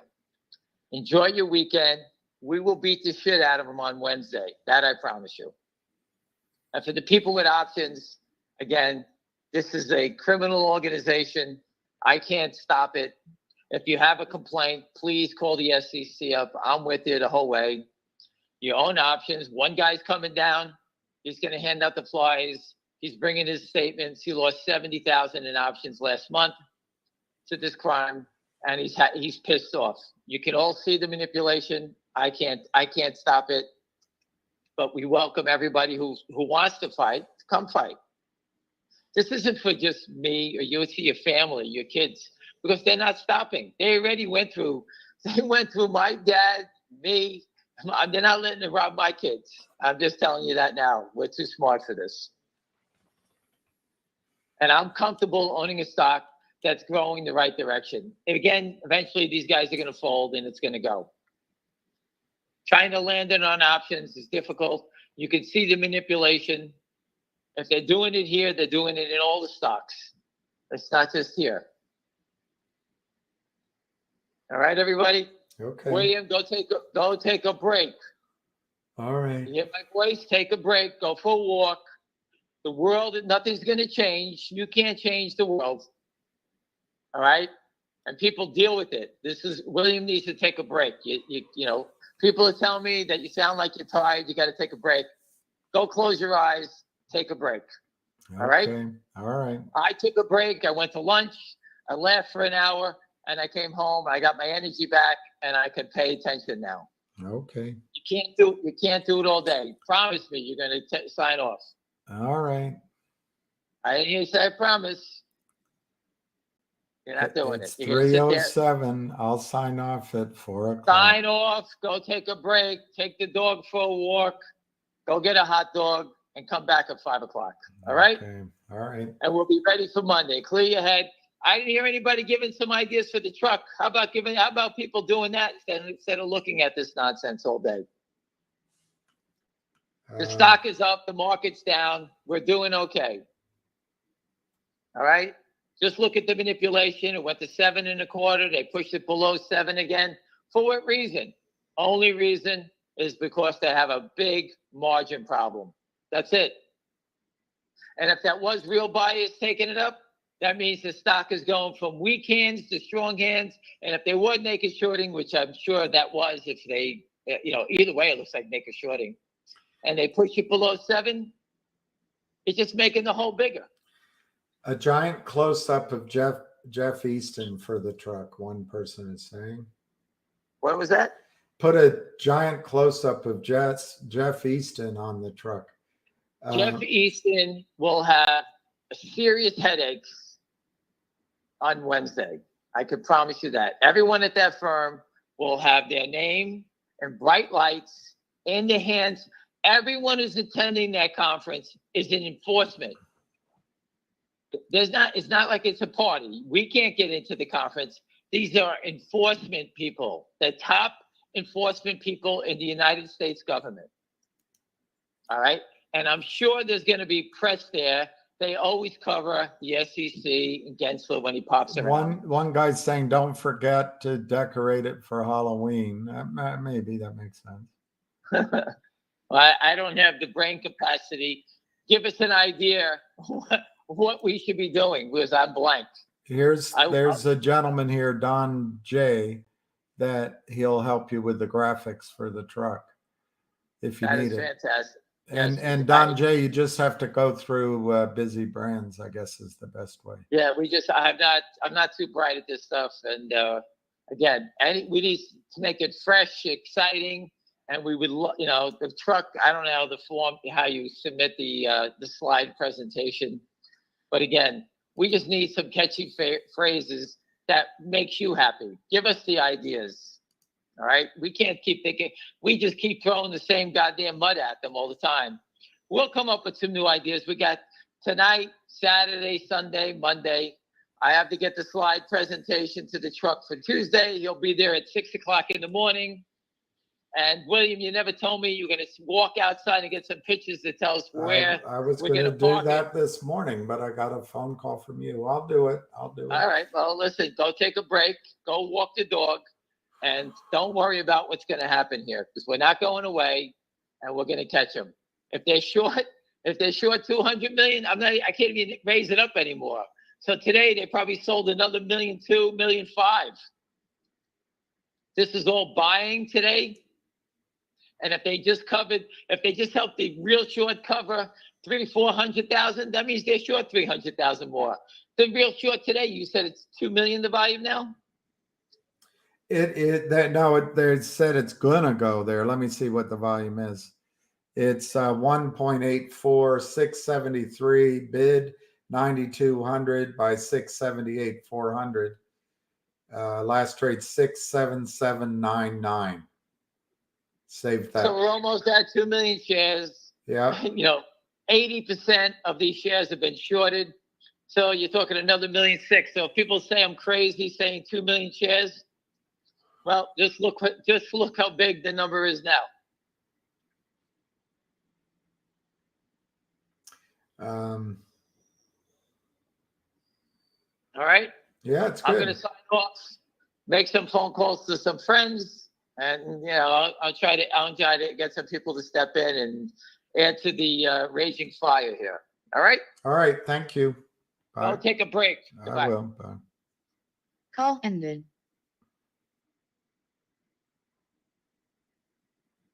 673. I don't know.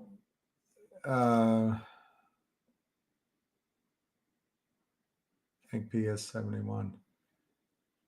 I gave a very long answer on GTII, but my short answer is there can be a surprise out of the blue on any number of areas that GTII has been working on. It could come from the FBI. It could come from Alpine going down. It could come from West Christian's 52 law filings to Jane Doe's. It could come from Trento Mines. It could come from a brand new deal that they may be working on. It could come from a buy-in from from the prime broker Alpine. All of these are just the same as always. The one thing that is disappointed is the law firm never happened. It was never consummated, but that's old news now. That's a fact. The 1-for-10 stock dividend as restricted shares could catch out the system. That's the intent, as early as next week or so. I think they'll drag it out. And finally, Dennis, I think finger is where the action is. It's where the stress is. It's potentially where there's buy-ins. There's interest all over the street. There's research. There's attacks. As you heard Ham say, there might be now 200 million shares short, but there might only be 10 million shares short. I don't know. No one knows for sure, but there's no question that the heat is on there. And it looks like, for whatever reason, Univest filed an S3 2 months ago. It's the slow boat to China, as far as I can tell. We're back at 666.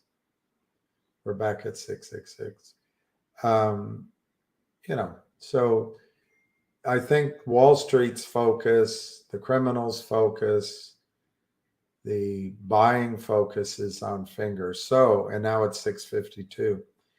So if finger were to go up, and it looks like it's going to be an impossibility until someone takes action on the regulatory side or a buy-in comes in from the criminal side. It does not look like Univest had any interest in looking out for a gamma squeeze. Last month, Dan Borders said we'd go through the $15 strike price. Didn't happen. Doesn't look like it's going to happen today either. But that does not mean Univest has gone away. And it does not mean that S3 isn't a real thing. It's just that the decision makers at the top of Univest and Finger Motion are deliberate, and I don't blame them. If they make a mistake, the SEC comes down on them like a ton of bricks. If the criminals cheat, lie, and steal, the SEC says, bravo, bravo, no bravo. All right, it's 3:16. Let's see what happens at 3:30.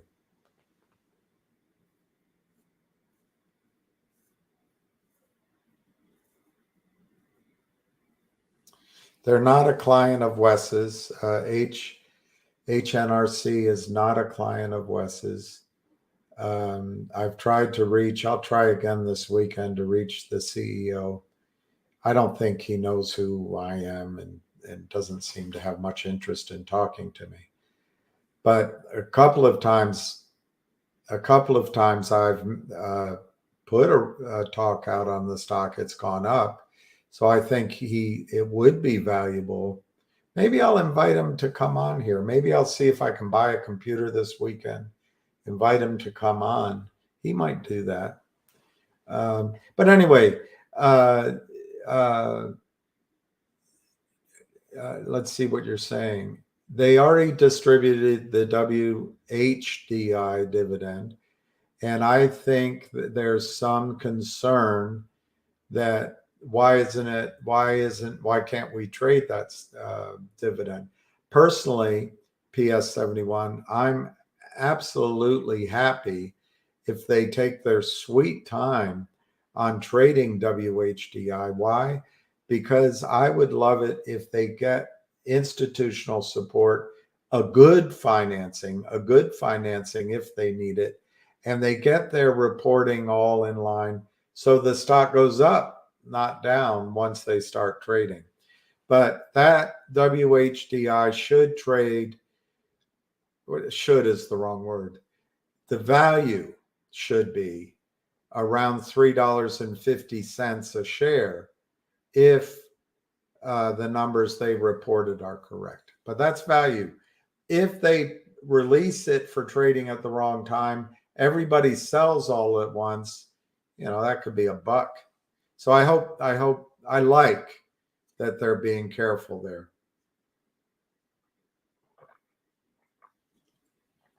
HNRC purchased Cunningham Energy 100%, and they're changing their name in the QSIP. My judgment, that does absolutely nothing in terms of, and that's what I said about COSM. It does absolutely nothing in terms of causing a squeeze, zero, unless they kind of do. But it's never worked before. Do some sort of requirement that they go through the transfer agent or deliver physical shares. I don't see any evidence of something like that happening. So I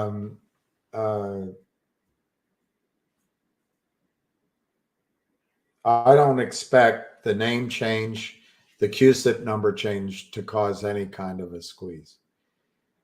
Separately from the WHDI, a WHDI is valued by their own numbers, admittedly, so there's no outside view yet, at $3.50 a share. Separately, HNRC represents that their ownership of at least three different, a percentage of at least three different oil and gas properties. But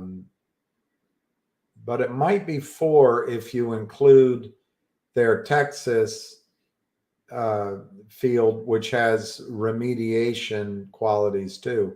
I can't remember if it's three or four. And included in there is Cunningham. Now, I believe in the Cunningham example, they have to drill over time 40 to 60, or they have locations to drill 40 to 60 wells. I don't know, in order to get full value of the engineering report, how far along they have to get into that drilling. I don't know. I would imagine they will have a year-end drilling program for the tax benefits. The only negative I have, and I would speak to it with, sorry, I can see his face, but I just forgot his name, the CEO. Anyway, it's not, I can't think of it. The only negative I've heard is that a group that I've worked with for at least 25 years, maybe longer, raised a lot of money for them. They're out of that part of the world, and I own a small piece of 3 horizontal wells, just like Cunningham's, in the same. It may be Akote, it may be in and around, I don't know. But I was warned to run away from their drilling programs. So I have to find out. I have to find out more about that, and I'm trying to do that. So That's my answer, PS 71, to your question. That negative is a significant issue in my mind. But the valuations, as I recall, were based on $60 oil prices. So I don't know. Anyway, that's my answer.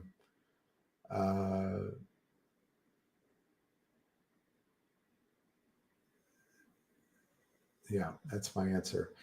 Somebody just texted to me. It's interesting that in Finger,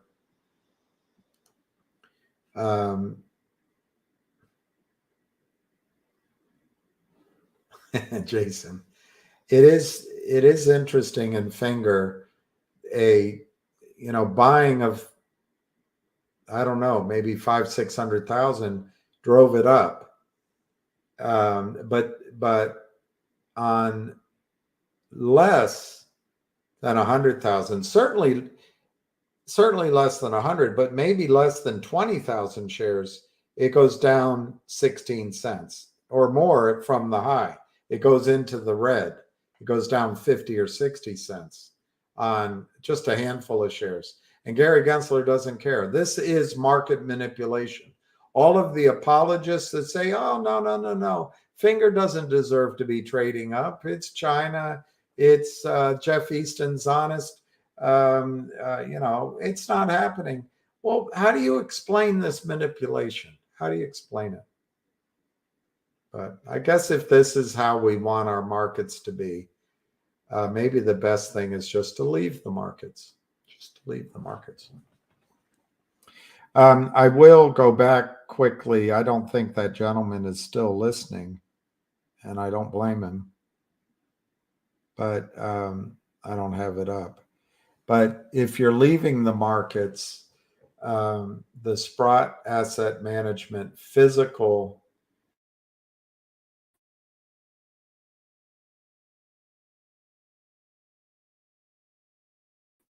silver trust, physical. Anyway, physical silver. Oh, fuck it.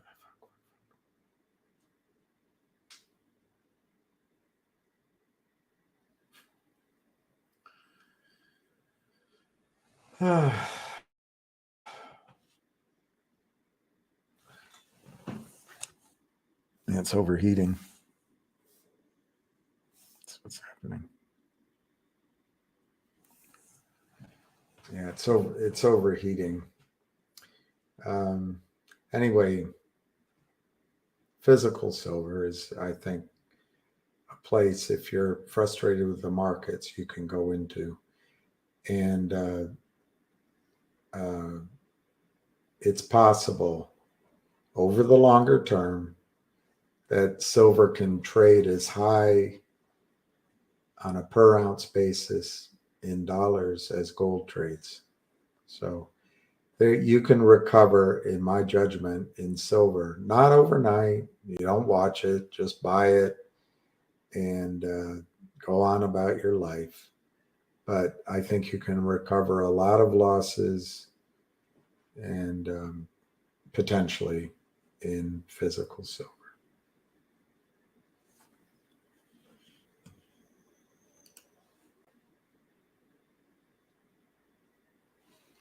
I like that MF Echo.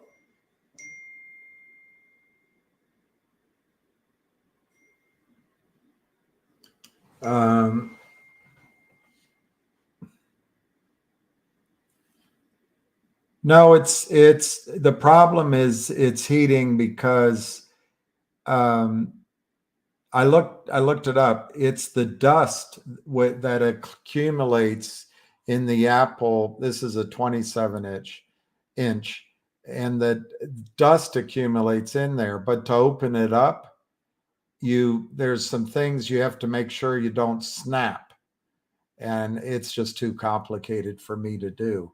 But it's the dust inside which accumulates that causes the overheating. 725 to 645. Yeah, they're not stopping a deeper hole, but It went down on just a few thousand shares. It is complete fraud. Buying more, that's great. But you're watching Barrios, you're watching in real time the criminality. Now, the apologizers out there will say, they got systems in place. It's all those private placements. It's China. And of course, the smart shorts are going to short it down. That stock has no business trading above $5. Look at their revenue. Look at whatever the apologies are. But the fact is, you can see it.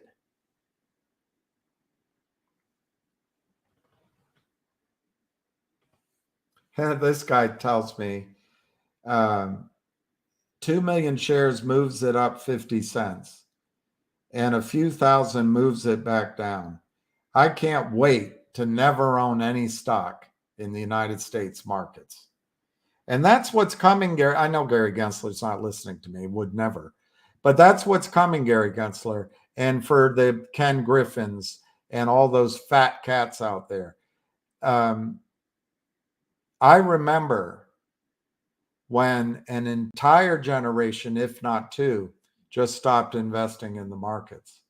And then all you had were bucket shops down on K Street of mostly men. You know, they'd come in, smoke their cigarettes, go get a liquid lunch, come back, and maybe make some money. That's where it's heading.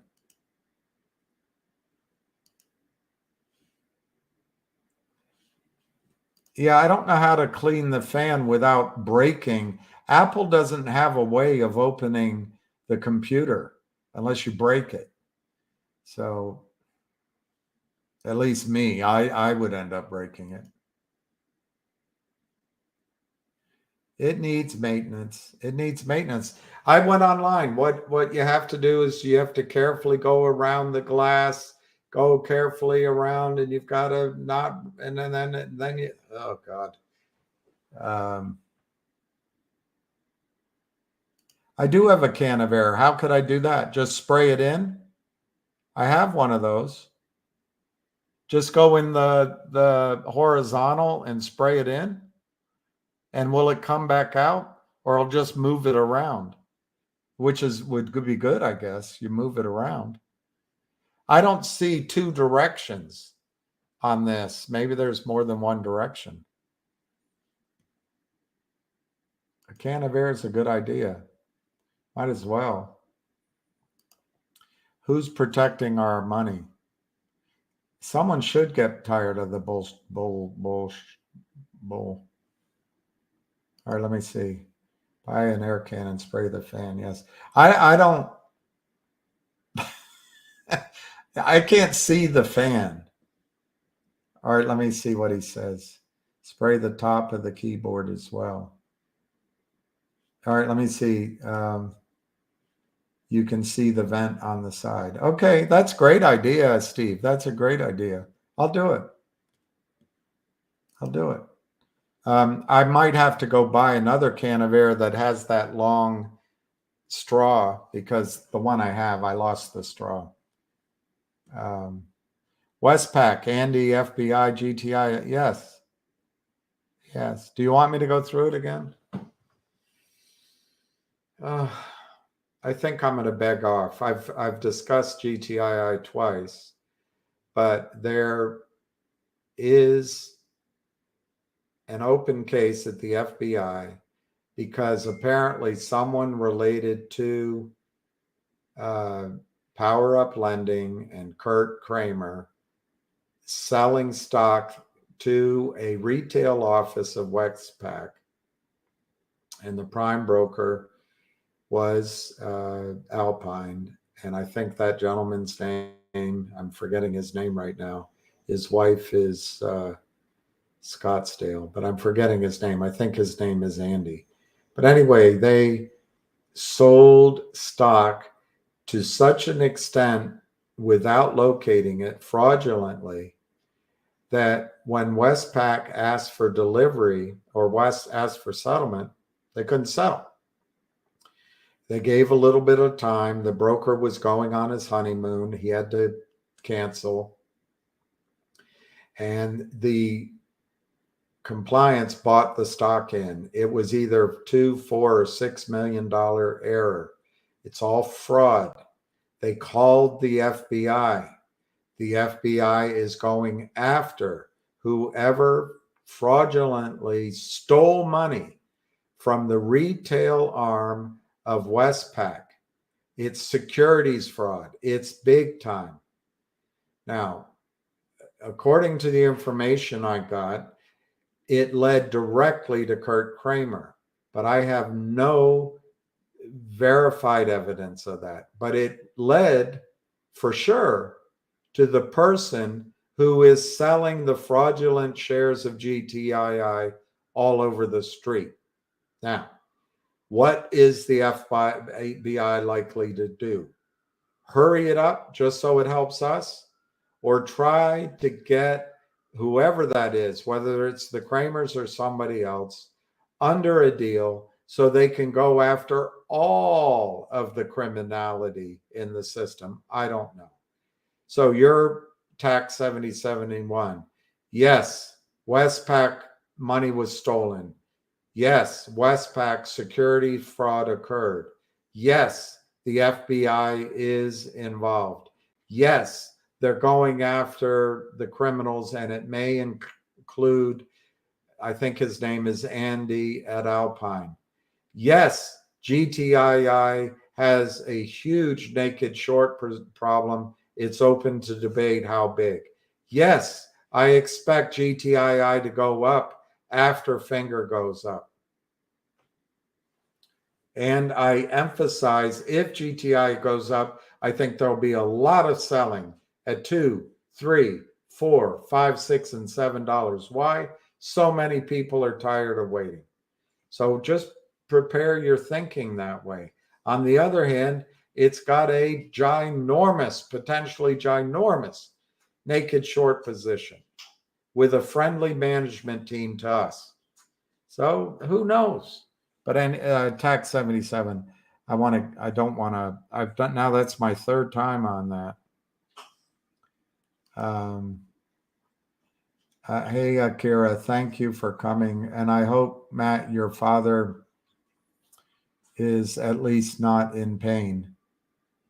I hope your father is at least not in pain. Finger is getting mangled. I am, Welby, but I was talking about GTII. I didn't mean I wasn't watching. 645 to 650. Now the mangling, Welby, you'll notice, and if the SEC is watching, do you have an intern there? Have her turn on Finger and print out time and sales. I know you're too busy trying to see if there's some sort of internet fraud going on here, but have her, the intern, print it out. You'll notice they brought down the price of Finger on, I would say, about 10,000 shares, less than 10,000 shares. I know to your eyes, there's nothing wrong with that, SEC. The only wrong that you're trained to look out for is wrong CEOs do, and the potential, if a stock goes up, there must be fraud going on. But when the banks who finance you, the prime brokers who put the SEC chair in place, and the jobs that are the siren song to your future career, I know those guys, when they get the stock down, doesn't bother y'all, but get an intern on it. She's not going to be poisoned by all the lies out there. So anyway, Welby, they're mangling it, but on what, 8,000 shares?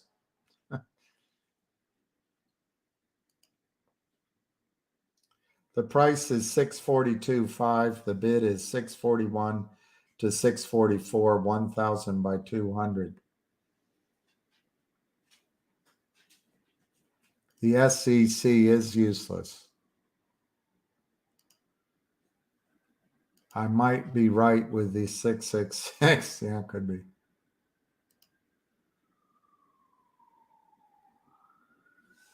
Yeah, that's it, Vincent. It's like the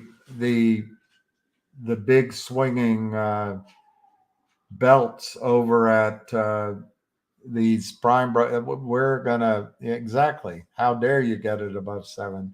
We will show you who's in charge. Fingers closing 666.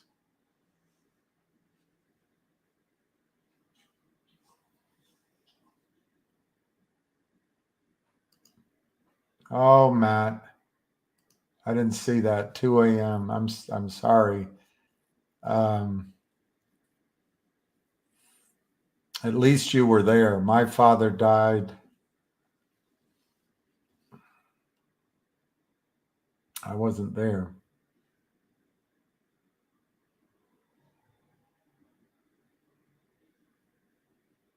But he'll come to you. You'll feel him and he'll come to you. And you'll see he's still in your life. But that's tough. That really is tough. Everybody out there, if you can say a prayer for Matt Kay, say a prayer for his father. I always pray. I don't know, but I always pray that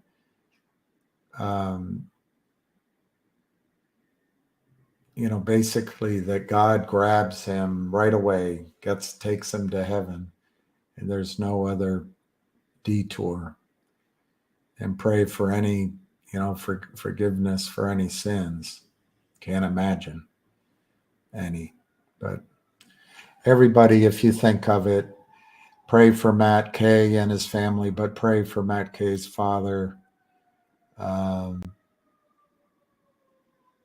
And maybe all those prayers will help speed him right into heaven.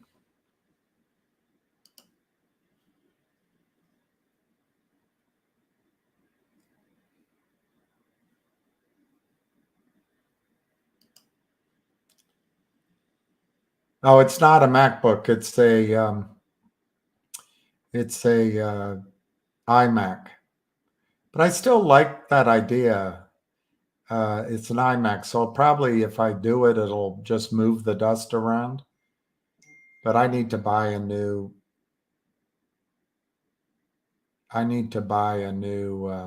Computer anyway. So if I get a couple more, that guy said 30 days. I'm forgetting all the names now, but I'll still try it, Steve. Okay, so TAC, it's Westpac, same as Westpac Banking Corporation. Yeah, that's right. But it's the retail office. That's some serious stuff. And I don't think the FBI, other than Comey, can be bought out. So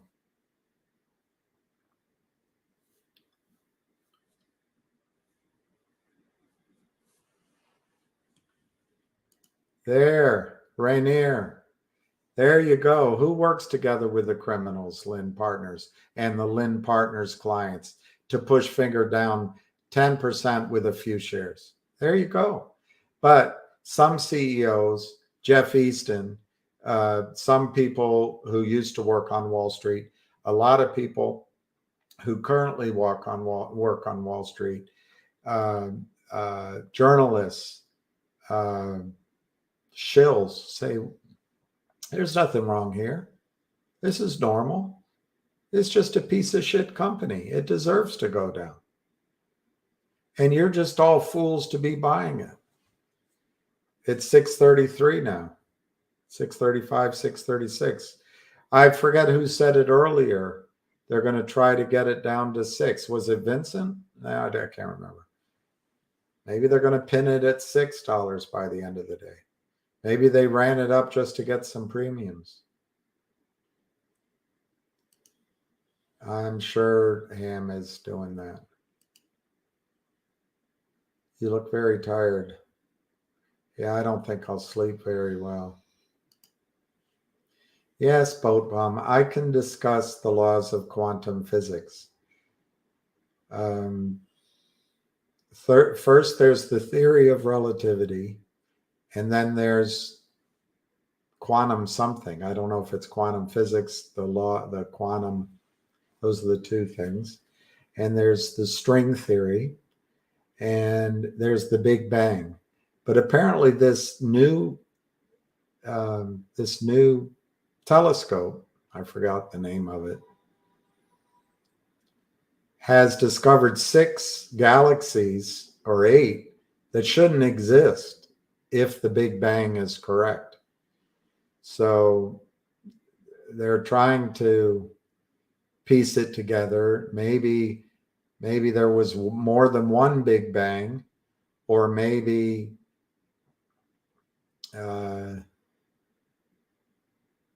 Big Bang didn't happen at all.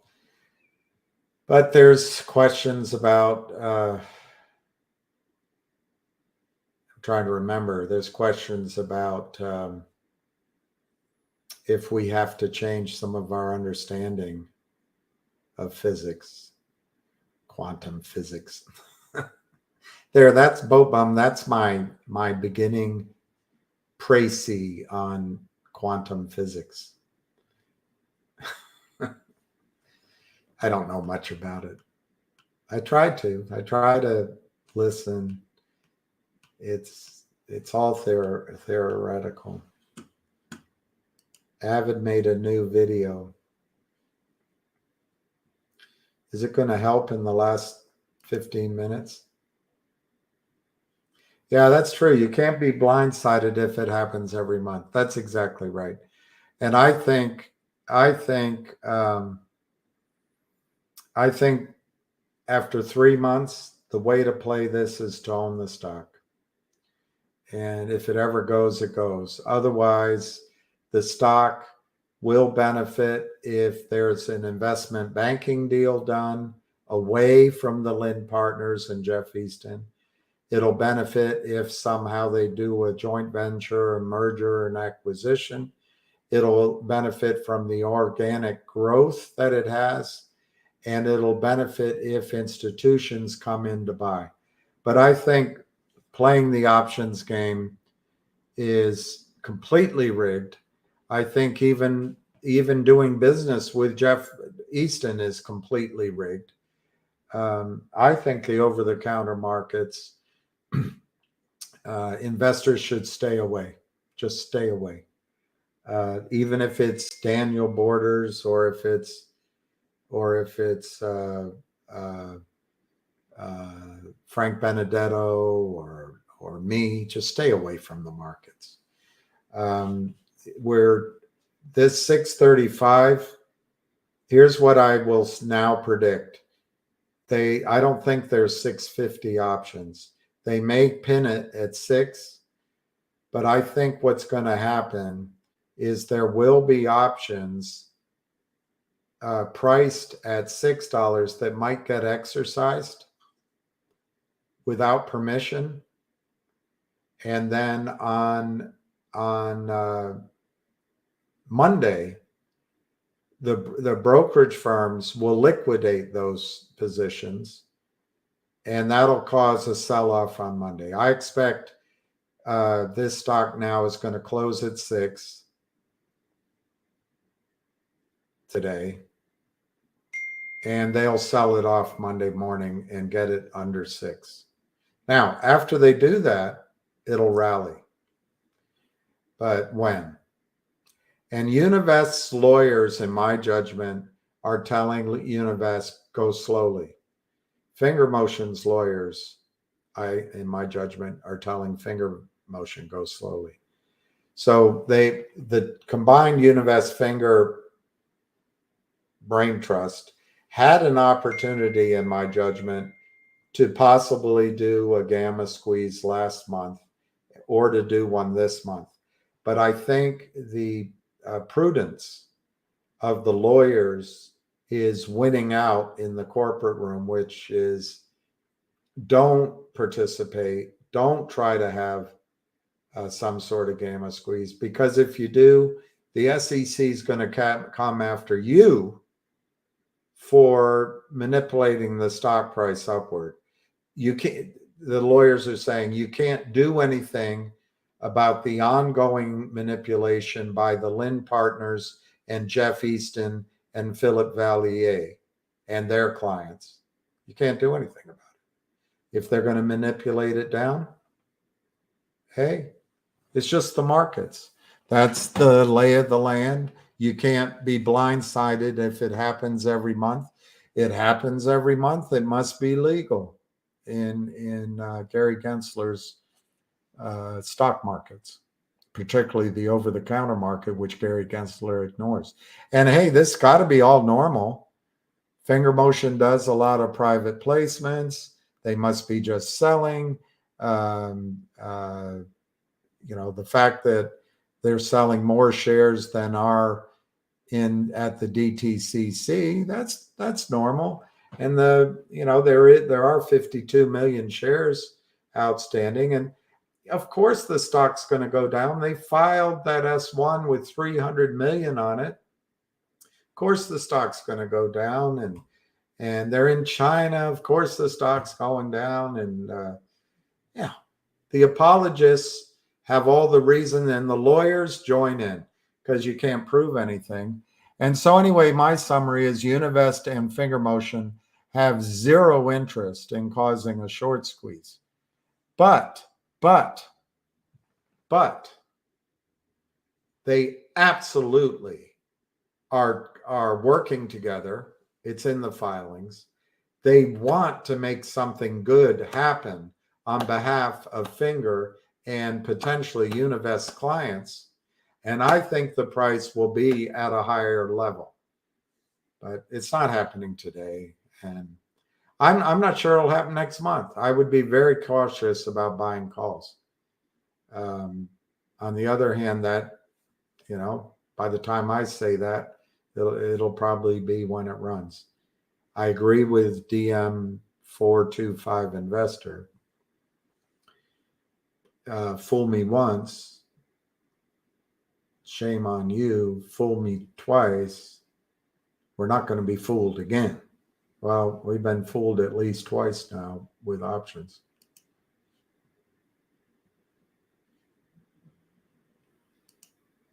I think there's a lot of options, corruption in options. I think Finger is getting to the point, for me, like other stocks, that they have it under control. They have it under control. No matter the criminality, they have it under control. But I caution you about three things. It's a huge naked short. No, it's not. Okay, no, it's not. There's obviously someone that feels pressured, and that might be the real short. So there's a lack of liquidity in the prime brokerage world. Banks are losing money. It trades as if someone wants to own the stock. It trades as if someone can't afford to let it go up. So there's a powder keg right here. There is a powder keg right here. But it feels like they have it under control by fraud. Now, what could change it? What could change it, in my opinion, is if that S1 or S3 for 300 million was filed for a reason. What could the reasons be? I don't know. A merger, a joint venture, funding to expand their Sapientis growth, funding other, So if there's a financing done by the bank Univest, who's to say it doesn't include big institutions out of China? It'll be done the right way, with a roadshow, with presentations, the way it used to be done, circling interest, having a green shoe, and they'll make sure the stock goes up. It won't be Jeff Easton of Lynn Partners tying Finger up in a toxic convertible note that destroys the capitalization of the stock and just handing it off to a bunch of criminal short sellers. It'll be a real financing. That would make the stock go up. And in my judgment, it would make it go to $10, $12, $15 if something like that were announced. What are the odds? I think they're very high. Univest isn't here to waste time. So I think it's very high a deal gets done. And then that shocks the system, and not only do the real shorts, but the criminals get caught out. So it's a powder keg. Finger could go to numbers unbelievable in minutes. It could be $60 in half an hour and $600 in an hour and a half. But it's not happening today.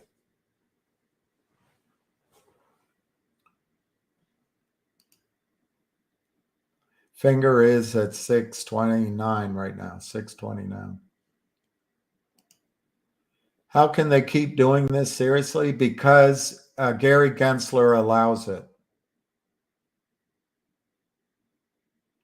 Goldman Sachs, Morgan Stanley, Ken Griffin, the rest of them, they own the SEC. The stealing from the U.S. markets is in, if you believe the report I've read to you with the frog on, with the toad on front, is in trillions of dollars with a T.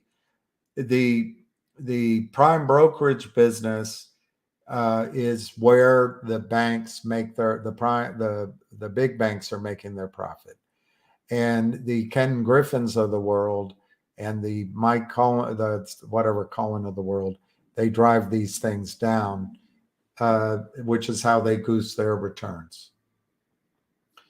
And they always want the lower price. It's all manipulation. Gary Gensler doesn't look. He knows about it. He's a smart guy. He doesn't look, because Goldman Sachs prime brokerage makes 75% of their revenue on this stock loan business and this kind of crap. And then of that, it's 75% profit. Gary Gensler is put in place to dissemble to Congress. And when the Democrats are in control, Goldman Sachs owns the Democrats. And all of that's in my judgment, of course. But my whole video is in my judgment. It's all opinion. But this is fraud right in front of your face. And the apologists out there will say, oh, no, it's not. The stock is up. It shouldn't trade at 10. You can't blame them for selling it off. And they're going to cover the shares, or maybe they're overseas. You don't know. Just ask for the NOBO list. Well, I don't think this criminality is going to show up on the NOBO list. But could be. Maybe it's all legal. I'm tired of fighting it, guys. I'm tired of fighting it with people that just won't see.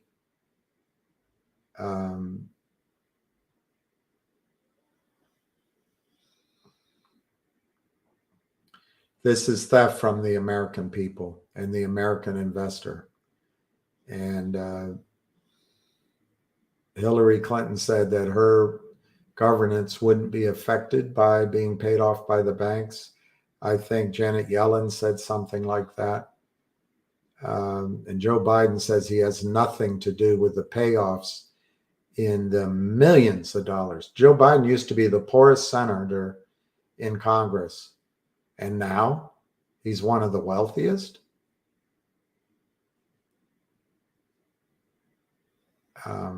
No, my friends. The banks have bought off your government. And this is why they sell without any fear. I think it's time to stop chasing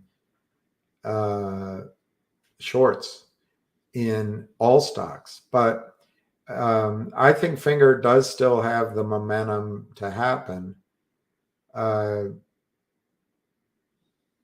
We'll see where it closes in 3 minutes.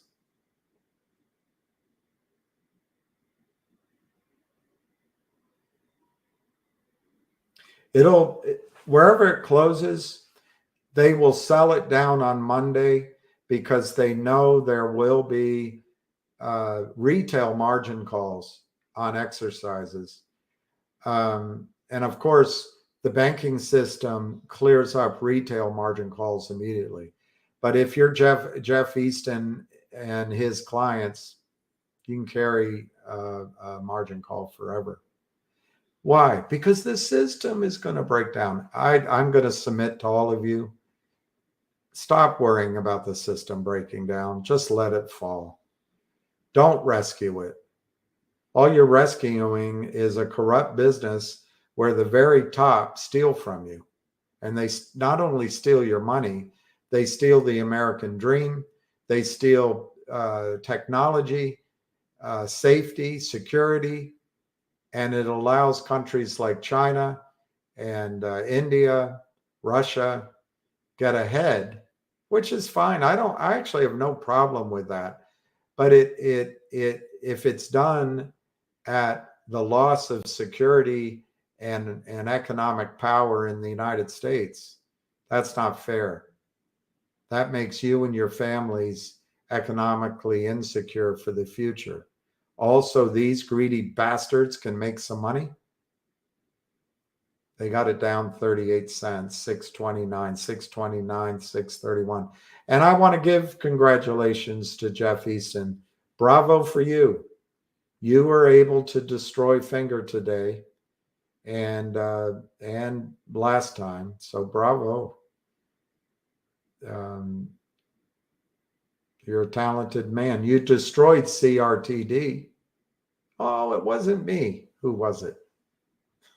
It's the people you handed the football off to. But you hiked the ball.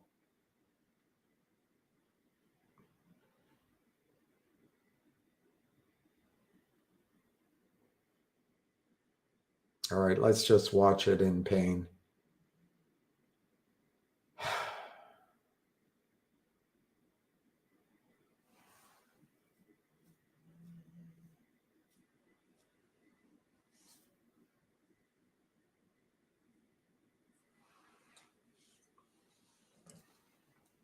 Let's just see what the price on the sixes is.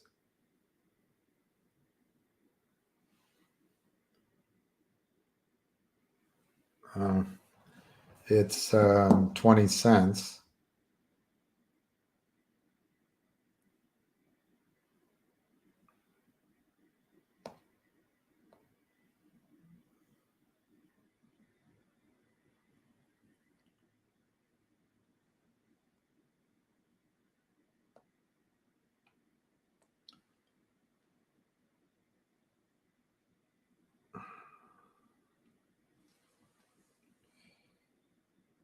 Yeah, it's 20 cents.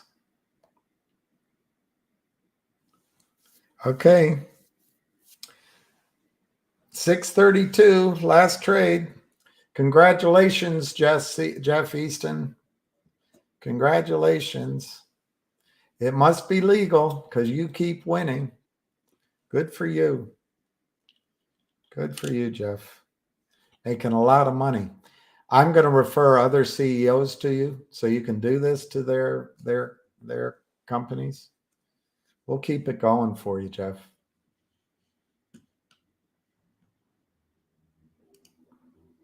All right, I'm going to not go very much longer. Damn it.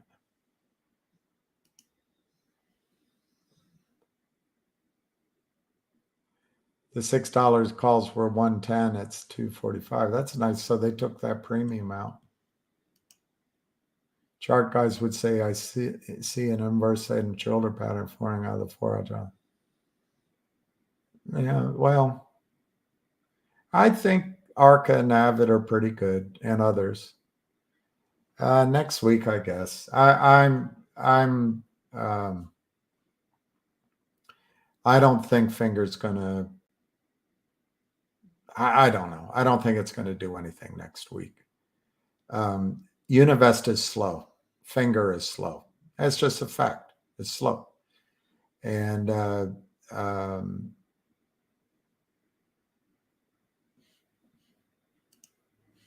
if there's some deal being worked out or arranged, it'll go slowly.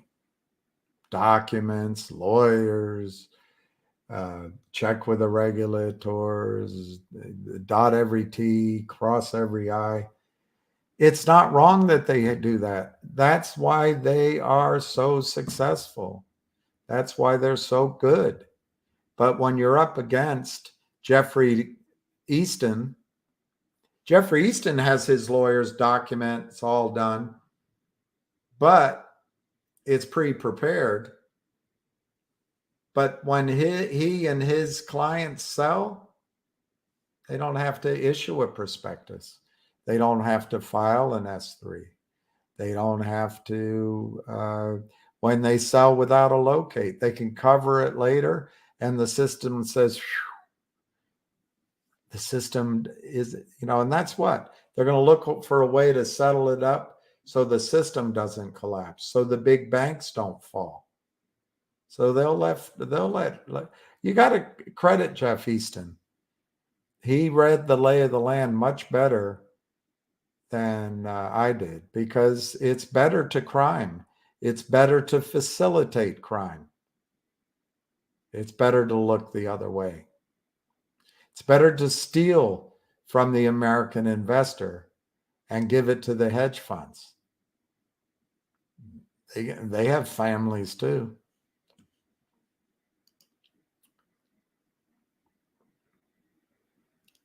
Yeah, no one has the backbone. They don't see it. And they believe, Frank, that the United States government can continue to print trillions of dollars and our dollars will be accepted around the world. So this kind of fraud is sustainable.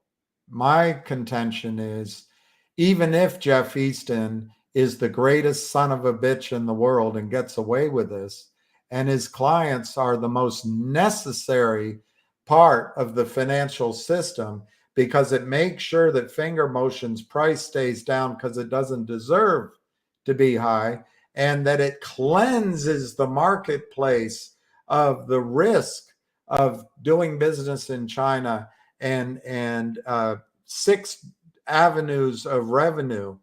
And so what service that Jeff Easton provides to the market with his criminal clients is cleansing. And therefore, you as an investor should think of buying ETFs with BlackRock and Shangri-La.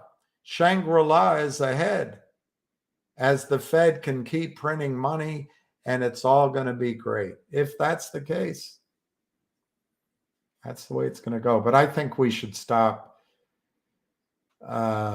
expecting a different result. I think the criminals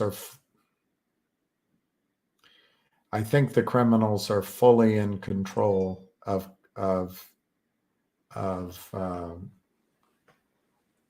Congress, the Biden administration, the regulatory bodies. And I think the criminals actually fund people like Jeff Easton and make sure he gets paid out. And against it, it's just shining light on the shining truth. But you guys don't want Jim Jordan. You don't want Trump. You want a continuation because you want everyone elected to be perfect. Nobody's perfect. But you want a continuation of the uniparty and the swamp, basically, of K Street can buy, Goldman Sachs can buy the SEC, Goldman Sachs and its lobbyists can buy FINRA, Goldman Sachs can buy almost everyone on the finance committee. Goldman Sachs can buy Maxine Waters. There's another one. Her sour puss on her face. How does she get rich? Nancy, they can, you want more of that, because Donald Trump gave an interview with Bush saying they let you do something impolite.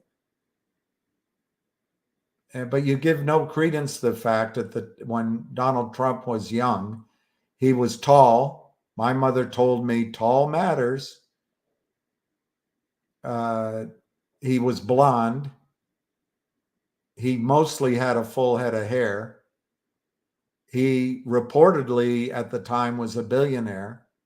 And the movie cameras and the TV cameras followed him all around town. Well, I was young once, and I can confirm tall matters. I can also confirm wherever the cameras go, there are a certain kind of women that follow. Wherever the rock bands go, there are women that follow. Wherever the basketball players go, there are women that follow. It's not all women. But if you're going to tape a locker room conversation and you hear the potential president of the United States say they let you do blank blank, well, which women let you do it? Let you do it. And then you transfer all that, then therefore he's a misogynist. And you have Trump in pictures with Hillary, with Jesse Jackson. Trump, while he was in office, did more for African Americans than Obama did. I mean, policy. I think by leadership, Obama did much more. But prison, the schools of higher education, but he's a racist. You better get him out of there. And when they put the plywood and the cardboard up in Georgia to make sure that you couldn't see what was going on behind, that's because the people looking in are racists. Well, okay. Maybe the whole country, all Republicans, like Hillary said, half are deplorable. Maybe they're all racists. But maybe it's a line that's being told. I don't know. I don't want to take sides. I don't think Bull Connor is in charge of police departments any longer.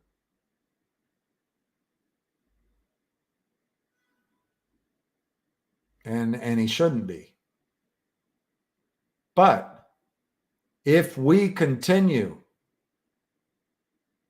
to vote based on what the manipulators tell us, Trump's a misogynist, he's a racist, he's anti-Semitic, he's a fraudster. Okay, so we can't have Trump. We can't have him.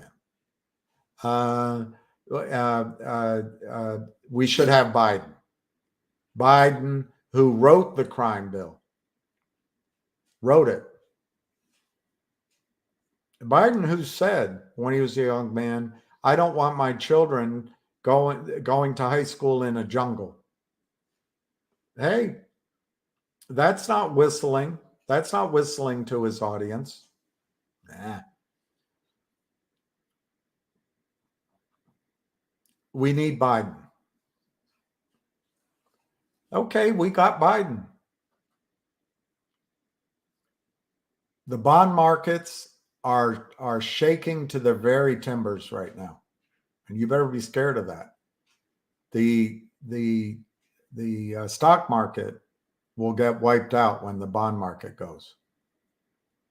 Interest rates have gone over 8% for mortgages. And there's some sort of, Bugs Bunny floating in the air over the cliff going on with the home prices. But if there's no one to buy, how long do home prices defy gravity? I don't know. But we needed Biden, and we got him. The single most popular president in the history of the United States. More votes than Obama, more votes than Hillary, more popular than Bill Clinton. So we got him. And with him, we got Janet Yellen, Gary Gensler, and Jerome Powell. A majority under Chuck Schumer, who couldn't give a shit about you and this. And for 2 years, a majority under a drunken Nancy Pelosi. That's what you want. But you get no enforcement of the know your customer rule. You get no reversion to the uptick rule. You get no oversight at all of the over-the-counter markets and any stock under $5. You get absolutely no buy-ins in the short selling. All you get is caveat emptor. Trillions, according to there was no author, but the Ansem Fund article, trillions, 27 trillion in one bourse of unsettled American trades. But that's because Donald Trump grabs them by the yum, the blank, when they let him, and he's a criminal in his real estate stealings, and he's a racist and a misogynist to boot, and an anti-Semite. So, and his tweets are awful, and he's really mean sometimes. He's really mean. Well, we got Joe Biden, and thank God we did. Single most popular president in the United States history. And securities laws are ignored. We had the Senate and the House controlled by Democrats, security laws ignored. Maxine Waters didn't even call Gary Gensler to her committee. Security laws ignored. But thank God we don't have the tweets anymore. And thank God we can have Chris Christie calling Trump a soulless human being. So we're going to get Joe Biden again, and I'm relieved. I don't want any racism.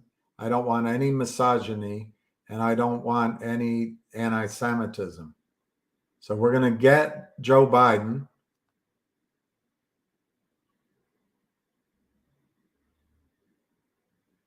Whose policies affected more men of brown skin and affected families. But hey, we're going to have them. And what we're going to get in that case, these laws aren't going to be enforced.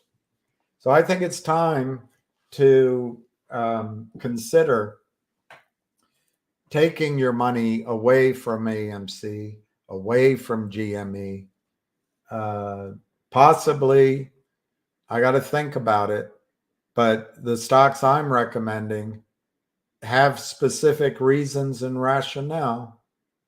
But when you make a profit in them, possibly take that money out of the market. The criminals own government, own the regulators. have the lawyers on their side, and there's no truth anymore. The lethargy of Wall Street, everyone's paid off. And as a society, we would rather make sure that Donald Trump isn't president than address these things. I'm not saying, I think you're going to end up with Hillary Clinton. I don't think she's going to address this. And you're going to say, well, Donald Trump didn't do anything. At least when he talks about the banks, he recognizes them for what they are. I don't think Donald Trump's the answer, by the way, because he's only going to have one term. So maybe it's Donald Trump, but he needs to pick somebody that he doesn't mind sharing the spotlight with. I don't know who that would be. But otherwise, it just goes back to the Democrats. What we really need is the Clinton power over the Democratic Party to expire. That's what we need. Obama's not much better, but this triangulation, the third way, we need that to go away. And I wish the Republican Party would grow up. I don't know what the answer is, but anyway, the reason I'm saying all that, these laws aren't enforced, and they're not going to be.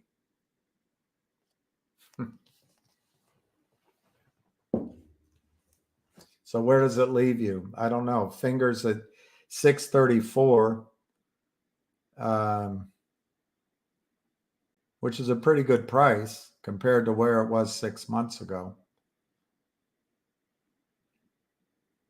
I would stop buying call options.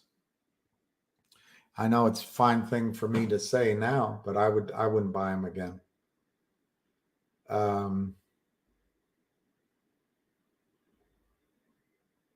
And I might not buy Finger anymore.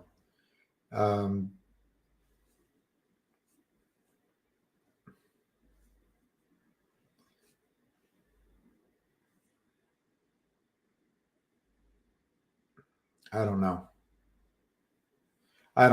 I got to think about it. That you need a better risk reward situation than what's going on here.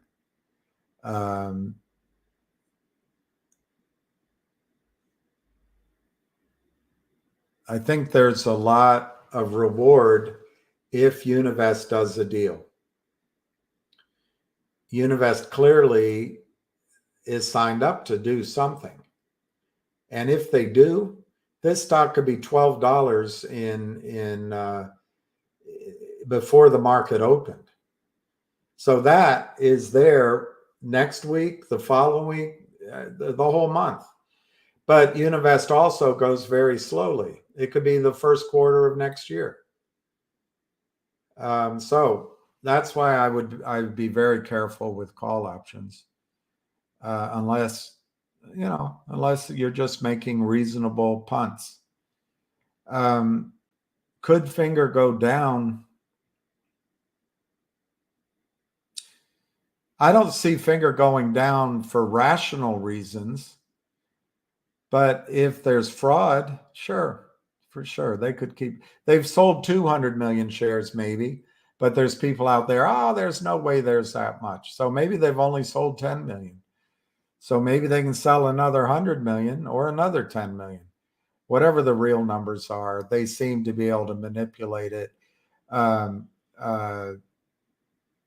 Gensler's not going to look into crappy Barra research. The legal filings against them, God bless those filings, and Mark Bazile, thank you, it's fantastic. But the company will settle, and it's not going to cause any change. The only thing that's going to change this is if a prime broker goes down. But it doesn't seem like Univest is all I can say by evidence, Univest did nothing last month, and they've done nothing this month. So are they going to do something next month? I don't know.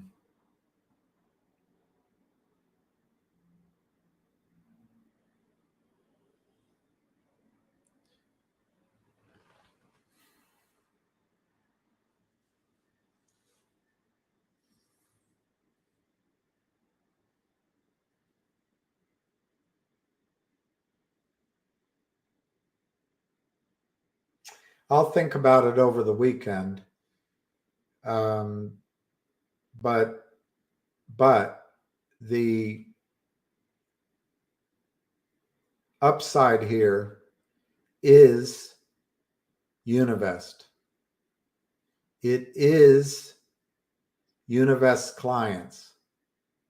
It is Univest's relationships with all of the Chinese big companies like China Mobile, China Telecom, and whatever the third one's called.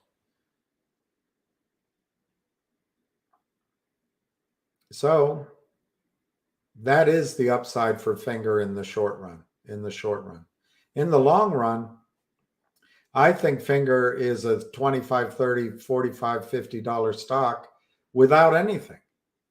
So then how do you factor in the counterfeiting? People from the American Stock Exchange to CEOs to people on Wall Street say, there's no way. Ham's numbers are wrong. Tom Ronk's numbers are wrong. There's no way there's 200 million short. But you're watching it in front of you. You're not seeing any covering. How do you factor that unknowable in? Is it 200 million? Is it 20 million? Is it the 3 million of the real short? That's the part I don't know how to factor in. I think Finger Motion could explode to the upside if Univest ever got off its ass. But they're on a slow path, clearly. And then nothing is going to dissuade them from moving slowly.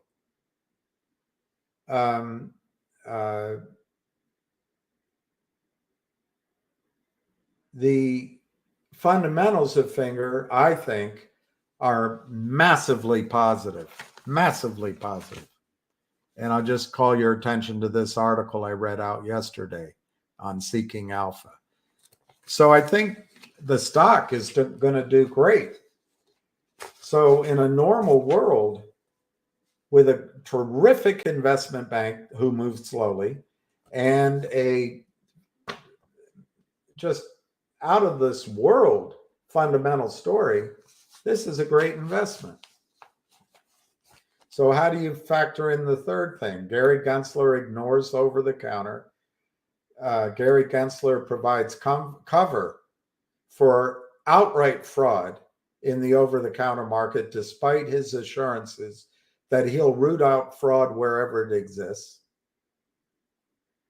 The prime brokerage side of Wall Street and the hedge fund side of Wall Street, I think using people offshore make astronomical profits by stealing from you and your retirement accounts. But the SEC is either too dumb or they're complicit. I'll let you pick. Right here for 2 months now, 3 months now, in the face of the SEC, who might be watching, the criminals have manipulated the stock price and they don't care. All it would take is one phone call. Hey, Jeffrey, come see us.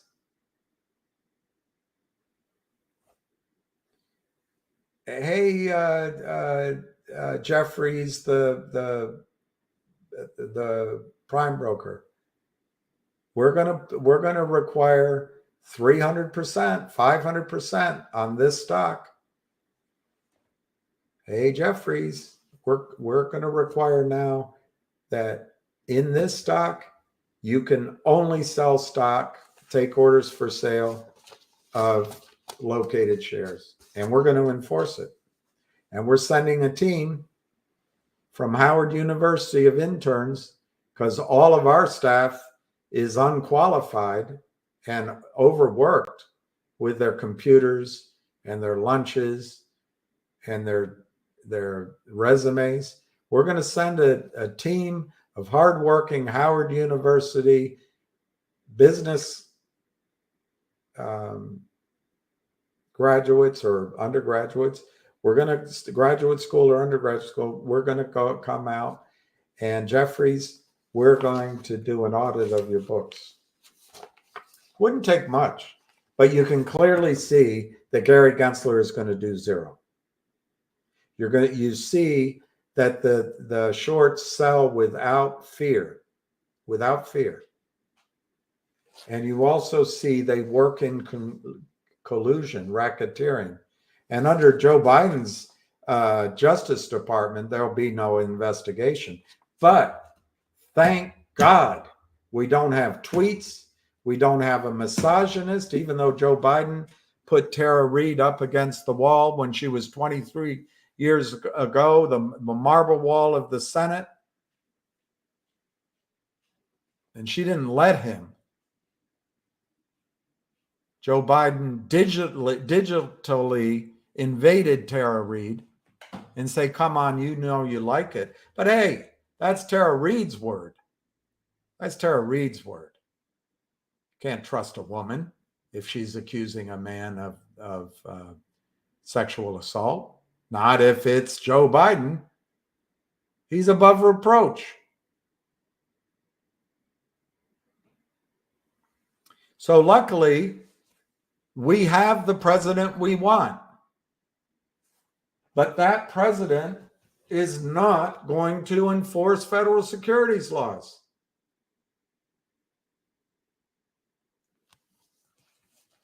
I don't know the answer. So right now, what I think is going to happen to Finger on Monday, it's going to collapse because there's going to be, your broker dealers are going to sell out accounts on the retail side.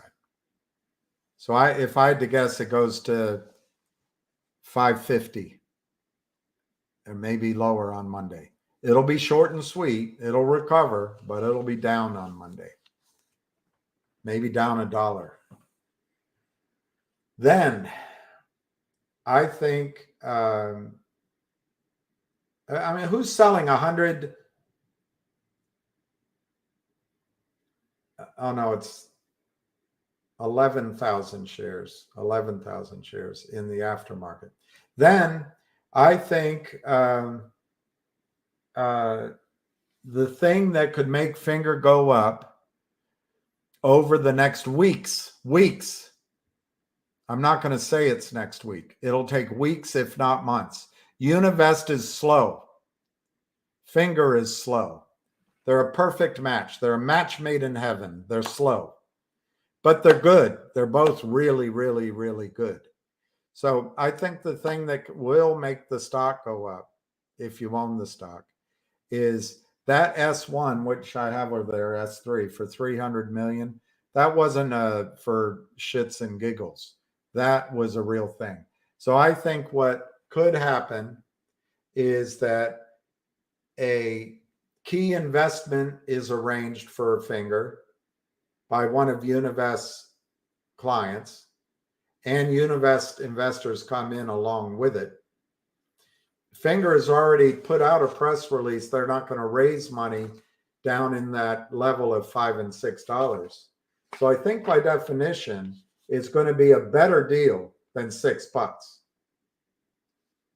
I think when it happens, if it happens, the stock could go to 15, 20 on its own merits. Also, I think it's possible that Finger Motion put out 300 million because maybe something else is going on. I have no idea.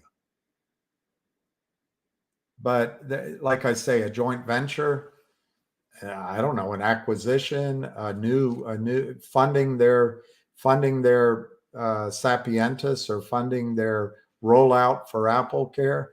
I think there's very exciting things that could happen for Finger soon, but not next. I'm not saying next week. It could happen, but I'm not saying next week.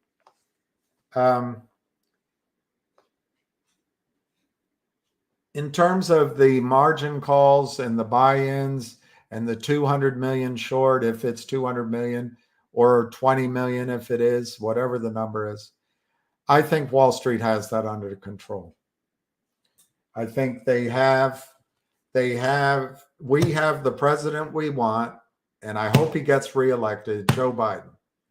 We have the Congress we want, and I hope they get reelected, Chuck Schumer, Mitch McConnell, Nancy Pelosi, and Kevin McCarthy. I hope they all come back in power so we can continue to ignore federal securities laws. Gary Gensler, maybe he's replaced, but maybe it's Virginia Countrywoman. So I'm pleased to tell you that we have 4 more years of ignoring securities laws. So what happens then with that 200 million share or 20 million shares that needs to get covered? I think the system is going to move stock around LLCs. They're going to help each other. And they're going to do what they did with AMC and GME. That's what they're doing right now. Until they can't. And the fundamentals might catch up with them. Univest, whenever they get off their ass, might have a deal that breaks it out. And then, of course, margin calls could come in with liquidity. I'm going to give that all 50-50 over the next month. I wouldn't be surprised if they can bury it for another month. Their goal now is to get it to the end of the year where there can be tax loss selling. So I think you're counting on Univest. And if they ever act, and I see no evidence that they're acting, they single-handedly could cause a squeeze in Finger. But I don't think that's their goal.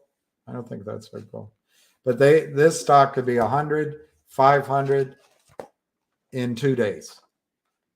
But I see no evidence of it over the last month or the last month. And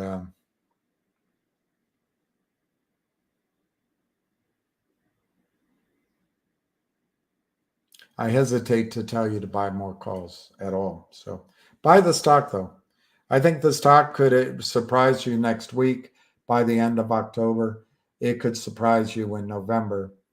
But you're dealing with Univest. It could take into the middle of next year.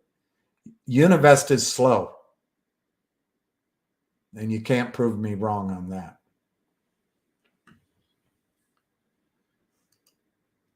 All right, let's go through your observations, and then I'm going to go.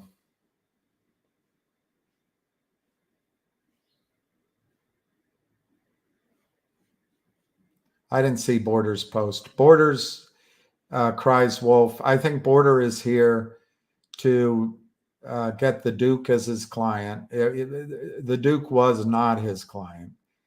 Borders came in trumpeting all of the clients he has, and he may.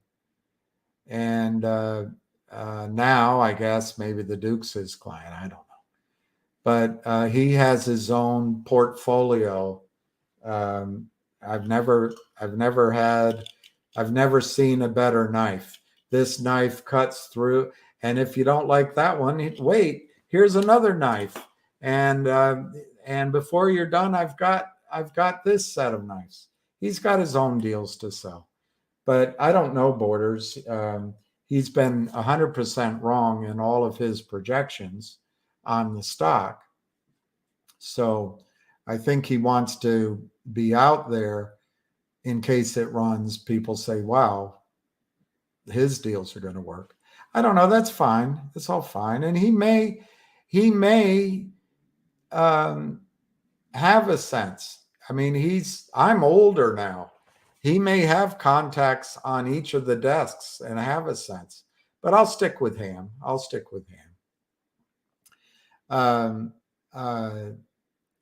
I think he's correct that Jeff Easton and Lynn, they only have about 30 million under management. I don't think, just to be clear, I do not think the short position in Finger resides at Lind Partners. I do not think Lind Partners, I think they're pretenders. I don't think they're shorting. I think when Jeff Easton says, I'm not shorting it, he's telling the truth. He couldn't carry this. Look, just on 10 million shares short, the margin requirement might be $50 million. It might be $100 million. Jeff Easton can't hold it. I don't have any argument with Dan Border's point there. But Jeff Easton is a front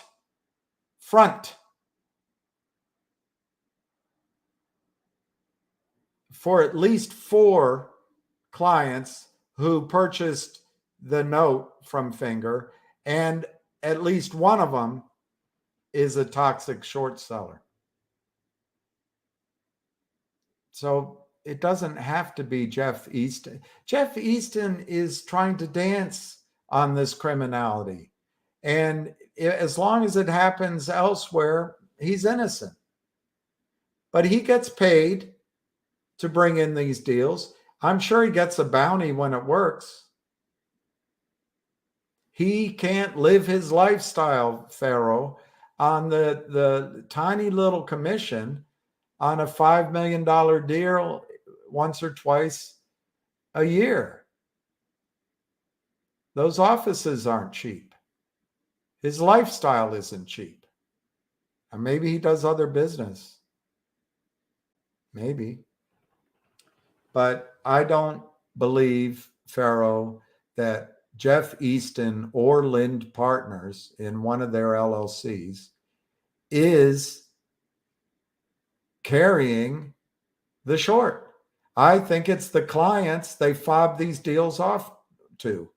I do think that Jeff Easton has friends on Wall Street that help him, these day timer shorts, try to drive it down.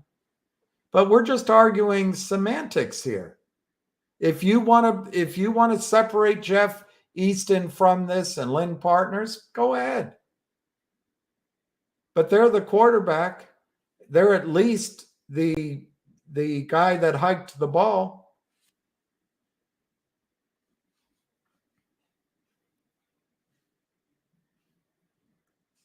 He thinks Univest is the rat or the threat, the rat, and help him out. I don't know if you're saying that Univest is working with the shorts.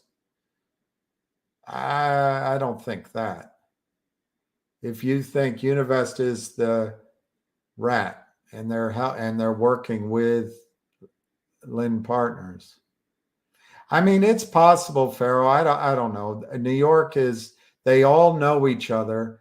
They all know that we're going to eventually go away, and they know that helping each other out means in the long run they make money. But no, I'm not ready to say Univest is a bad actor here. I don't see any evidence that Univest is a bad actor at all. And as I've said many, many times, and I wish I had seen it sooner, I think Univest follows what their attorneys tell them. I think Finger Motion follows what their attorneys tell them. There's no Dagny Talberts or Henry Steeles at the top of either organization.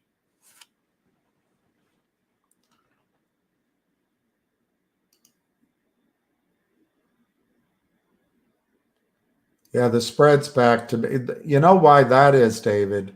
Because they can move a failed to locate trade from one LLC to the other. And and if it's the real short, they can move it to an LLC, either selling it long wrong or naked short. And that's why they have the big spread, so they can hide it.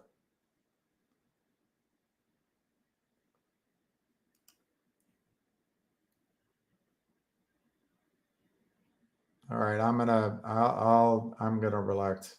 Okay, I'm gonna go. Let me see if there's any 599.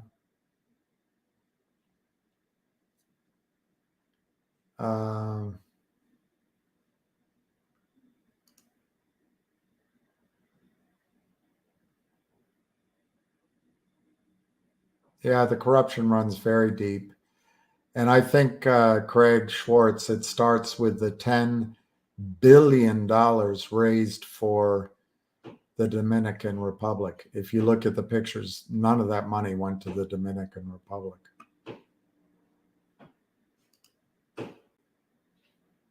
It does. I agree with that, Audioitis. I agree with that. Jenny, Rebecca, I'm going to go take a break.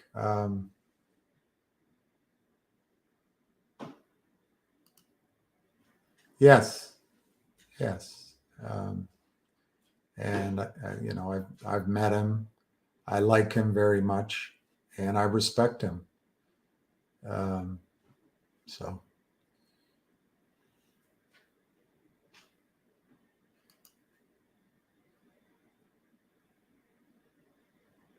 I've spent time with him. I'm not sure he has. I'm not sure he has. I don't know if he knows me or remembers me, but I think he's a great guy, and he's that guy's gone above and beyond the Call of Duty. I really think very highly of the Duke.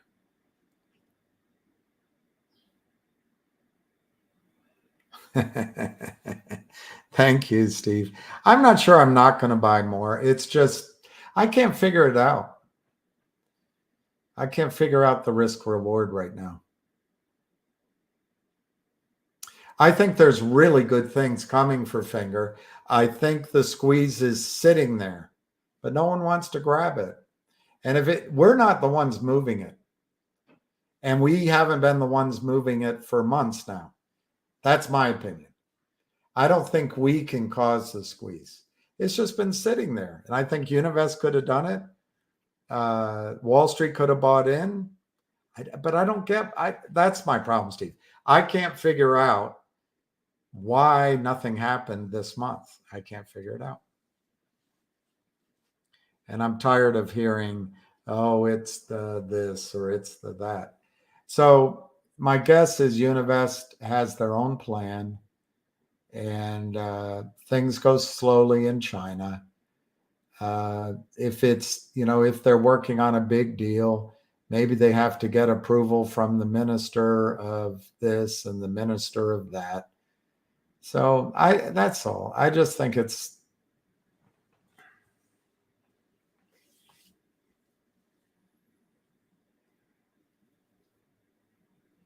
I don't know. I think the setup's there. I think it's a great company. There's a great squeeze,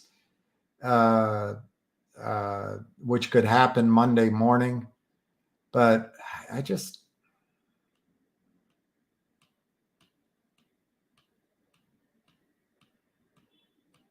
don't know. It's a hard recommendation.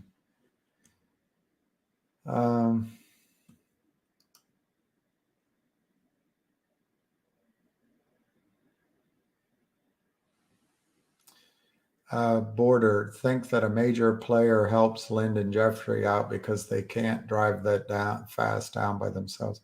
I don't, Farrell, let me say it again. I don't think it's Jeff Easton or Lind Partners who are actually shorting the stock. I think they're just a front. Jeff Easton is just a front. He gets paid well for it. And his job is to charm, to schmooze, to pretend to be an investment banker. Benchmark refers a client to him. He meets them, smiles, we're going to be with you. But he knows that the note that he gets them to sign is destructive. but it's the people that are behind him. Farrell, what happens? I'm not saying it's Stevie Cohen, but a guy like Stevie Cohen could go to Jeff Lind and say, we're going to give you $30 million to manage. Go out and find companies that you can sign up in the toxic convertible notes. Now you can charge that 30 million 2% a year. So you can keep your lights on and have a salary. And you can use it as collateral or in whatever schemers they have as you bring those companies in. But sell the stock before you sign the contract. Give the company their own capital. Do it in tranches if you can. If you can't do it in tranches, do it with my LLCs, which I'll introduce you to, my hedge funds. They will sell. They will provide the millions of dollars. But it's me, Stevie Cohen. And here's a burner phone. And here's WhatsApp. And never call me at home. Never call me at the office. But when there's a profit, it's 60% to the good guy, 40% to you. And the profit is calculated after my firms, my hedge funds take their piece of it. And that's how I think it's done. He's a front. He's a front. It's not Jeffrey Easton or Lynn Partners doing the selling or the covering or the manipulation. They probably are buried in it because it may be some of their friends that are help shorting the stock down to keep it down. But to say that Jeff Easton is not involved and Lynn Partners is not involved is wrong. But, you know, I don't want to go through it again. But it doesn't take a genius, Farrell, to realize that Lynn Partners has 30 to 50 million under management. Nothing. They don't have the ability to carry this position.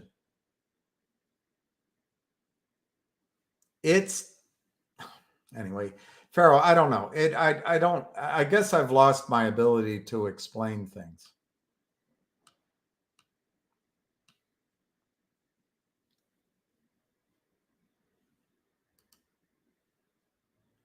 Is it smart to sell at 7 and then buy back? No. CB, no. Despite my low key right now, despite my I don't know what this is. It's just recognizing I can't really tell you that next month won't be a repeat of this month. But despite that, finger motion, it can change just like this, just on a dime. All you need is an announcement that I'm going to make it up, that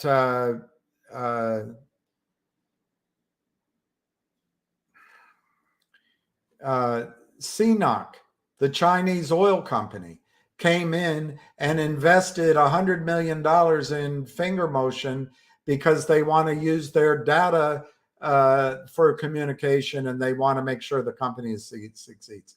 I obviously made something up and it's too extreme to believe, but you've got Univest in there. Slow, but hardworking, smart, successful, intelligent, $150 billion. If you're telling me, CB, not you, but if one tells me that Univest isn't thinking of matching up portfolio clients with this new client, I'd say you're crazy. So CB, at any second, at 7:30 Monday morning, there could be an announcement that Finger Motion has done a deal with a Univest client. I picked CNOC. I mean, just to show you I'm making it up. But with CNOC to accept $100 million, and at the same time, they're signing a deal with CNOC in some new, big data way. I totally made up the situation. But CB, that is very real. Univest has been working with Finger Motion for at least 2 to 3 months. Obviously, the paper trail's there. So I would not sell the stock. I would not sell it and hope to buy it back. You run the risk of being out of the stock. No, I would not sell the stock. I am not saying sell the stock. In fact, if anything, I would buy more stock. What I've been trying to figure out, and maybe I wasn't clear, is whether you should add to calls in November. Now, Monday, you're going to have December calls, and maybe they'll add January, maybe. But the debate is going to be next week. Do you buy November calls, December calls, or just buy the stock? And that's what I was addressing, CB. I think you have to own the stock. I think the stock at any time could find a new valuation, not 7, 15, 20, 25. And then it never comes back down to 7, at least not in any time frame that we will see. So no, do not sell the stock. Do not sell the stock. Do not sell the stock. Do not sell the stock. And in terms of a short squeeze, I think a short squeeze could, as I've said for a year, the short squeeze could happen just like that. But what I'm trying to process, what we just heard today, is that the real short had to cover and it didn't do anything. So I'm trying to process CB. I think to buy calls in November, it has to be money you're willing to lose. I think that's where it comes down.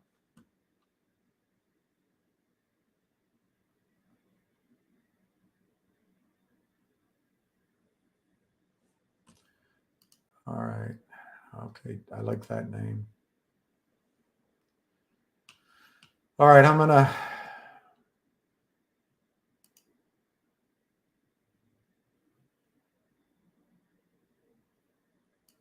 It is annoying. And I think the way to do this rationally is to buy the stock and not watch it every day, not watch it every week. I was wrong. I'm going to admit that. I thought the stock was going to move in July, August, September, and now October. And it did move, but it didn't do anything like I thought it would. Well, that leaves me saying, am I going to tell you that it's going to happen in November? I don't know. I got to think about that. And I am tired. So maybe I'll take a mulligan Monday morning and have a different opinion. But it didn't happen in July. It didn't happen in August. It didn't happen in September. It didn't happen in August. But I think the stock is a $30, $35 stock, assuming the markets don't revalue all stocks in a 1 or 2 year time frame. And I think it could be $100 stock, in a multi-year time frame without a squeeze. It's a beautiful stock. All right, let me just look at these and I'm going to hang up. Let me just. I'm just going to look at these. Yeah, I'll do that. We'll start again. Predictions equal addictions. Yeah. It took Univest 1 year after top S3 was submitted. That's interesting, Pharaoh. I didn't know that. So they filed the S3 and it took a year.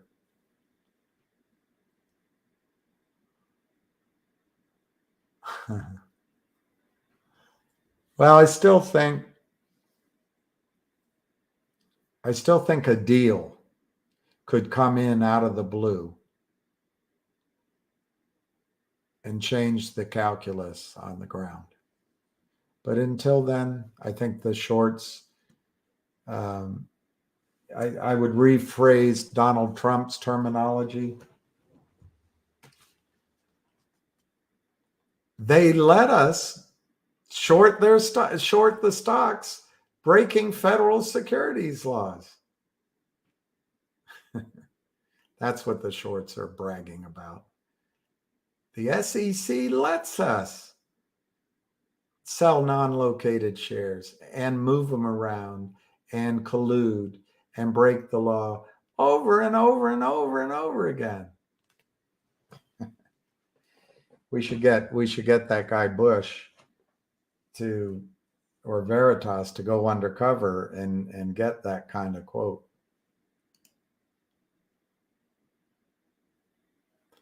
All right, Skinny Whale. I saw your comment up there and then it moved too quickly. I don't know what it said. I meant to click on it, but thank you.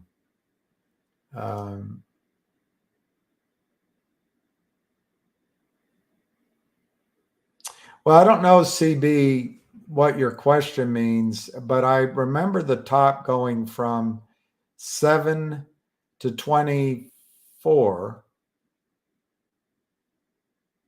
And then I think it gapped to 60. And from 60, it went, I don't know, 280. But I'm not sure that's your question.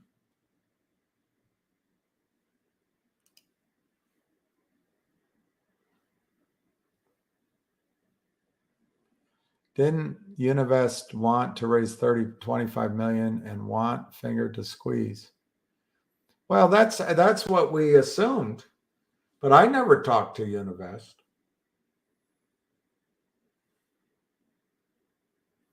Look, last month, a gamma squeeze and a lot of people put a lot of money on the line. Univest sat on their haunches. This month, a lot of people bought in on that premise, a lot of call options. Univest sat on its haunches. My guess is they're not going to. We can set it all up again for November, but I don't think they're going to run on November either.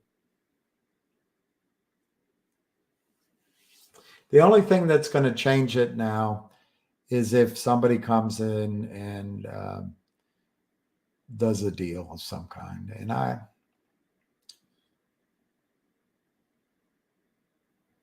don't know what to tell you, Pharaoh. I think Univest went against. Okay, Ace is streaming. So why don't I let you guys go to Ace? Ace is terrific. Ace is absolutely terrific. Yeah, I think Jerome Powell knows about it. I think Jerome Powell knows that the banks are in trouble, but Jerome Powell has to fight the absolute death of the U.S. Bond market and currency. And I think he has to protect the link of the US dollar with oil. And if the Saudis, particularly, but the rest, start feeling like selling oil in dollars is like buying Venezuelan currency, I'm exaggerating, they're not going to do it. So Jerome Powell has a tough job. He has to make sure that the international markets find his fight against inflation credible.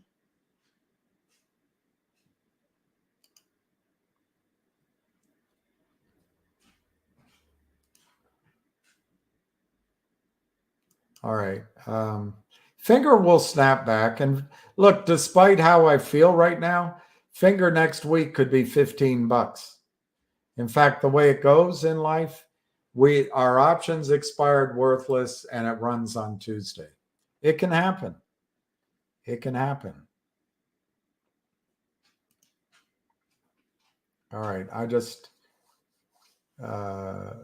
to quickly go up to Jenny. All right, there we go. Okay. Tonight, I know it's a lot of praying lately, but tonight, if you can say some prayers for Matt Kay and for his father's, I mean, if you believe in all that, but I do, his father's immediate acceptance into heaven and into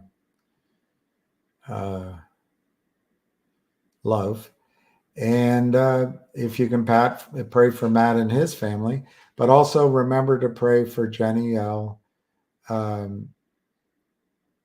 Maybe in the other direction, maybe pray for heaven to come down and support her here, heaven to make itself present in support and courage and hope. And there was another person to pray for. I'm just too tired. All right, I'm going to go. Oh, do we need to stay focused on GTI? Yeah, that might need to be a focus. Look, I know the whales want to make finger run, and they can, whatever I'm saying, the whales and finger, they can make it happen. And so Monday morning, we might get phone calls. Hey, look out. Finger's running. So don't give up on finger. Don't give up on finger. I just don't want the slaughter in call options to happen again. That's what you're hearing in me. You got to own the stock, I think. But the slaughter, the just murdering of call options.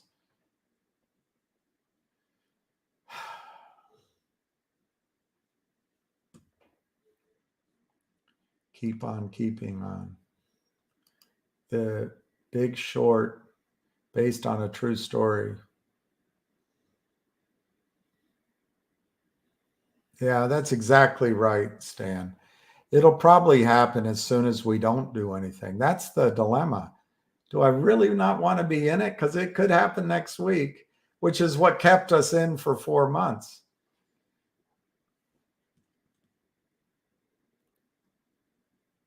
Okay, 625, snapping back.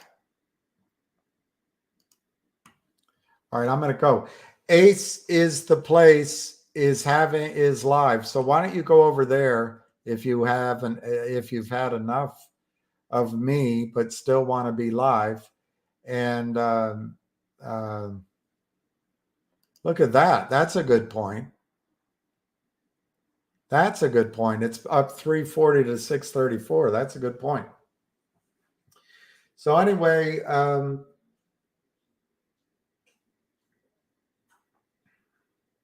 forget how I sign off. Every man has a place, and in his heart there's a space, and the world can't erase his favorite fantasy. Take a ride in the sky, and your dreams will come true. Miles away, we shall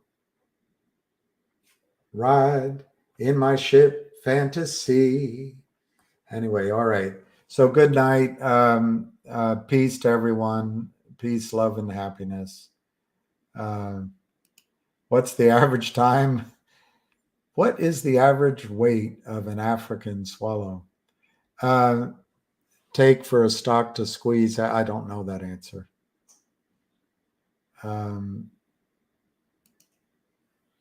Okay. And Jenny, all the best. Thank you to everyone else. we'll catch you probably not this weekend, maybe. But whatever, if Ham wants to come on over the weekend, we'll come on. But I'll see you Monday. All right. Cheers. Sleep tight. Go to Ace. Go to Ace.